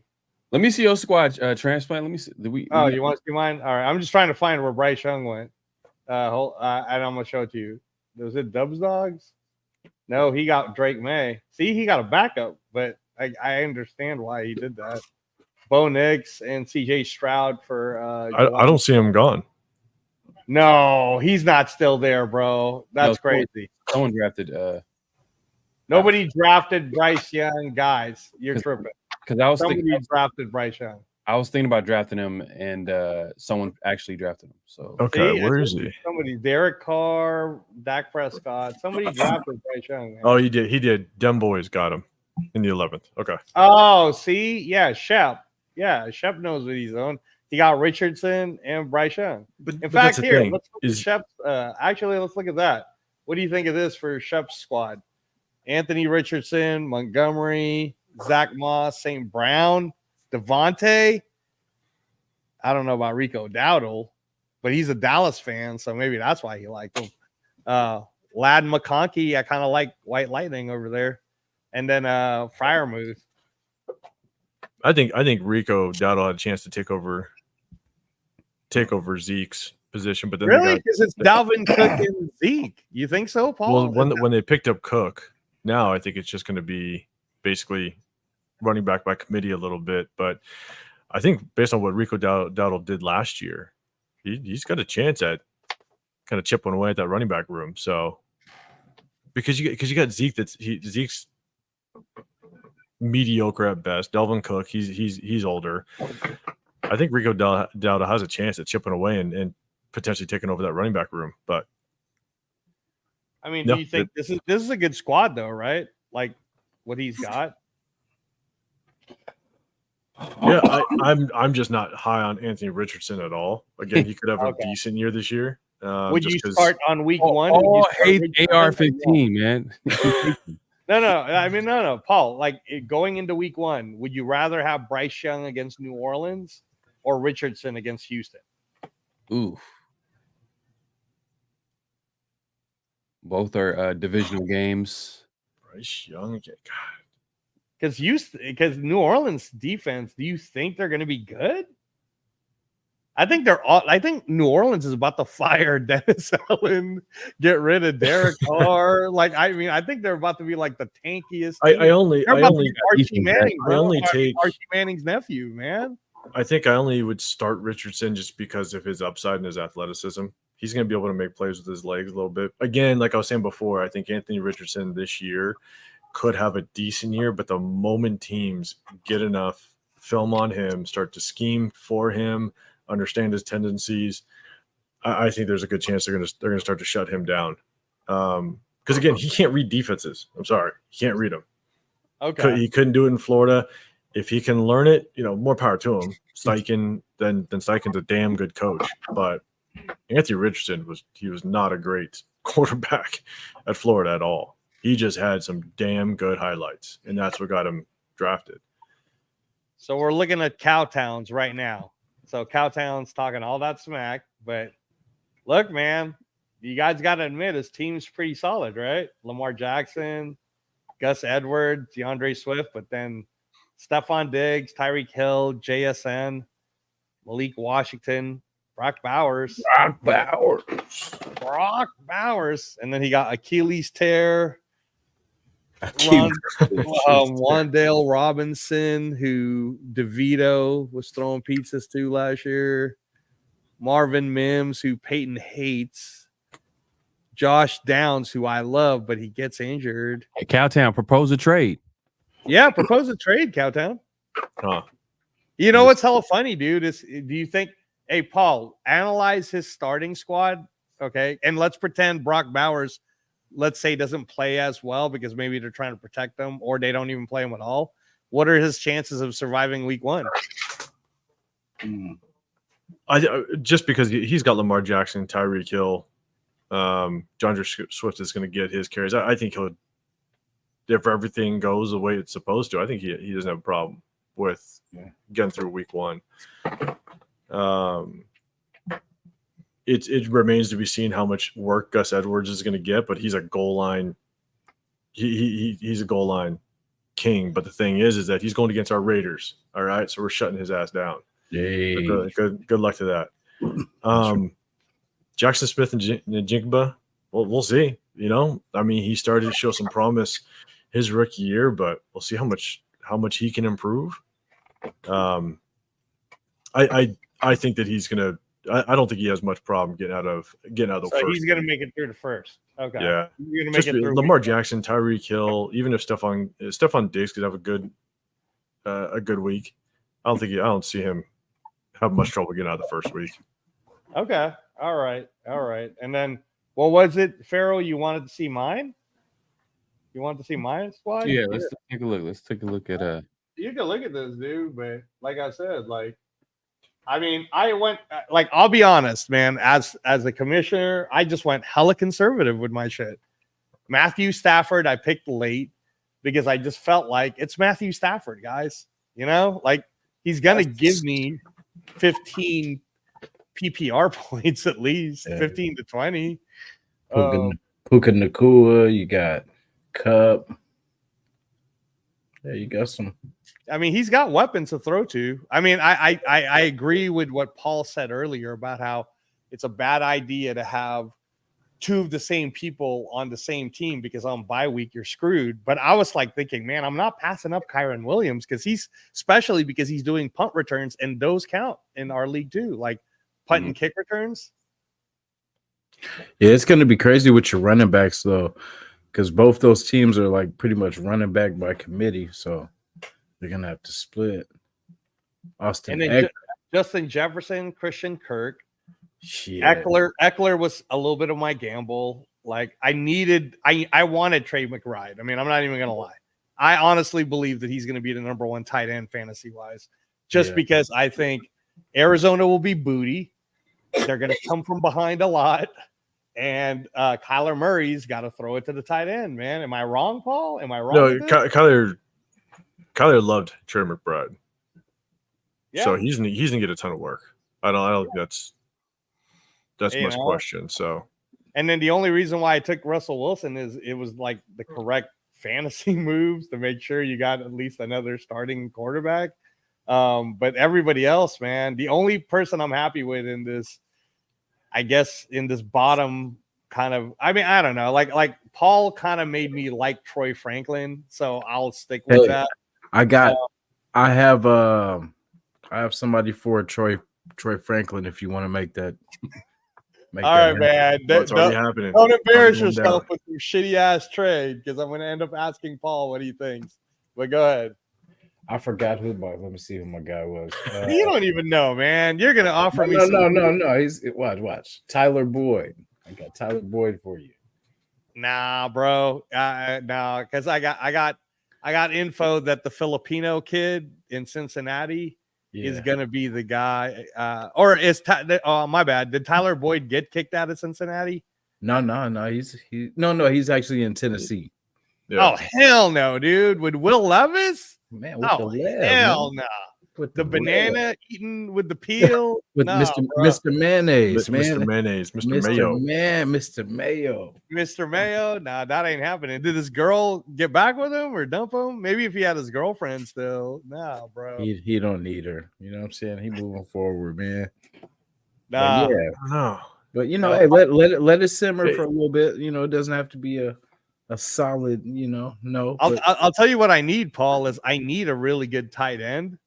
So I got the pieces that I got is, for example, Chuba Hubbard. Why did I get him? Because in all of September, who do you think is going to get more touches, Hubbard or Miles Sanders? Paul? Chubbard. Okay, done. Right. And then Rashad Bateman, I did the whole, all right, I guess that's a safe move. And then you even told me that he still has wide receiver 2-ish type potential, right? Sorry, who was that? Rashad Bateman, Baltimore wide receiver. Oh yeah. He's basically the second receiver out there. So okay, and then you're the one that pumped me up to Troy Franklin. So those would be like my 3 trade pieces, I guess, if I was going to trade anyone. Yeah, Troy Franklin that late in the rounds. I mean, it's worth a shot given the fact that he's got chemistry with Bo Nix from last year, and so by maybe week 4 or 5, you might be able to see Troy Franklin start to get on the field. But then again, you're talking about he's like a ultra flex. That's only if your other flexes don't really work out and Troy Franklin actually starts to see the field and have some chemistry with Bo Nix. So, all right, Myra G said, Angelo, how can you say that when these are different rules? I don't believe in the you need a backup philosophy if you have the starters available after teams get eliminated. Okay. So I understand that. That's very true, except for, again, like you're right. Like if we go into this, going into week 1, if nobody's injured and everybody plays, then it just comes down to points. But again, man, like it's no guarantee that when everybody goes into the waivers. So let's just say I get cut, right? And you guys saw I got good players. How many of you are honestly going to bet over $100 to get any one of my players on week 1, after week 1? Because you only have 1,000. You only have 1,000 to stretch for 18 weeks. Someone's going to do it. It's going to go down. Yeah. Zamir White's going to cost $500. Don't let him go. I mean, could you imagine if Leo just has a horrible week for some reason, but Christian McCaffrey scores him, 20 plus points? Someone's going to drop something on Christian. Stay alive for week 1, and then Leo just loses, and I get all this. That would be so funny, bro. Okay, let me ask you that, Pharaoh. Since your team you feel is such ass, would you spend the majority of your money to get the majority of Leo's people? I mean, it's hard because I've never really played in this type of league where I only had a certain amount of money to the entire season to pick up players. So now I got to be really strategic. It has to be a really good player that I'm picking up, and I got to hope. Because think about it. Imagine if I picked up a really good player and I spend a whole lot of money and he gets hurt. I'm done. Right. I'm done. Hey, Paul, you're such the expert, bro, that Myra G is asking for a request from you. And it has to do with she likes my Woodson's team. Myra G, I'm just acting like an expert. Let's just put it that way. Oh, excuse me. But she said, so here it is. If for people who are watching, I want to hear Paul's assessment of Leo's team. All running backs, but no wide receiver ones in a PPR league. Yeah, so we did talk about it a little bit before. The tough part is like you got Devon Achane, which is stud, but at the same time, like that is going to be kind of a running back by committee backfield. So hopefully for Leo, he goes off that week 1. Josh Jacobs is going to get his work. Rome Odunze, I mean, you're talking about a rookie thrown to a rookie. And who does Chicago play week 1? Who's Tennessee, which is booty. Tennessee. Yeah. I mean, that could be kind of hit or miss on how they performed that week 1. Jordan Love was a really good pick. Jacoby Myers. Now, here's the trick is if Jacoby Myers and Trey Tucker, if he starts both of them, how much work is Jacoby Myers will get some work, but then just Trey Tucker get 2, maybe 3 catches, tops. And then are those they're going to throw the ball deep to him, but I don't know. Albert's saying that he thinks he's trying to get your opinion because Myra thinks that Leo is gonna. I think she likes my Woodson's casualty. I think there's a good chance that just Leo's running backs do a good job, and Jordan Love, because Jordan Love's just going to throw the rock. So between his running backs and Jordan Love, I think he's got a really good shot at easily coming out of week 1. Because Josh Jacobs get a ton of work. Christian McCaffrey's obviously going to be Christian McCaffrey. Devon Achane, he'll get his carries again. Running back by committee, which is tough. But if Jordan Love just can throw that rock and score some points, I don't think he has much concern about getting out of week 1. Would you say his weakest thing then is tight end? Because Taysom Hill and then Jatavian Sanders for Carolina. That's his 2 tight ends. Taysom Hill is just kind of like that. You could get 0. He's that wild card. Yeah. Yeah, he can come in and maybe get you some rushing yards because he comes at quarterback for a second. He could go on the goal line. Yeah, Taysom Hill's kind of that wild card, but I don't mind Leo's team. Yeah. Okay. Because again, he's just one. I mean, could you imagine again if he gets out of week 1 and then someone loses that has a damn good receiver and bang, he just snags up a decent receiver? Yeah. Now his team's dangerous. Yeah. Right. So, well, there you go, Myra G from the expert right there. Paul, that's his team. Just so you guys know that I'm showing you someone who he knows what he's talking about. That's what his team looks like. What do you think, Pharaoh? Yeah, break mine down. I want to hear. Because I'm just concerned about the defenses I face week 1. If I can get out week 1, I think I might be all right. Ooh, Kyle Murray at Buffalo. But hey, it's not. But it's sunny, dude. It's not snowing. Yeah, it's not December. It's not November. We'll see, man. New and improved Kyle Murray. He's back. He's healthy. Is he playing better? We'll see. But he does give you that ability to get some rushing yards. He likes to throw it downfield. He got some weapons in the draft. Marvin Harrison. We'll see how that looks like week 1. I like it. Breece Hall. We know he's a stud with the Jets. I like Isaiah Pacheco maybe more than Breece Hall just because he kind of gives you a little bit of receiving compared to Breece Hall. So I don't know how involved in the receiving game that he's going to be with the Jets, but I know Isaiah Pacheco, I can't even say his last name, Pacheco. We know Andy Reid's going to get him involved in the pass game. He's going to run the ball, so he's going to give you some points there. Yeah. George Pickens, I think he's a talented receiver. It's just I haven't been. You didn't like it when that came up, and then you were shocked when Paul took him. Right now, Pittsburgh and their offense is kind of wait and see because from what's been the talk from preseason, it hasn't been looking good. Whether Justin Fields at quarterback or Russell Wilson, we'll see. I mean, George Pickens is a talented receiver. It's not that he's not a bad receiver. It's just the offense, and this has been an issue for a while. Ever since Ben Roethlisberger went down, and he's kind of gotten old, and they just haven't. I don't know. They're offensively, Pittsburgh hasn't figured it out yet. I mean, we'll see what happens with Arthur Smith in that offense, and see if it develops over time. But I don't know. T. Higgins, I love the pick. The only thing I'll say about George Pickens is when they got rid of Deontay Johnson, George Pickens is almost the only receiver over there to throw to for the most part.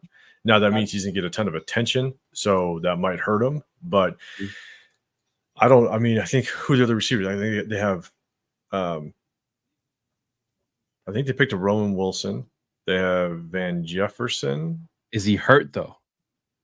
Yeah. Roman Wilson might be hurt. Yeah, I think he is. But that's what I'm saying. Like, I don't know who else they're going to throw to. So if I could just get a bunch of targets, get 6, maybe 7 catches a game.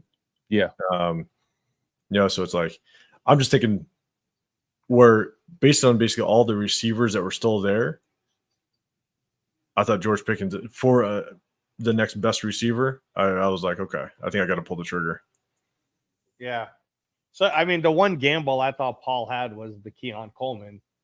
But I get it. He had to gamble on somebody because I think Cortland Sutton will definitely get him 10 points or over, just because Bo Nix is a rookie, So what I like about Paul's, if you just go back to the starting lineup, everybody's a starter, pretty much. Yeah, that's true. Everybody's a starter. Everybody's going to get an opportunity to get some targets. Yeah. See, I told you guys, man. He knows what he's doing. I just hope Keon Coleman can become a pretty damn good receiver. Honestly, I have high hopes for him. So, but who's going to be the guy that that's going to have the big year though? If you had to guess on Paul's, who's going to have the guy? Breece Hall, maybe. Breece Hall. If Kyler Murray can be that top 5 quarterback, I think it could be Kyler Murray. Yeah, Kyler Murray could be an MVP type player. Pacheco, I think, has a chance to do some things too. That's true. Because I mean, he does. I don't know about it. I'm not saying against Baltimore because that's going to be a tough. It's going to be tough. It's going to be a tough game. But I like the way the kid runs. You know what I mean? So, and if Jamar Chase just holds off and decides not to sign a contract, then I'll let T. Higgins get all the work in the world. Yeah. But come on, honestly though, does anyone in this room believe that Jamar Chase will not play week 1? No, I think he'll sign. So something will happen in order for them to get him on the field. So, hey man, y'all are hilarious in the chat, man. Who's messing with you? Who said what? What? Nah. It's just the chat. The chat just they got jokes for days. Oh, okay. Zach keeps asking for somebody to see. Oh, wants to see Jason's team. Jason's team, I think. Well, let's look at the bench. We forgetting about his bench. Oh, okay. Well, I mean, when I looked at when we look at his bench, you see it's about like the Jawan Jennings one. I kind of understand why he did it, especially with unfortunately what happened with Ricky Pearsall tonight or last night. But I don't know, man. Like Jalen Tolbert, Khalif Raymond. I remember Khalif Raymond last year in the Bills, or am I mixing him up with someone else? The Lions. Oh, yeah. Okay, I remember Khalif Raymond now with the Lions. Didn't he also play some running back sometimes? Like he was like wide receiver running back sometimes for them? I think I just saw him kind of purely just wide out. Okay. But and he gets some end zone targets. Ray Davis. I mean, it's all like projects, right? Like basically, I mean, Jalen Tolbert was basically a stud coming out of training camp this year at the receiver position. So he's kind of a gadget player. We'll see if he gets some work. Jamal Williams, if Alvin Kamara, if he takes a little step down, if Jamal Williams can get some goal line work like he did back when he was with the Lions and get some work again. Tyrone Tracy over at the Giants, we'll see how he can get some 50-50 work with shout out 50-50 with Devin Singletary. So, but then the one guy that I'm excited for is Ray Davis. Again, it might take a few weeks to kind of get rolling, but I think Ray Davis has a good chance of getting some decent work over there. So, do you think enough to take away James Cook, or do you think to be kind of like a Jahmyr Gibbs, Montgomery type of a team? Could be something like that. I think Ray Davis can get some decent goal line work, but I think Ray Davis is just a different running back. James Cook is going to get a lot of PPR work, which is good. But I don't know. Ray Davis, he can do everything. Let's just put it that way. And so I just want to see him just get his opportunities, hopefully maybe get anywhere between maybe 8 to 12 touches to start the season and just see kind of how it progresses. Huh. So, well, there you go, guys. I mean, I said that he would be the favorite, like, because look at, like, you guys can all see Paul's team is hella, like, solid, you know, and it's not even solid mid, it's like solid upper side. Like, I'll be looking for I'll be looking maybe for a receiver if I get past this first week. Well, if Leo gets cut, you won't get it from him. So, I know, right? So I guess I think they wanted to bring up Jason's. Check out Jason's.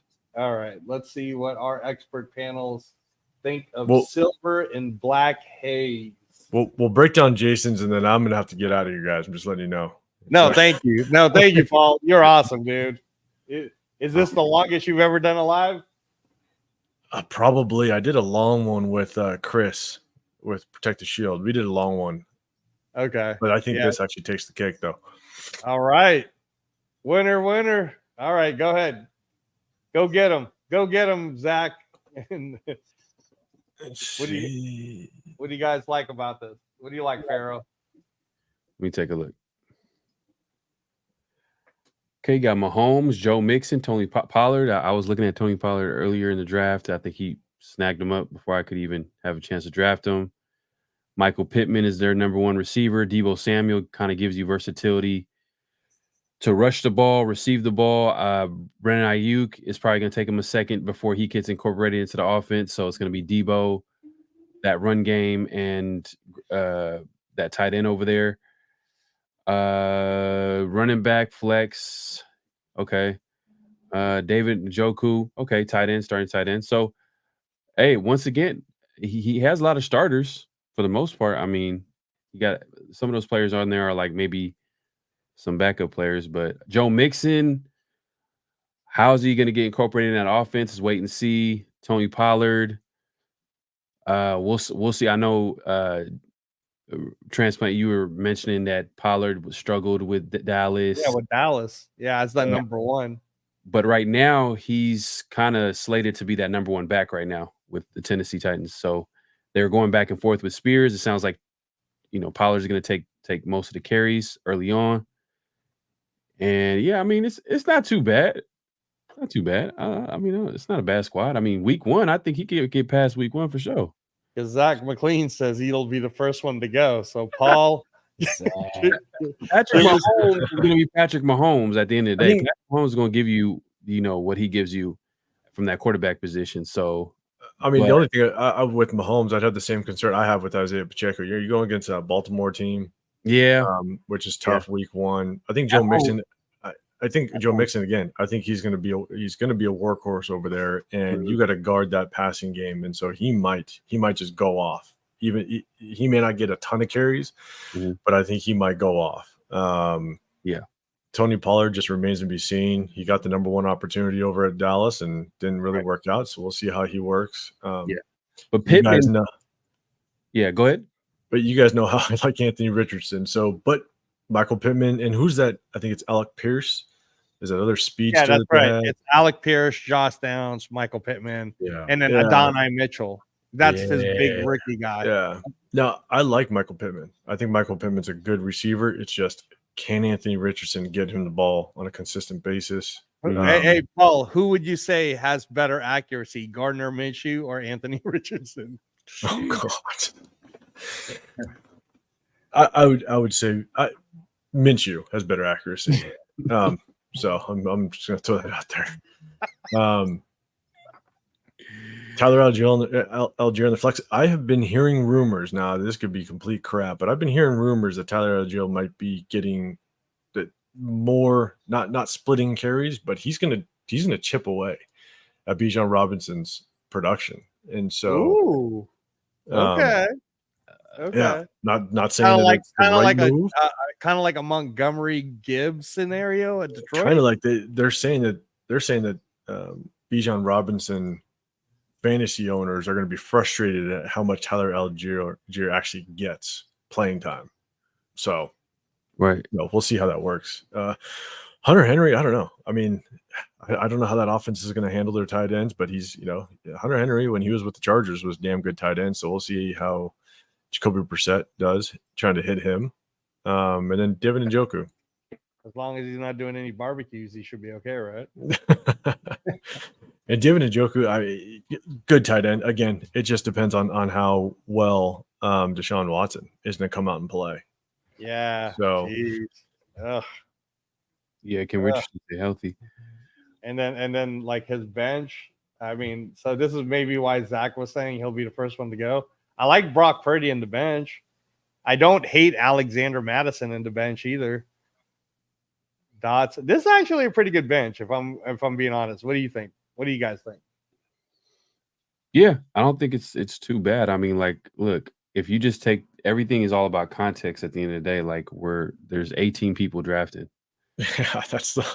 Yeah. Once we get to them later rounds, we're like, eeny, meeny, miny. All right, let's just go here. Right, let's get this guy right here. I mean, we're trying to project a little bit, but sometimes when you're projecting with guys that are going to be like depth pieces, backup players, you don't know what that offense is going to look like at the end of the day and how they're going to incorporate them. Like week 1 is probably the most it's always going to be any given Sunday, but week 1 is always the most unpredictable week because you don't know how it's going to look like. That's why you see so many upsets happen in week 1, actually.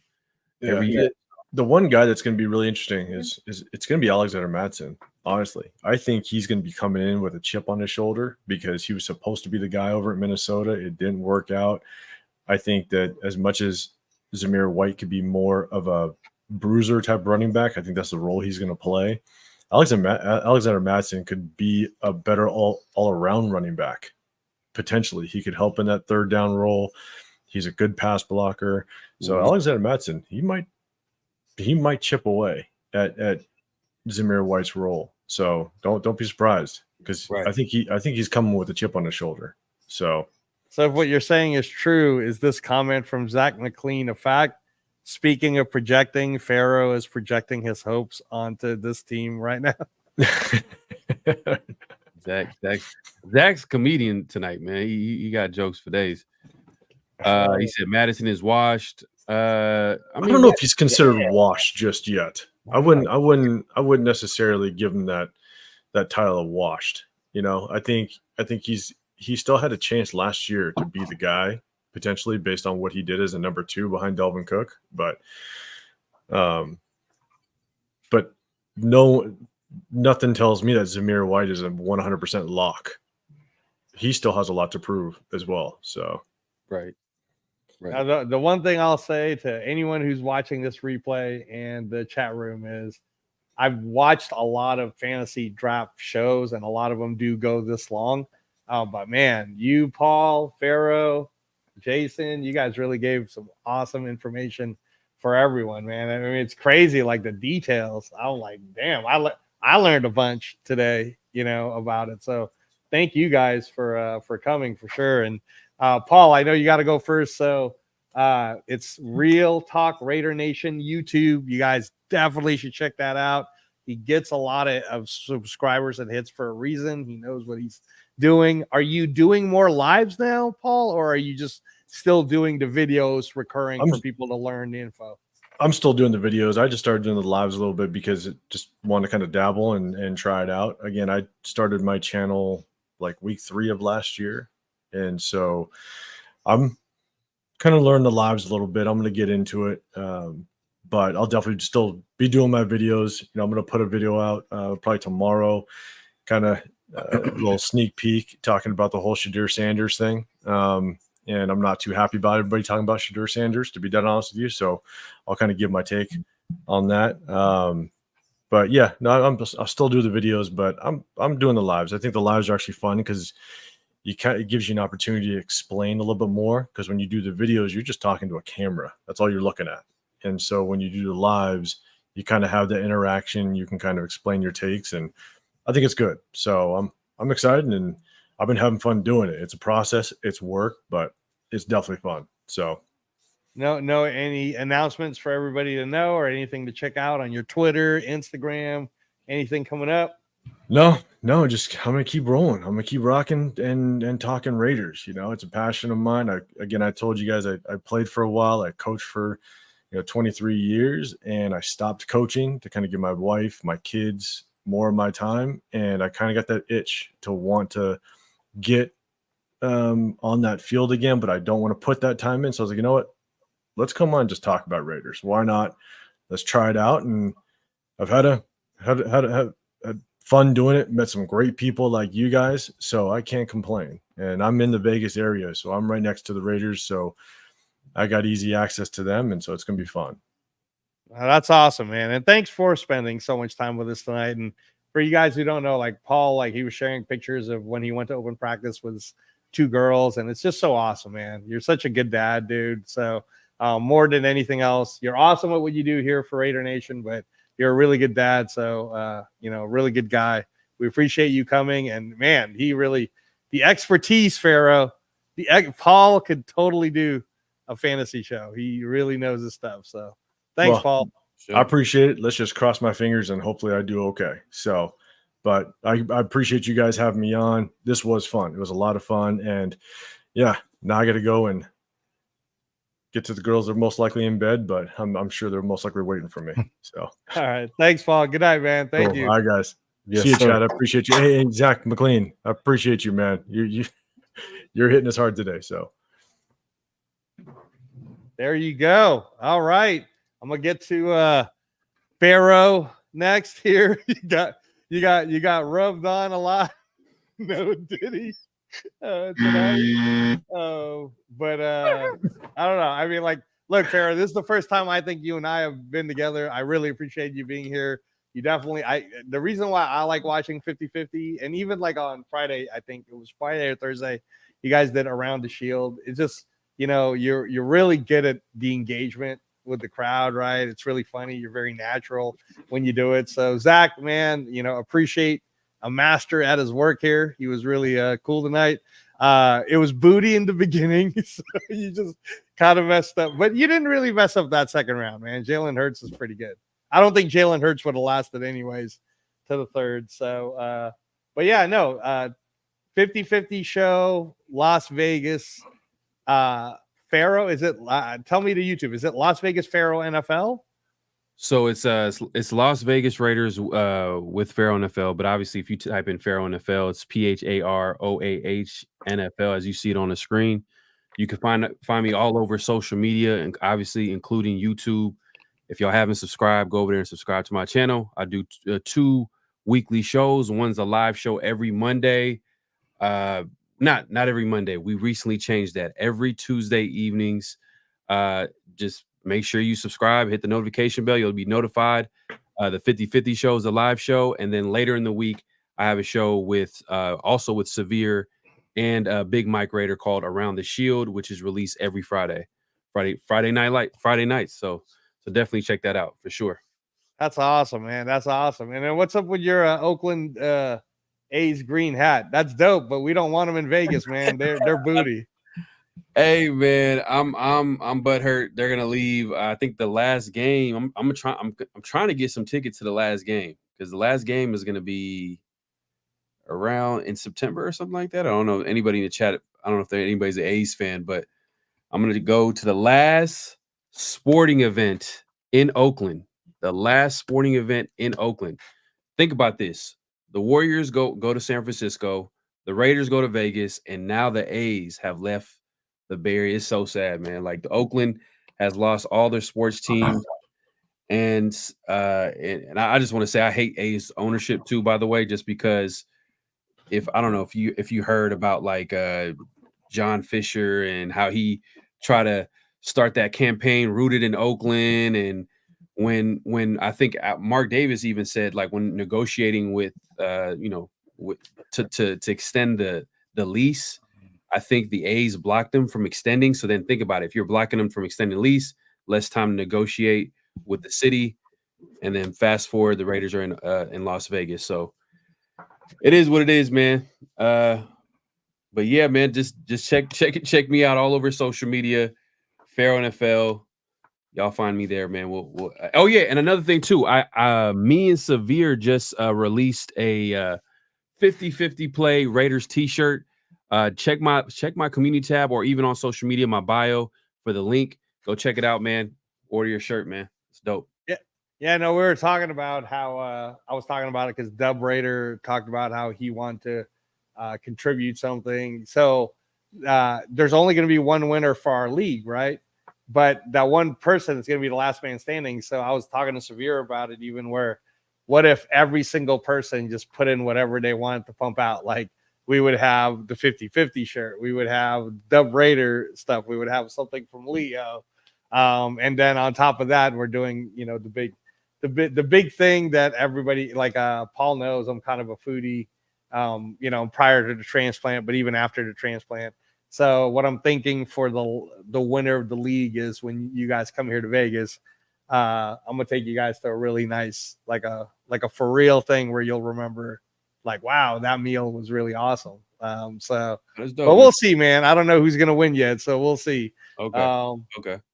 But yeah, no, your shows are awesome, Pharaoh. And again, man, guys, you can always catch Pharaoh on the back end if you want to hit him up on Instagram. But no, but for real though, you made the show fun. You made the league fun. I really appreciate you coming on. Shout out to Raider Nation, September 25th against his birthday. Jasin and Myra and Albert, all those guys are up there. So you're up there too, right, Pharaoh? You're up in the Bay? Yeah, I'm out here in the Bay. So Myra just said September 25th. So if y'all in the Bay Area, we not gonna do that.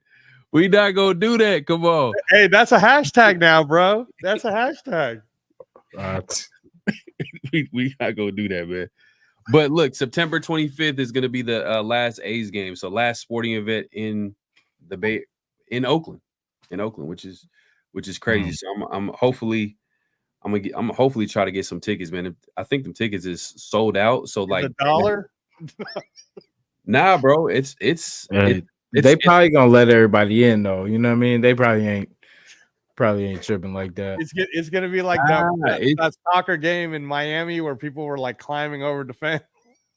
Nah, I mean, they might that might be a possibility, but like if you're trying to look for the tickets, they're sold out, and then you got to go to like these third-party websites where fans are selling tickets, and the price is like damn near $200, and you in the nosebleeds. So hell no, dude. At an A's game, yeah. So y'all, if you ever been to the Coliseum, man, it's not the. It has a lot of character. It has a lot of character. Yeah. Oh my god! Definitely so. He's totally pumping it up. It's seasoned for sure. Yeah. Now, Pharaoh, I was gonna say before we go is that so for me, I grew up in Alameda, right? So totally an A's, like you have to be an A's guy, right? And during that time, Canseco, McGuire, so like there were some good times. And when I was a kid there, we had Dollar Wednesdays. Y'all remember Dollar Wednesdays? Yeah. For Oakland Coliseum, like those were dope. And then they just started sucking, man. And then like Moneyball comes out, you find out about how the owners treat the general manager, how we're never really going to be a World Series team. So it's hard to get behind that when Shohei Ohtani is getting paid like $1 billion. Yeah. Right. So great businessman. I mean, you can't knock him. I mean, he's making a whole lot of money, but as a fan of the team, it's like you have a great farm system because A's always been known to have a great farm system. All good young players. The farm system's here in Vegas now, by the way, where it's the Las Vegas Aviators, just so that you know. So that's crazy. So if you want to watch what the future A's look like, y'all want to come here to Summerlin and watch the Las Vegas Aviators. Damn. But yeah, I mean, like they've always had the good young players. It's just that when it came down to actually like extending them and give them a contract, they never did it because ownership never really wanted to pay those players. So, number 26. Come on, Myra. Come on, we gotta do it right. I'm gonna have to get in. So that's still your birthday weekend. Oh yeah, it's Raider Nation years ago. That's still my birthday. So no, hey Jason, man, I appreciate you, bro. Nothing but love for you always. You guys got to check out his show, Raider Nation. Jason, are you still doing Saturday mornings so that Afakasi could come on every once in a while? Yeah, definitely so, man. Like I just been, I hate this time in between where there's nothing going on, you know what I'm saying? So I've been just kind of streaming some Madden games and I mean it's meant for comedy, you know what I mean? There's some bad interceptions thrown, you know what I mean? Some bad defense played, but you know what I mean? It's all in fun. Just getting ready for the season, man. I'm excited. I just want to see what it looks like game 1 so we can see, you know what I mean, what we looking at. But yeah, I will be back to the Saturday shows. Raider Nation, Jason, man. Shout out to you guys too, man. It was a pleasure doing this show with y'all too. Facts. So that was definitely fun. And then last thoughts. Anybody want to say any last thoughts about either the draft, Booty, who's gonna win, the Raiders, whatever you guys want to say? I gotta say, man, I'm open for trades, man. I'm open for trades. Okay, because Zach talked about how you need to pick up Chuba Hubbard. He put it on the comment. He said, Pharaoh, you need to trade for Chuba Hubbard. I got Chuba Hubbard, but the only Chuba Hubbard Pharaoh got for me is that back end because I don't want nothing from his bench, man. Like Zach, stay tuned, Zach. Who's your starting tight end? who's your starting tight end right now? My starting tight end is I think Ferguson from oh man, and then you got Shoemaker. Yeah, you got Shoemaker. I remember that. Yeah. You got the two Dallas wannabes. I mean, okay, I'll tell you what. I won't give you Jake Ferguson for Chuba Hubbard straight up because Chuba Hubbard in September will be the running back 1. But think of an offer that I might appreciate, and I'll think about it. But yeah, throw me a trade. I mean, it's not even just to you; it's to everybody that's around that's in the league. You know what I mean? But okay. But yeah, just I'm looking at trades right now because. But hey, But at the end of the day, too, I don't. When do we find out who do we play week 1? Oh no, it says it right on the side. When you look at your roster, it already says on the side of the names exactly who you're playing that week. So you already know. So Jason, how about you, man? Any things, or you want to try to shoot out a trade right now? I'll take Zamir White off your hands. I'll trade you Zamir White for Chuba Hubbard right now. Oh, I mean, I got Madison, but you know what I mean. But you don't want to. I'm good with my squad right now. I'm confident in my picks, and we're just gonna move forward. We're just gonna get it. Would you take Chuba Hubbard, who is the starting running back for the entire 4 weeks of September, and Troy Franklin for Zamir White? If I had him, I would. Oh, you don't have. Oh, that's what it is. Saying, if I had him, I definitely would. Oh, Pharaoh has Zamir White. That's why I'm making that mistake. But I do have Madison though. We can talk about that. No, I don't want Madison now. No, I'm cool. All right. How about that, Pharaoh? How about if I throw you that little nugget? I will give you, if you give me Ferguson, who's booty anyways, and Zamir White, I'll give you Hubbard and Troy Franklin. No, come on, man. You just... No, that's a no. You feel like I'm trying to you feel like I'm trying to take advantage of you at the end of the night, where you might be a little tired. Come on, man. Come Okay, on. all right. I'm gonna give you a real trade. All right. Yeah. Okay. I mean, if it's a real trade, I'll look into it. But I'm just throwing it out there that I'm willing to make some adjustments. But I'm also fine with my squad too as well. I just don't know who I'm playing week 1 as far as like someone in the league that we're in. Like, does it say it on the? Yeah. Because I'm on the app. I'm on the. No. Oh, it's because you're looking at it on the phone, right? Is that the issue? Because you're looking at it on the phone. What, the app doesn't show? It doesn't show it on the app.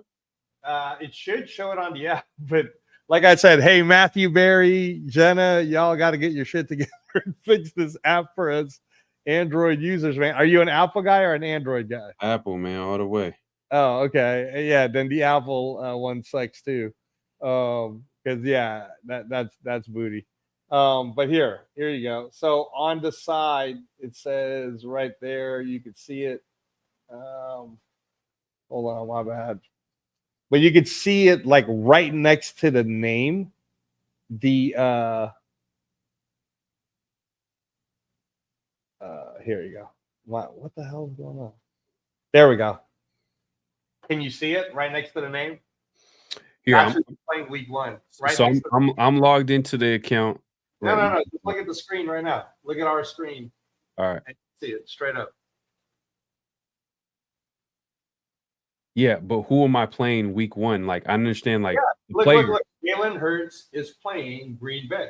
No. I'm not talking about the actual team. I'm talking. Oh, no. Okay. I get it now. I'm sorry. It's elimination, bro. It's whoever has. Yes. See, I'm thinking old school fantasy. That's what I'm thinking. No. So that's what makes this fun is whoever gets eliminated, just whoever's last score. Everybody's playing the league. Basically, nobody's playing each other. I'm tripping. Okay. All right. You do know who you're playing. I got it.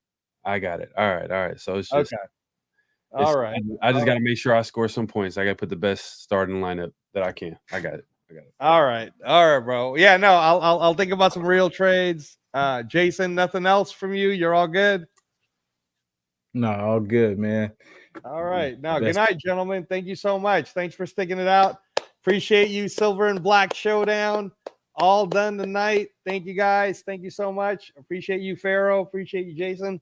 Appreciate Paul. Thank you. Thanks, guys. Yes, sir. And I am closing out. Thanks for sticking out for almost 5 hours. That is what a fantasy show looks like. Thanks, everybody.